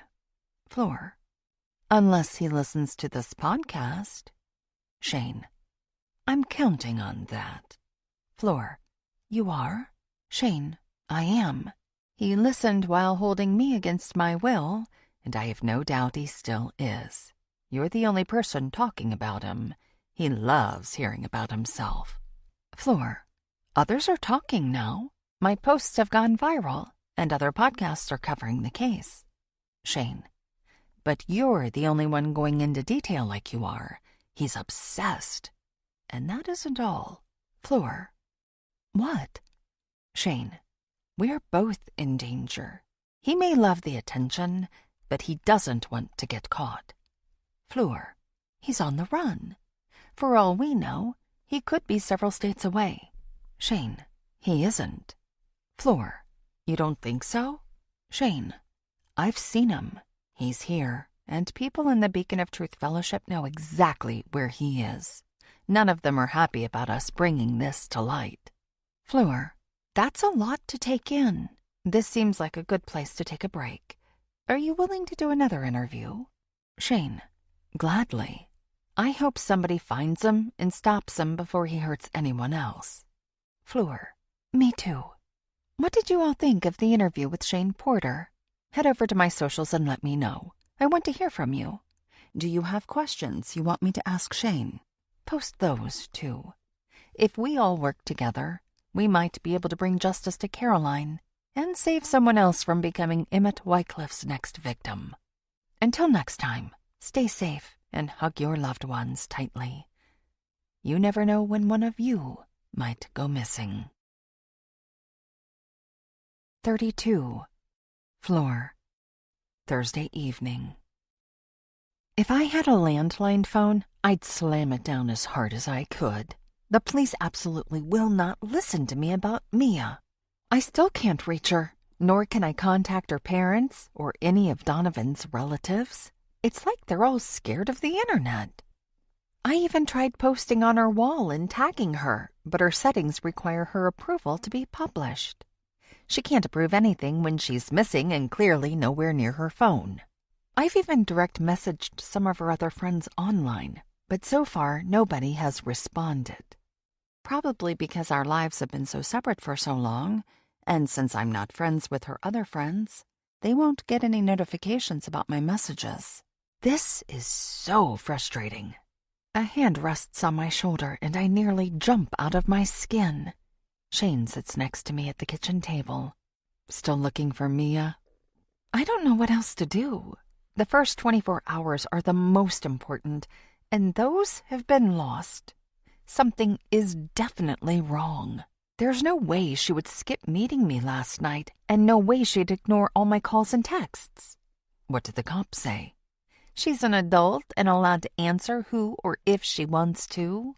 If I was a relative, they'd potentially look into it. I feel like I'm dealing with a case from the 90s. This is unreal. I can try to talk with Alpha and Omega. You think that would do any good? They tried visiting me when I first got back home, right? Yeah? I have an in. It'd be crazy not to use it. Plus, I can also ask about Emmett. Not that I expect to find anything out. They're clearly set on protecting him. How can they get away with that? There have to be laws against outside forces infiltrating police departments. You'd know better than me, but I can tell you the Beacon of Truth Fellowship has no respect for earthly authorities. They believe they're doing divine work. And they're getting away with it, too.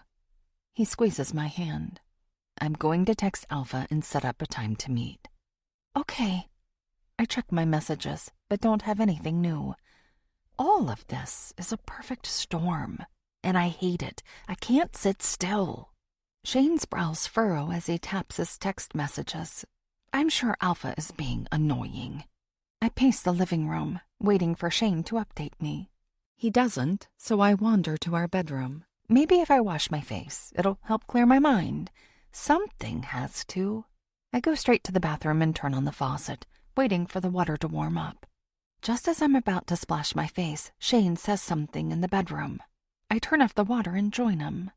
His face is pale, and he points to the bed. Did you put this here? I haven't been near the bed. When I see what he's talking about, my blood runs cold. You don't think your grandma put that here? He asks. No, that's definitely not her handwriting. It's a notebook page with 5 scrawled words. I know what you did. The writing looks familiar. My stomach lurches. Shane stands taller and clenches his fist. It has to be Emmett. Caroline must have given him a key to the house, and that's how he's been getting inside. That's the only explanation. But the doorbell camera hasn't caught anyone. Somebody could easily avoid that by going to the garage. She gave him the code? It makes as much sense as anything else. I shiver. It's so violating to think of him in here. Not just in here, leaving things for us to find. My hand goes to the base of my neck. And stealing? He must have taken the locket. If it was still in the house, I'd have found it by now. I'm going to make him sorry he ever messed with any of us. Shane storms out of the room. I chase after him. Let's talk about this. No, I've waited long enough. What about talking to the church leaders? Alpha won't see me until the weekend. I'm taking matters into my own hands. They've left me no other choice, especially considering they've turned the entire police department dirty. This was all on them. All of it. I'm going with you. Before opening the front door, he turns to me. I don't want you getting hurt. I've already lost enough people I care about. I'm not about to let anything happen to you. I can hold my own. You know that. No. Promise me you'll stay safe. He exits and closes the door behind him before I can respond. Don't do this. I grab my coat, put it on as quickly as I can, then hurry outside. Between putting on my jacket and having to lock the door, Shane is already out of my line of sight. Not that it'll stop me. I know exactly who he's after, which means I know where he's going. I slip on some slippery leaves. After regaining my balance, I rush to the sidewalk. A police cruiser rounds the corner, pulls up to the curb, then stops right in front of me. This can't seriously be happening. Except it is. Both front doors open, and a uniformed officer steps out from each one. The one closest to me blocks me from moving any further. Fleur Bardot, you're under arrest for the murders of all 5 members of the Drake family. My mouth falls open. Excuse me? Everything happens in a blur as they cuff me, read my rights, then shove me into the back of the car. 33. Fleur. Thursday, late evening. My one call was used on Shane, who didn't answer. I left a quick message. That was all I had time for. But for all I know, he doesn't even have his phone on him, because he left the house so quickly.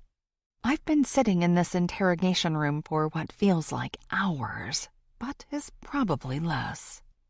Every time I look at the clock, time moves at about half speed. I'm freaking out on the inside, but keeping cool on the outside. I've covered so many cases and seen so much interrogation footage. I know how this goes. The huge mirror on one wall isn't so I can look my best, but because they're watching me through the glass and looking for any sign of guilt, which is ridiculous since they've already arrested me. Clearly they believe I killed everyone in the Drake house. The thing is, they can't have much on me. It's only circumstantial, though clearly not great, that I was in the house and covered in blood. Do they really think I could pull off 5 murders on my own? If that was enough, they'd have arrested me that night.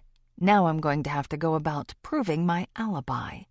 Offhand, I can't remember what I was doing that evening before, but if I can get my mind calm, I'll be fine. It wasn't like I was alone, I'm sure of that much. The doorknob jiggles. Relief washes through me. Now I'll finally be able to tell my side of the story. We can get this resolved and I can leave. That's assuming I can convince them I wasn't there and couldn't have committed the crime. If they start to make wild accusations, I'm going to have to get an attorney and stop talking. I might not be able to rely on Shane for this anyway. It might be a good thing I can't reach him. Obviously, an arrest is a much bigger deal than simply being questioned. The door opens slowly, like the person on the other side is trying to ramp up the suspense. 2 different uniformed officers than the ones who brought me in enter. Both keep their expressions unreadable as they make their way to their seats. I would have expected detectives, but clearly, that's not how they run things here under the cult's rule. I study them, curious which will play good cop and which will play bad cop. Could go either way. They settle into seats and face me. Silence rings out like a siren. If they're waiting for me to speak first, this is going to be a long night. The tall, skinny guy with glasses finally speaks up. Do you know why you're here? Apparently, I've been arrested for a crime I didn't commit. He scowls. You murdered all of them. Look at me. Do you really think I could have pulled that off? 5 people? My voice cracks as the reality of the whole family being dead hits me. We were planning to have dinner together. That's convenient. I have texts to prove it. He doesn't respond. Did you even check for forensic evidence? I haven't been in that house past the entryway. It's exactly as I told the other officers before. I saw the door open and was worried someone might go inside and rob the place. So I went to the door and called out to see if anyone was inside. Something smelled weird, so I went in, and that's when I slipped on the blood. That's what you claim, yes. Because that's what happened. He shakes his head. I've never been inside their house before going in and slipping on the blood. The shorter, stockier guy leans forward. Never? Never. They exchange a knowing look. Do you want to share something with the class? I ask. That earns me an even worse scowl than before. I'm just trying to figure out what's going on. If you arrested me, you must have something on me. What makes you think I was near their house before it happened? We have you on video. His words are like a punch to the gut. That's not possible.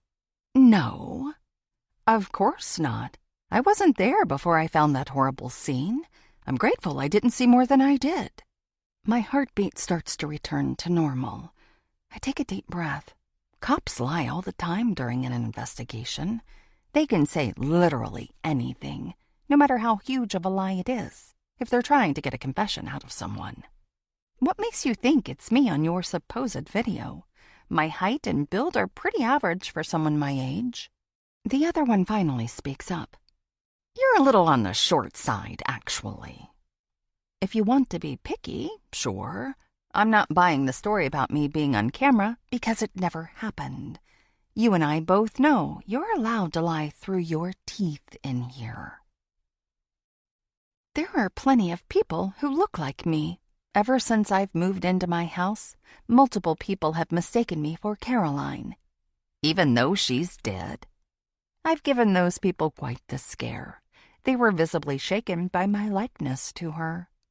I'm sure I just look similar to this person on your footage. You're claiming to be just a good Samaritan who happened by a house where an entire family was killed? My entire life revolves around helping crime victims. Why do you think I had the instinct to walk up to the house and make sure they were okay? A lot of people act out of guilt. I'm going to need an attorney now. You won't say any more. I need a lawyer. You're sure? Are you refusing me my right? I clench my jaw, my heart hammering again. As much as I want to see their supposed video, I'm not agreeing to anything else without representation. They exchange an angry expression, the shorter guy's face reddening. He turns to me. We'll get you a phone. Good. It isn't until they leave that I collapse onto the table, tears threatening. This whole thing is really happening. I'm under arrest, and they think they have me on video. Someone is framing me for the Drake family murders. 34. Fleur. Thursday, really late. My attorney should almost be here. I still can't reach Shane, but I managed to talk with a lady he works with, and she hooked me up with a good criminal defense attorney she knows. Part of me is mad at Shane for running off and not being here for me. But another part of me is worried. What if he actually found Emmett? Could he be hurt? I asked the police if they would check, but that went about as far as expected. They aren't interested in finding actual killers. Emmett confessed to killing Caroline, but they're just letting him walk around because he's a member of their cult. I'd think they'd want to help Shane for the same reason, but they probably don't see him as one of them after holding him captive for 2 years, and they're definitely right. It feels like I've been in here for hours. My mind is reeling, and though there's a clock in here, I can't remember when I arrived. I want to see that video they're talking about. It obviously isn't me, as I've never been to the Drake's house before finding all that blood. Someone had to have staged the whole thing, finding someone who looks like me. Could it really be that hard? Especially if all they have is doorbell footage? Chances are one of the other neighbors found something on their app when someone similar to me walked by. The time of their device could even potentially be off. Weirder things have happened. It also makes me think of when I first moved into my house. Multiple people acted like they saw a ghost when I stepped out. They all thought I could be Caroline. If the two of us were so similar, clearly there can be others. Hopefully the attorney and I will be able to either figure out who that person is or prove it wasn't me. It shouldn't be that hard, considering there's no way it was me. What I need is to get my head on straight and remember exactly what I was doing that evening. I might have been going through the house looking for the locket. Shane would have been home. He'd be my witness. If he would check his phone and get down to the station. Mimi wouldn't be able to vouch for me, as she was with Richard. It would be better if I had two people who could say they saw me.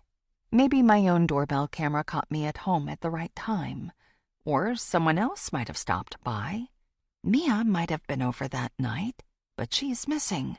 Another thing I need to bring up with my attorney when he gets here. How can so much be going wrong right now? Anyone who can prove I wasn't at the Drake's house when they died is unreachable. It's almost like it was planned. Wait, is that possible?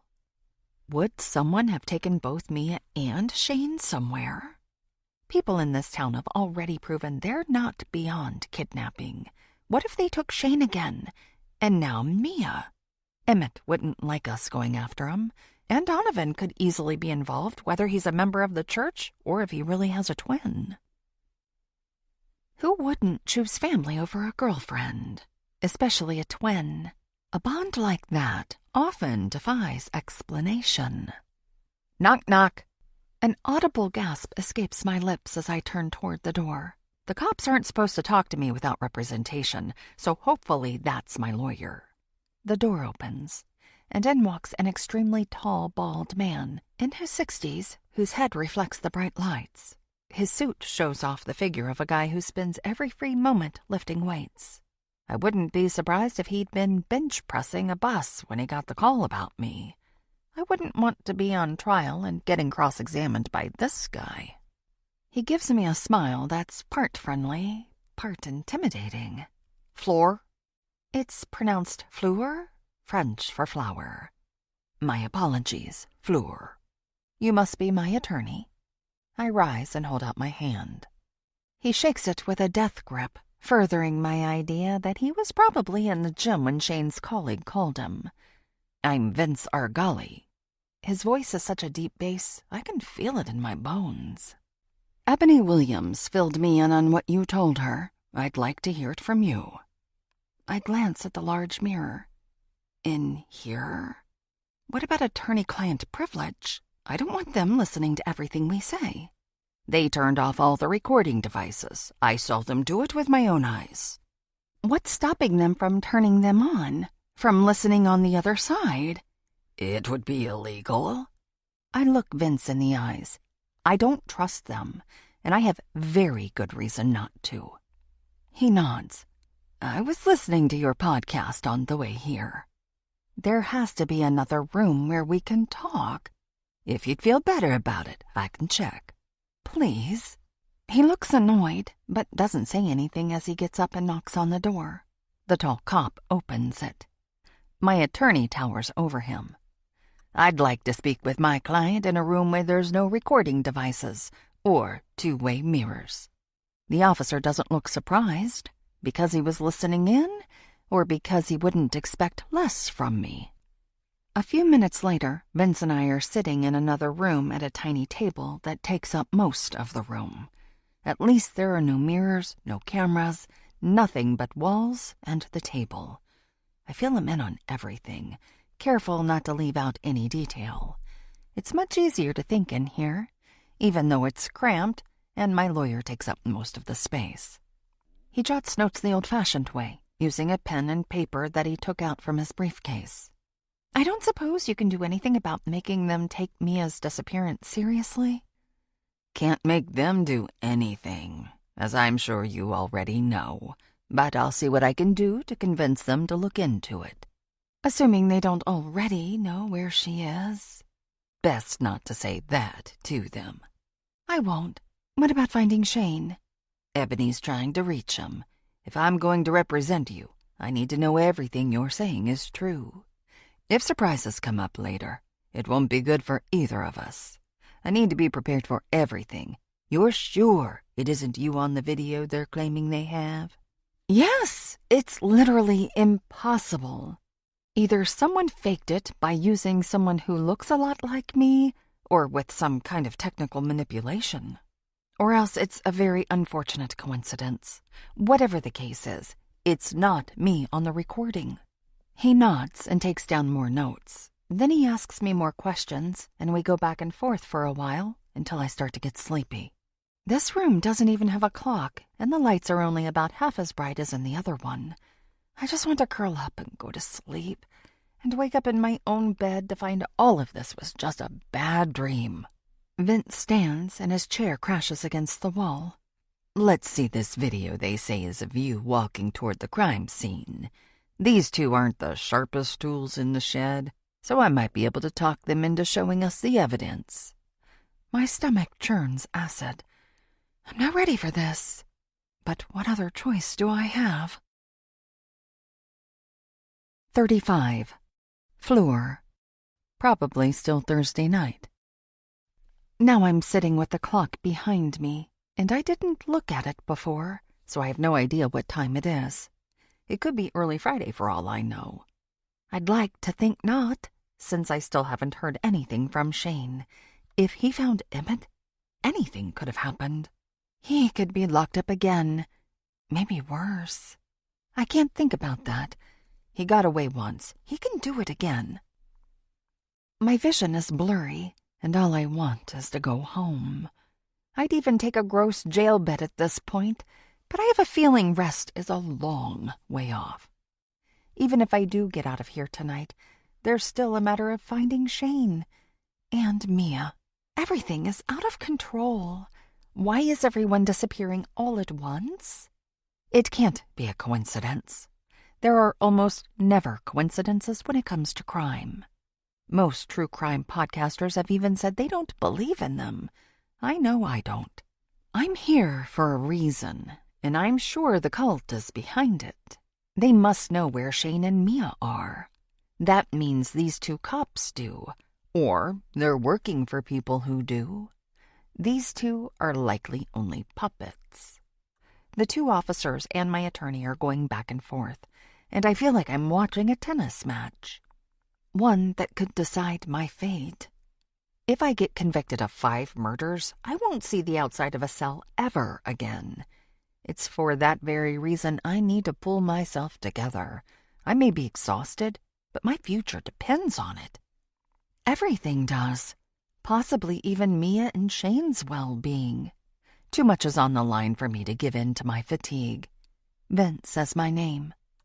I pull myself from my thoughts. Sorry, what? He looks annoyed. The two cops share a smirk. I'm exhausted. Sue me. Vince takes a deep breath. Are you ready to see the footage? Will I ever be? I nod, because what other choice do I have? Both officers leave. It seems more like for dramatic effect than anything else. They probably want to see my reaction, or hear what Vince and I talk about. They're going to be disappointed if they're hoping for a confession. I'm not admitting to anything I didn't do. Vince turns to me and scoots closer. Much more, and we'll be sharing the same chair. He whispers, no matter what's on that video, don't react. Nothing. Got it? What if I'm surprised because it was faked so well? Nothing. Sure, no reaction. Easy peasy. He starts to say something, but Tweedledum and Tweedledee return. This time they have an electronic tablet with them. This should be fun. Vince gives me a look that clearly says I better not be messing with him. With great fanfare, the shorter cop starts the video. The footage isn't clear, and it's obviously from the same doorbell camera company as the one we use, because it has the same name in the corner. It's obviously the same street the Drakes live on, dark and windy, perhaps a little rainy. It's hard to tell, and I can't remember the weather that night. A raccoon runs across the yard. Is that what you are showing us? I ask. A trash panda? The tall cop smiles, but then quickly recovers and frowns. Keep watching. For what? A squirrel? Vince shoots me a warning with his eyes. I sigh. This whole thing is starting to feel like a joke. If this is all they have, I should be back home looking for Shane and Mia. Though it seems that's exactly what they want me to stop doing. If I hadn't made such a big deal about them looking for her, I might not even be here now. Regardless, I have no regrets. I'll do whatever it takes to find my friend, even if it lands me here again. Then I see it. Her. I see her. A woman who looks startlingly like me appears on the sidewalk. She has my same build, same hair color and length. But that isn't even the most jarring part. She's wearing my favorite red coat. The one I brought here with me. Not possible. Yep, that's exactly what the footage shows. She could be me. She isn't, but she could be. I wouldn't believe it if I wasn't staring right at it. The woman even managed to copy the way I walk. She has my gait down to an art. Somebody went to a lot of trouble to try and place me at the scene. Maybe Caroline has a twin nobody knows about. It's unlikely, but I'd believe almost anything at this point. Vince turns to me with wide eyes and a deep frown. Not even he believes that isn't me on the video. This is not good. 36. Fleur. Thursday or Friday sometime. Who on earth knows? Everyone in the room is staring at me like I'm the world's biggest liar. Not that I can blame them. The woman in the video is convincingly similar to me. I'm even having a hard time explaining that to myself. How am I supposed to convince them? Vince clears his throat. I'd like to speak with my client in private. We make our way to the tiny room again. What the hell was that? He says before we even sit. It wasn't me. His brows furrow and he sits hard enough to break the chair. You said you were telling me the truth. I am. Sit. He motions to the chair across from him. That was not me in the video. I'm being framed. If so, it's a convincing job. I don't know what to tell you. That wasn't me. People have mistaken me for Caroline Porter. There must be someone else who bears a strong resemblance to us, and she's in on this. Vince rubs his bald head and sighs deeply. We're going to have to get that video analyzed by a specialist. I'd be more likely to believe someone manipulated the files. It's going to have to be out of town. Everyone here is corrupt. Then a terrifying thought strikes me. What if my attorney is, too? He draws a deep breath. I know they are. It takes me a moment to realize I heard him right. You do? I'm from the next town over, and this isn't my first run-in with the Beacon of Truth Fellowship. My muscles relax slightly. While that's good news, I'm still in a world of trouble. I'm telling you, someone faked that video. I mean, maybe it wasn't digitally altered, but whoever did this got someone to impersonate me. That much is clear. The detective said you've been seen around town a lot with that red coat. It's cold out. What I'm saying is, it's a pretty unique jacket. I guess. I sigh in defeat. Where'd you get it? At a consignment store just outside of New York City? Or was it one in Jersey? I think it was the one outside the city. Consignment? You mean used? Previously owned. What's the brand? I tell him, and he taps and scrolls on his phone for a minute before looking up at me. You're in luck. There were many thousands of these made. It also appears there are some knockoffs out there. While it isn't a Walmart special, it would be easy enough for someone to find the exact style and similar color. See? It wasn't me. Do you have proof you were at home that evening when the murders took place? The only people who can vouch for me are currently unreachable. He stares at me unblinking for a moment. Right. I'm sure they'll turn up eventually. Eventually, I sigh. Were you recorded on your own doorbell camera by chance? Maybe. I'm pretty sure I was inside most of the evening. Vince taps the table, looking deep in thought. We'll have to get your jacket examined for evidence. If there's no blood on it, that will look good for you. But they'll say I took it off before and put it back on after. Seems unlikely you'd be able to pull off the killings and not get any blood on you. This could work in our favor. I sure hope so. Wait. How did you manage not to get any blood on that coat? You don't believe me now? When you went to the house and found the bodies, what jacket were you wearing? A black one? You weren't wearing your red one, the one it sounds like you're known for. Is that so weird?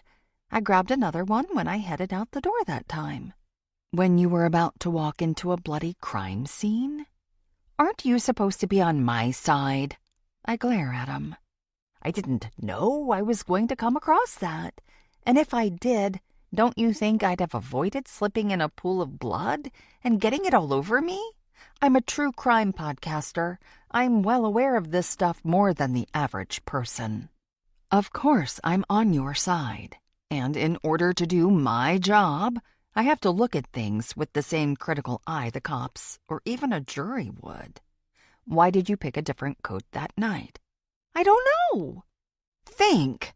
We stare each other down for a moment before I take myself back to that awful night. Shane and I went to look for my grandma, who has a thing for a guy in our neighborhood. We were rushing out to go find her because it felt like she'd been gone too long. My red jacket wasn't hanging by the door, and I didn't have time to hunt it down, so I grabbed the first one I saw. Where did you find the red coat later? It was hanging in the entry closet. I think my grandma must have put it there. She tries to be helpful every once in a while. Vince scribbles more notes. Do you think any of this will get my charges dropped? I'm going to do what I can. He rambles off some legalese, most of which would probably go over my head on a normal day. But today sounds like Greek. I think he's telling me not to get my hopes up too high. We go back and forth about a few more things that seem as insignificant to me as my coat being in the closet. My coat? That's it. The missing piece to the puzzle. Vince gives me a curious glance. Did you think of something? Yes. Someone is definitely setting me up. Tell me everything. I take a deep breath and start from the beginning. 37. Shane. Friday, just after midnight. Out of habit, I reach for my phone, even though hours ago I discovered that I left it at home. Guilt stings, because I know Fleur must be worried out of her mind. I thought she'd catch up with me, but she didn't. I'm hoping she found her grandma, and they're both sound asleep now. Although, knowing Fleur, I'm sure that isn't the case. But one thing I do know, she's safe from Emmett. I've found him, and I'm waiting for my moment. He's been in a meeting with Alpha, Omega, and some other church members for hours. My instincts told me to look for him here at the church building, and while much of the structure lacks windows, Alpha and Omega's offices have plenty. They get light. Nobody else does. Typical. So far, nobody has seen me peek in multiple times. I'm curious to know what they're talking about, even though I'm sure it must be about Fleur or me. We're shining a light on their corruption, and it's definitely driving them nuts. Though I'm having trouble working out how the Drake murders play into this, and if Mia's disappearance does. Donovan, or his alleged non-identical twin who looks just like him, was at the church service on Sunday. He's also in the room for this meeting. If that's Donovan, he's clearly not worried about his missing girlfriend. He's either hiding her away somewhere, or he doesn't care. If that really is a brother, then he likely isn't concerned. From what I understand, he hasn't even met Mia. But even with all these other unanswered questions, all I can think about is Emmett. My blood boils thinking about everything he's done. Killing Caroline, holding me prisoner for 2 years, torturing me. He needs to pay. Alpha and Omega are protecting him with the power they hold over the police department. That means one thing. If Caroline is going to get justice for her senseless murder, I'm going to have to make it happen. The last thing I want is to kill anyone. But I'll do it. I've done it before. It was a long time ago, but I can do it again. It's the only way. Life keeps putting me in these impossible situations, giving me no other choice. I check my pocket, but not for my absent phone, for the switchblade. All it'll take is one quick movement, and Emmett will be at my mercy. This is a scene I've pictured every day for over 2 years. While both Caroline and I ended up agreeing that our marriage was a mistake made for all the wrong reasons on both of our parts, we did care for each other and wanted to help each other have the best chance at a new life, one free of the Beacon of Truth Fellowship. Then they took her life. I thought Emmett would be good for her, but he never had any intention of leaving the church with her. He was acting as their spy the entire time. The man fooled us both. They were on to us and playing us like a fiddle. She ended up dead, and I became a prisoner for 2 years. It wasn't just Emmett. Alpha and Omega approved of everything. They need to go down too, but I can't do that on my own, and not tonight. That's going to be a much bigger mission, one that will take a lot of planning. Emmett should be easy enough. He was the only person I saw for 2 years, so I know him well. I listened to him on the phone and in meetings at his house. While the outer walls of my room were soundproofed so neighbors wouldn't hear anything, the inner walls weren't fortified like that, at least not as strongly. I didn't hear everything, but I heard enough. He actually gave me the upper hand for tonight. All I need is for him to exit the building. My switchblade and I are ready. If this meeting will ever end. Sometimes I think church meetings never will. Alpha loves nothing more than the sound of his own voice. And I'm nothing if not patient. Years of forced captivity trained me well. Tonight is my night. I'm tempted to check the time, but it's actually a good thing I don't have my phone. The light from the screen would make it too easy for someone inside to notice me. Without that faint glow, I'm hidden perfectly in the dark. I lean against a tree so I can both see inside and blend in with my surroundings. Now Omega is talking, waving her hands around like a circus juggler. This is starting to look like one of their all-night meetings. I can wait. My eyelids eventually grow heavy. Once Omega tires of talking, Emmett starts up. Then Donovan or Jonathan, whoever the guy is. If I have time, I might shake him up for information about Mia. But first things first. I need to stay awake. Then I deal with Emmett. After that, I can worry about other people. The moon has been making its way across the sky as I've been out here. Even with the clouds peppering the sky, I can track its movement. Clearly, I don't need my phone to tell me plenty of time is passing by. If it starts to get light out, I'm going to have to reconsider my plan, unless Emmett gives me the chance to sneak up on him while he's alone. I'm getting tempted to give in to my heavy eyelids just for a moment. But then, something catches my attention inside. Everyone has risen. Donovan, or Jonathan, is walking toward the door.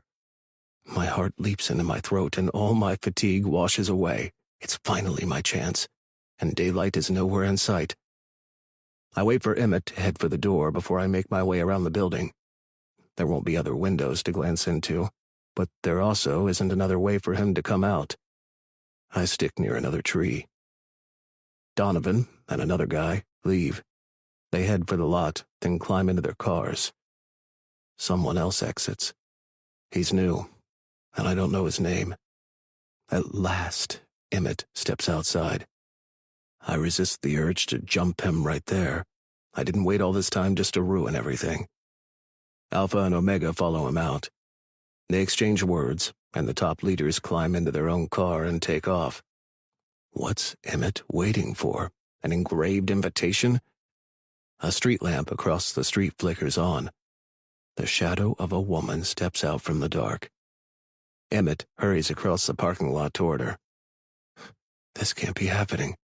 I've waited out here in the damn cold all night, and now this fool is meeting with someone? I need to get closer. There aren't any lights in the parking lot, but there also isn't anywhere to hide should I need to dart out of sight. It's a risk I'm going to have to take. I hesitate before stepping out of my cover, run over to the building, and press myself against it. Watch them. They aren't directly under the streetlight, but they're close enough I can see them. I dart across the parking lot and crouch down near a bush. Emmett and the woman are just across the street. I could run over there in a matter of seconds. They're that close. The woman takes a step away from him, coming into the light of the lamp. My stomach drops. Is that Fleur? No, it's not her. That's someone who looks strikingly similar to her. But I saw her die. She can't be standing there alive. It's impossible. Yet there she is.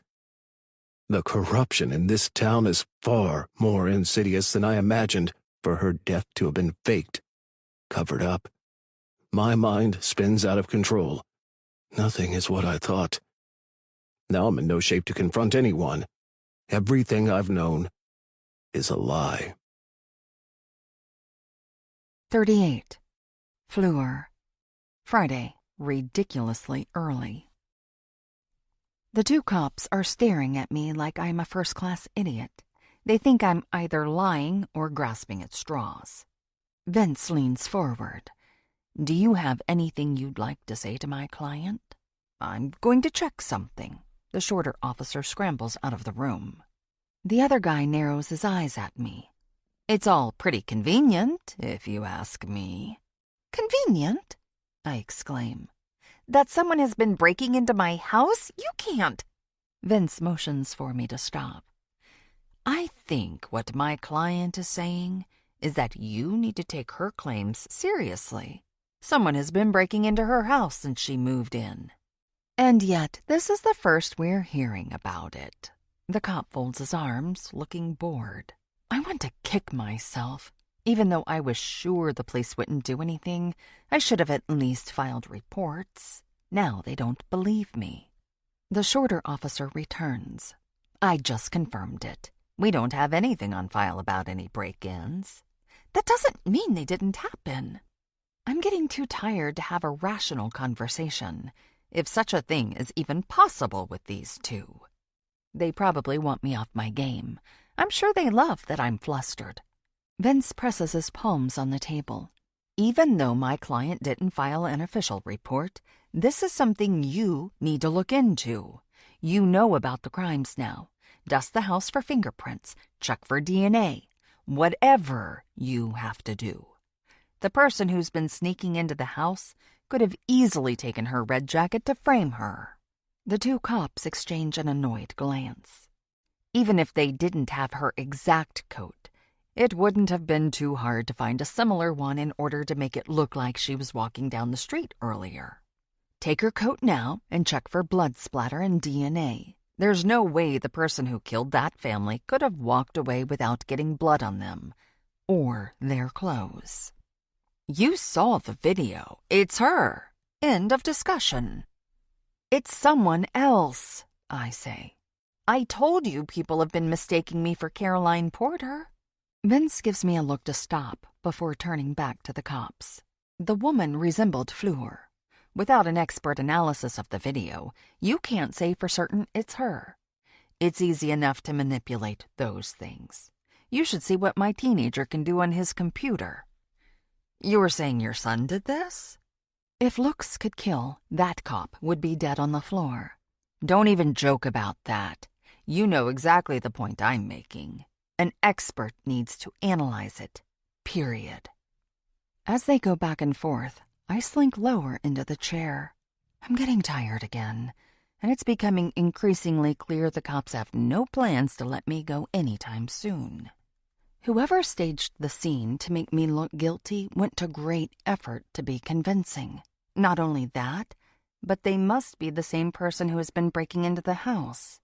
The Hexes must have been a distraction, getting me to turn my attention in another direction.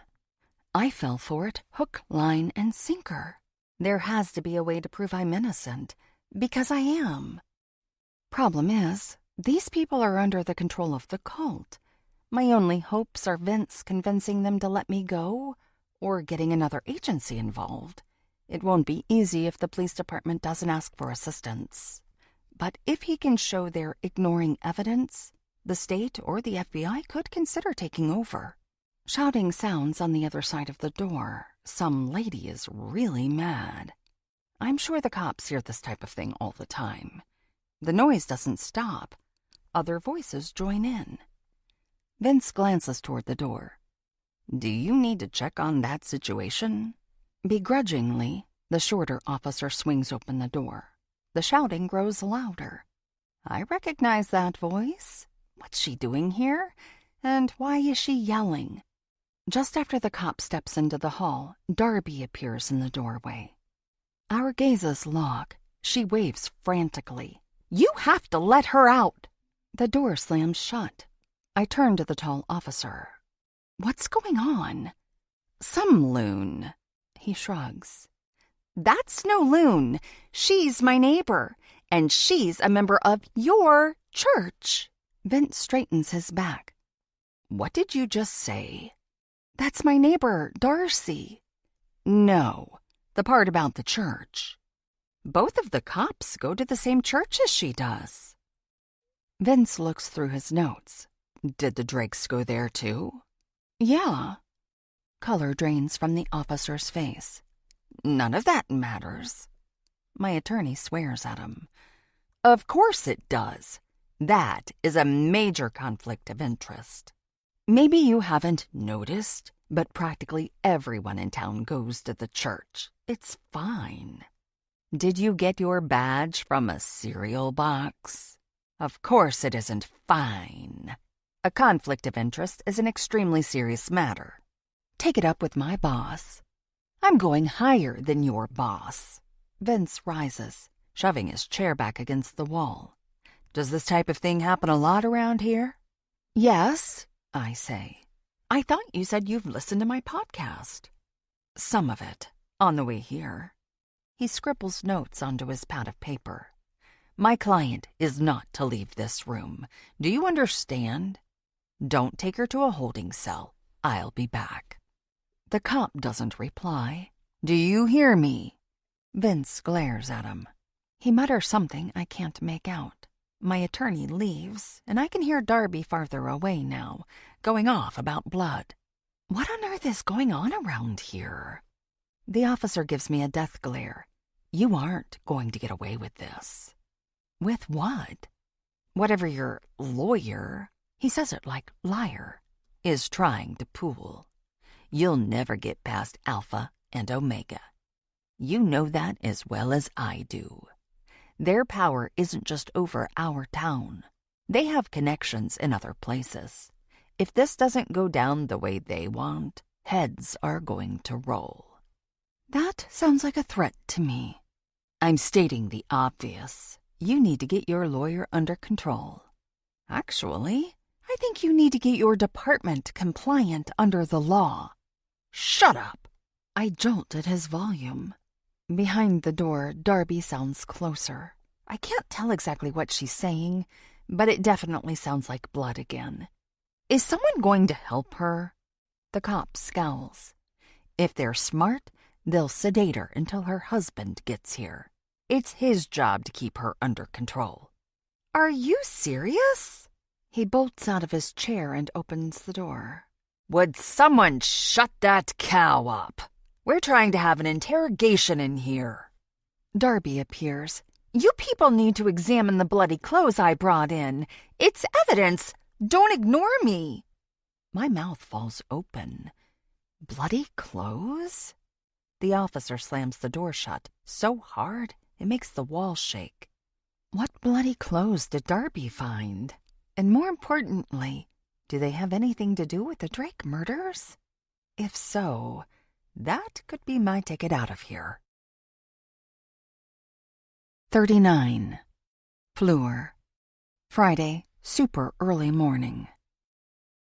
For about the 50th time, I'm tempted to pick up one of the chairs and start breaking down the door of this interrogation room.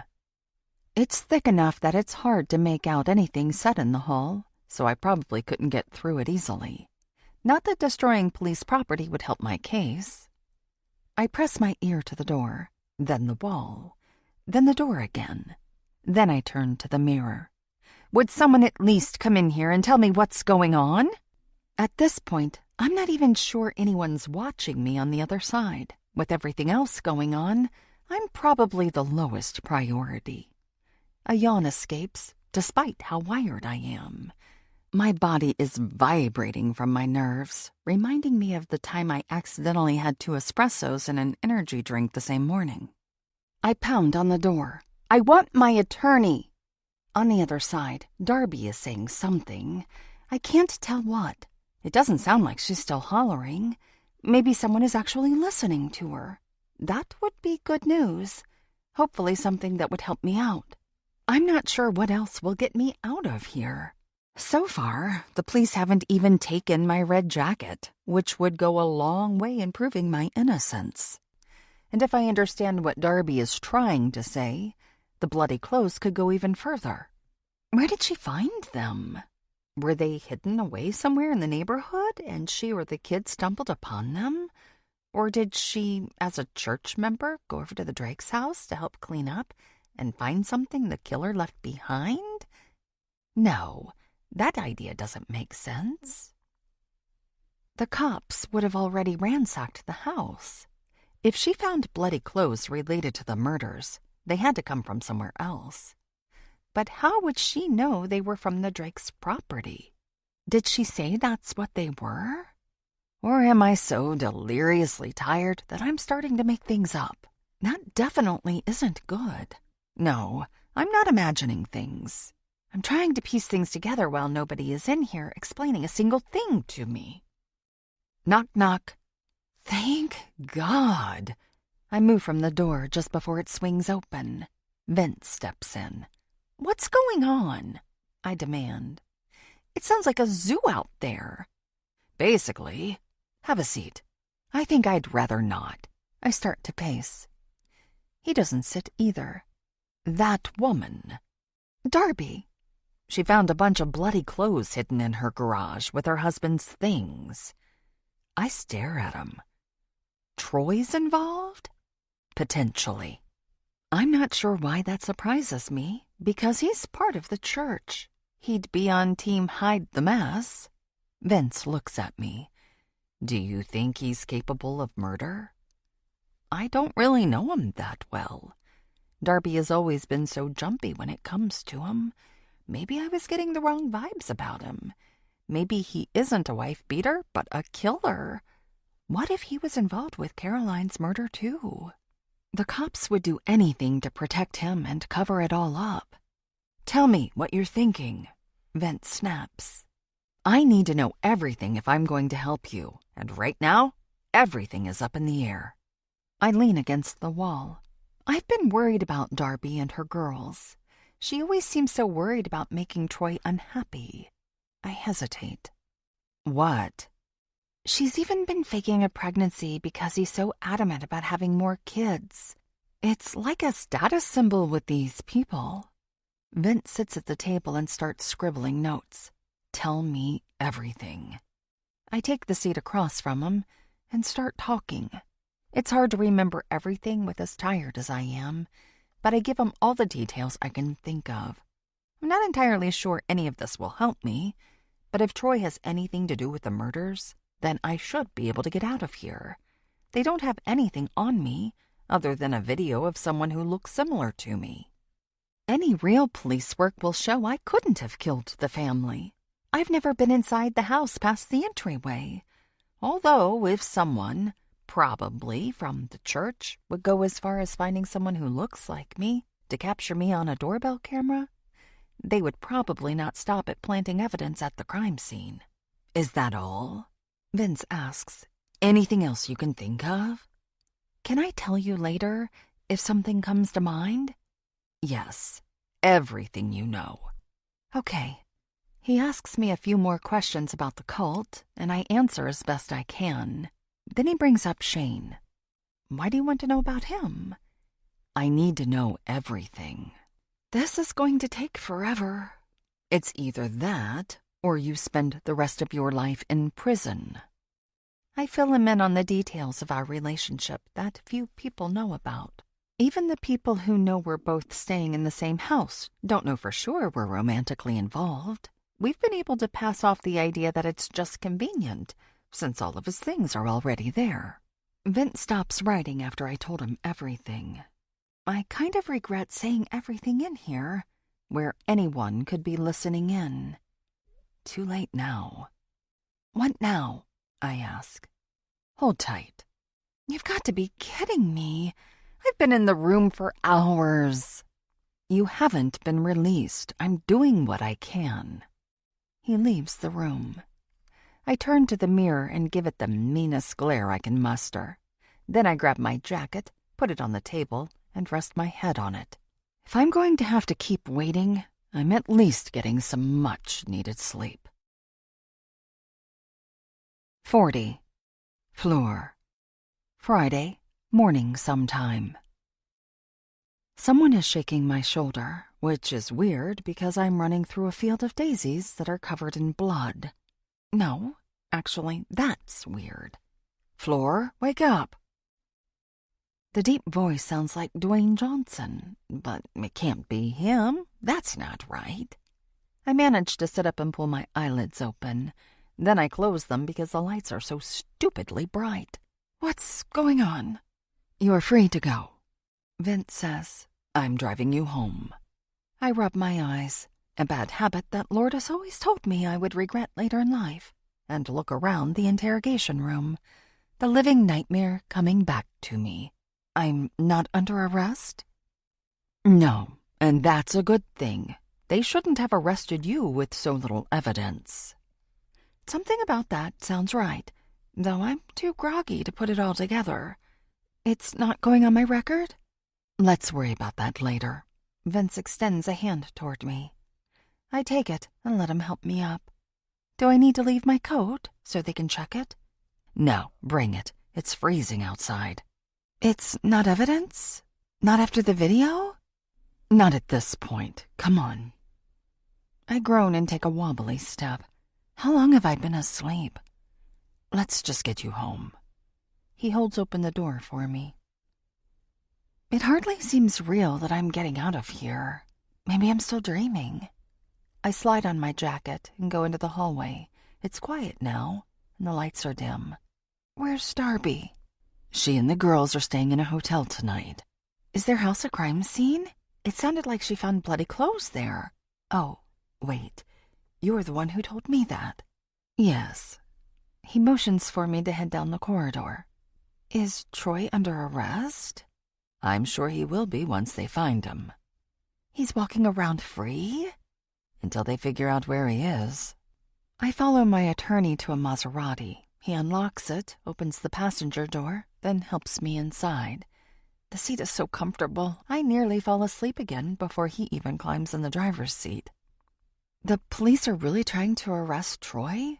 They've been trying to protect everyone in the cult since day one. Vince starts the engine. It purrs like a kitten. I think my next car will be a Maserati. He backs out of the spot. I called in for some outside help. The FBI is getting involved? More than likely.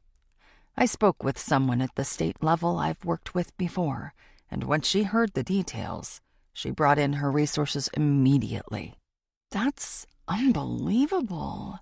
I was starting to think these people would never be held responsible for anything.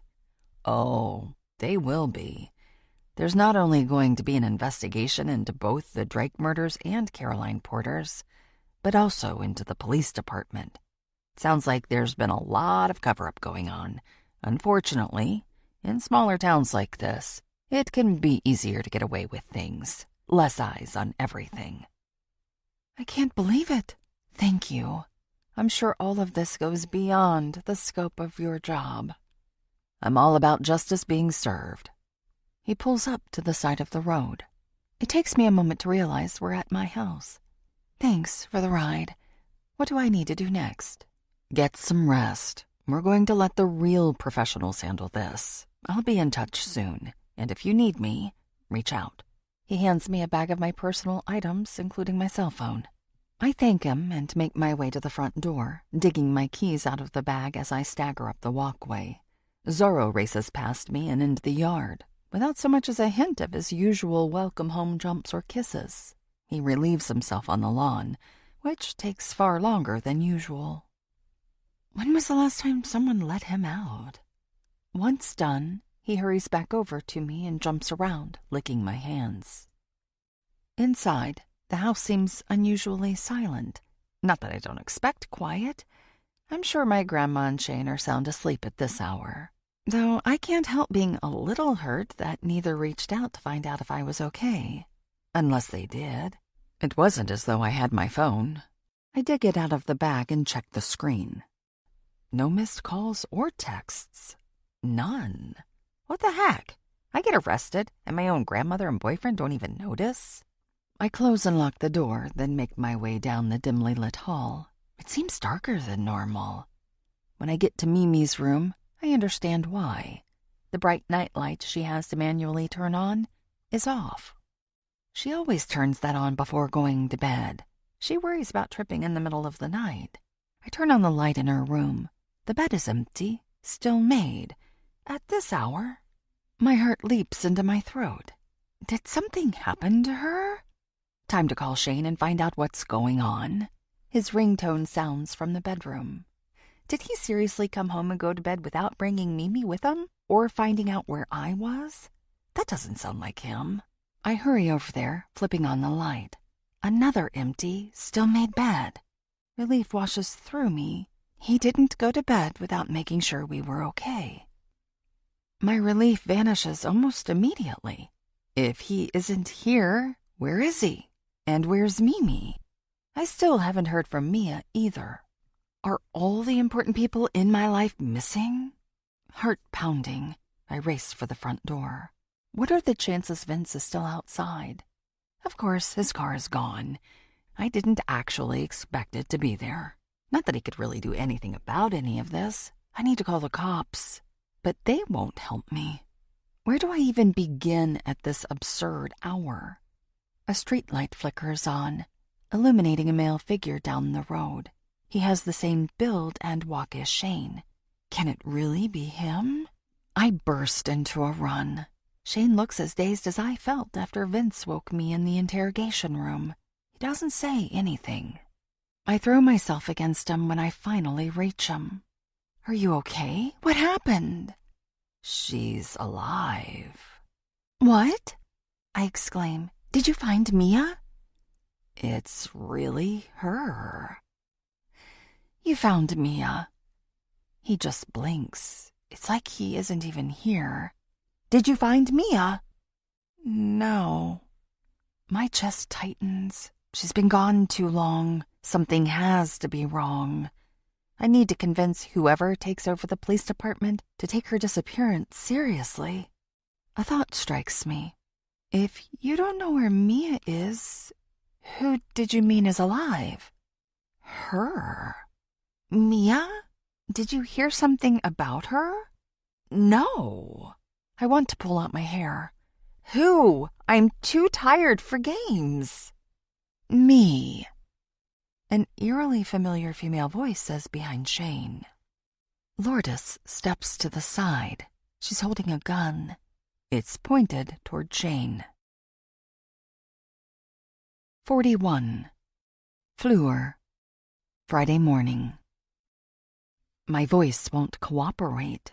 I can hardly believe my eyes. My sister is actually standing in front of me. After all these years, she's alive. Keeping the gun aimed at Shane, she reaches for her neck with her other hand. She holds out the golden locket.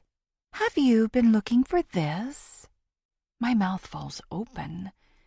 You're the one who's been breaking into the house? Is it really breaking in when I have a key? She smirks, an expression all too familiar even after so many years. How did you get a key? That's a boring story. Did you like the witchy hexes? I'm surprised that didn't give me away.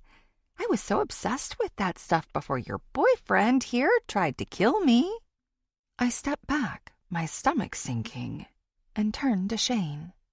Is that true?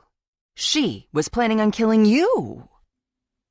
His words are like a slap to my face, like several of them.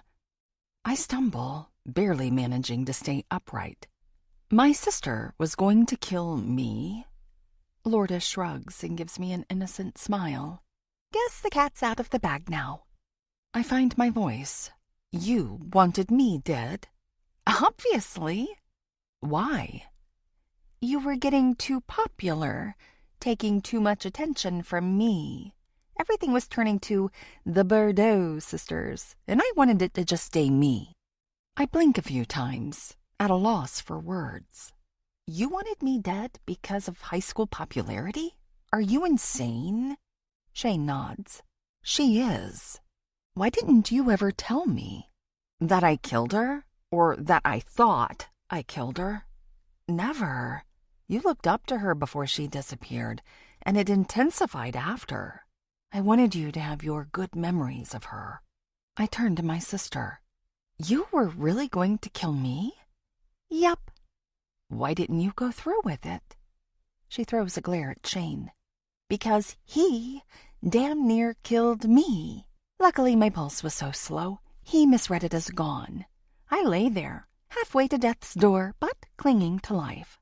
Once he left, I crawled away in the opposite direction. And nobody ever found you. Everyone was looking. Your picture was all over the country. How did you stay hidden? Lourdes yawns. I came across this lumberjack, ironically named Jack, who lived in a cabin in the middle of the woods. He didn't have any electricity, and he never went into town, so he had no clue. It was all rather boring. Have you been living there all this time? She has the audacity to laugh. Are you kidding? No way. I recovered. Then I stayed there for a while, until I figured things had died down. The more I thought about it, the more I liked the idea of being immortalized. I assumed everyone was remembering me with rose-colored glasses, and I was right. When I finally got online, I couldn't believe the wonderful things everyone was saying about me, and my best photos were being spread far and wide. I was an entire phenomenon. In fact, my sister made a whole podcast about me. I clench my fists. Lourdes turns to Shane. The way things were going at school, everyone would have hated me by graduation. But now, I'm adored and will always be remembered for the time I looked my best. I actually have you to thank for all of that. He glowers at her. Then get that gun away from me. Nah, I can't trust that you two won't run off and blab. I mean, there's a whole podcast created for me. What a news story, finding me alive after all these years. I can't risk that happening. I need to stay immortalized. Can you imagine the bad press?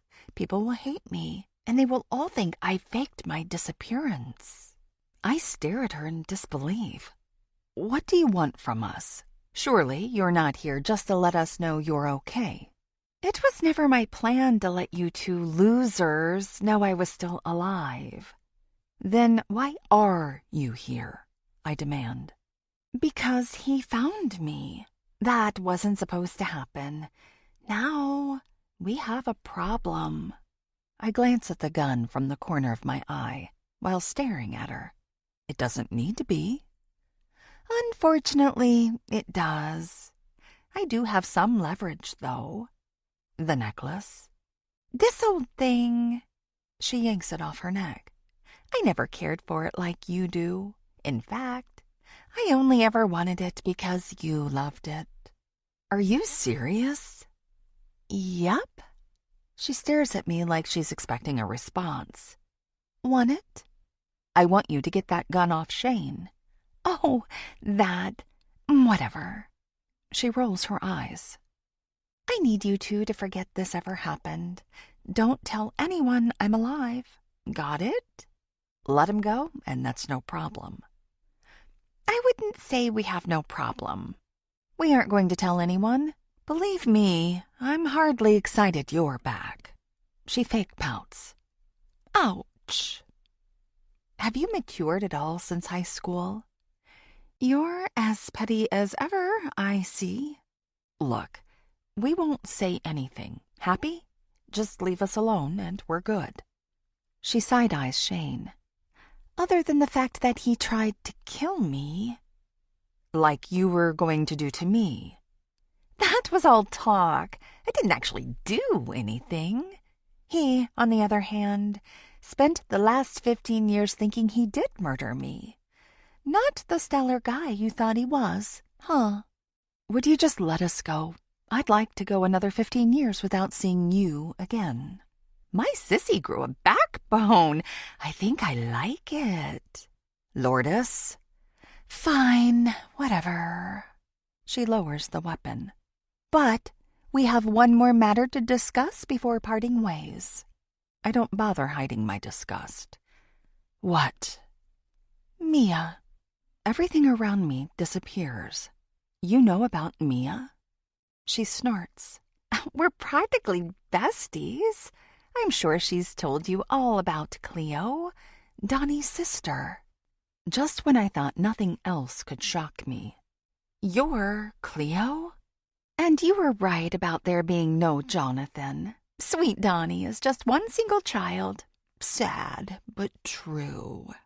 But Mia went camping with his family. His parents said he had a twin. That was the story they told her. Donnie has no parents. She gives me another of her fake innocent expressions. He's as pathetically without a family as Shane here. He lunges toward her. I still have the gun, remember? Shane holds still. What do you want? There's something I need from you, and you'll get your precious Mia back once I have what I want. My sister has not changed a bit. How do I know she's okay? I haven't heard from her at all. You always were one for details. She sighs like I'm putting her in the worst way possible. Then she pulls out her phone and makes a call. Get Mia, Donnie. Now it's my turn to lunge for Lourdes. She has the gall to wave the gun at me. Her blood. Before I can respond, she holds the phone toward me. Speak. Mia's voice sounds through the phone. Who's there? Someone help me. Are you okay? What have they done to you? Lourdes leans toward the mic. Tell her you're okay, or you definitely won't be. I glare at my sister, ready to finish off what Shane started all those years ago. Mia's voice sounds again. I'm okay. Hungry. Is that you, Fleur? We're going to save you. Lourdes ends the call. Now you know she's peachy keen. What do you want from me? Just one little thing. Which is what? I clench my jaw. I'm going to need you to take the fall for the Drake murders. Shouldn't be too hard. That video of me walking to their house looks just like you. You psychopath! Takes one to know one. Nobody older than 12 talks like that. I'm forever 17, remember? She smirks. Maybe she ended up with brain damage after whatever Shane did to her. There's no way I'm taking the fall. I didn't kill anyone. Mia's life hangs in the balance. She looks at her wrist as if there was a watch on it. You have 24 hours. If you haven't done what I asked... Lourdes makes a slicing motion across her neck.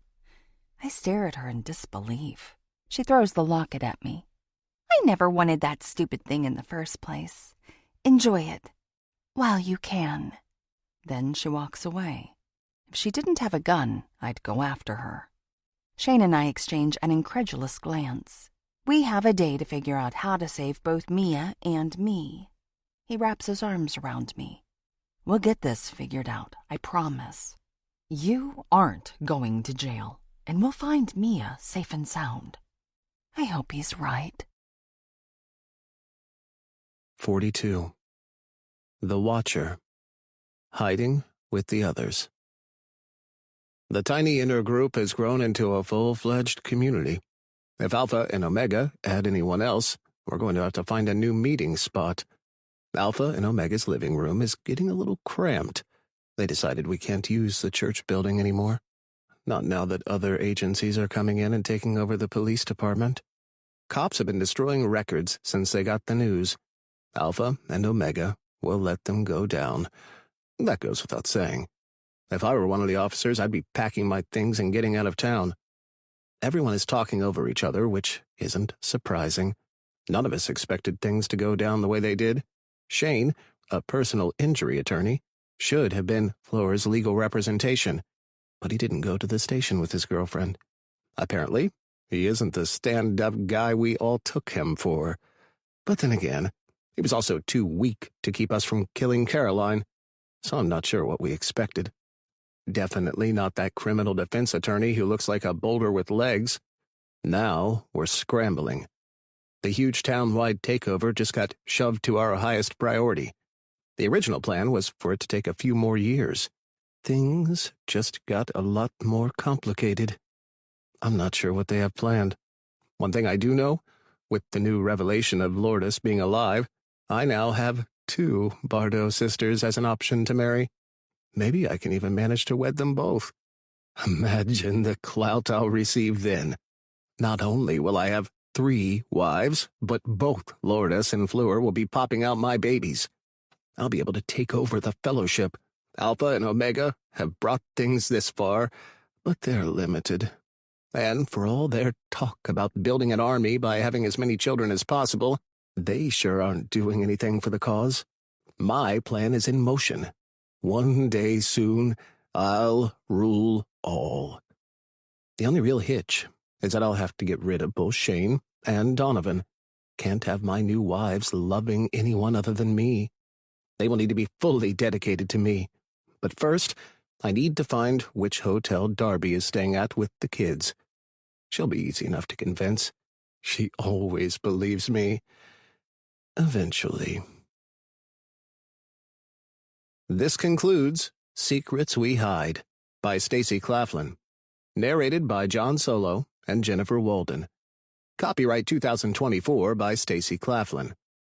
This unabridged audiobook is published by arrangement with Stacy Claflin and was produced in the year 2025 by Tantor Media Incorporated, a division of Recorded Books, which holds the copyright thereto. Please visit tantor.com for more information on our growing library of unabridged audiobooks.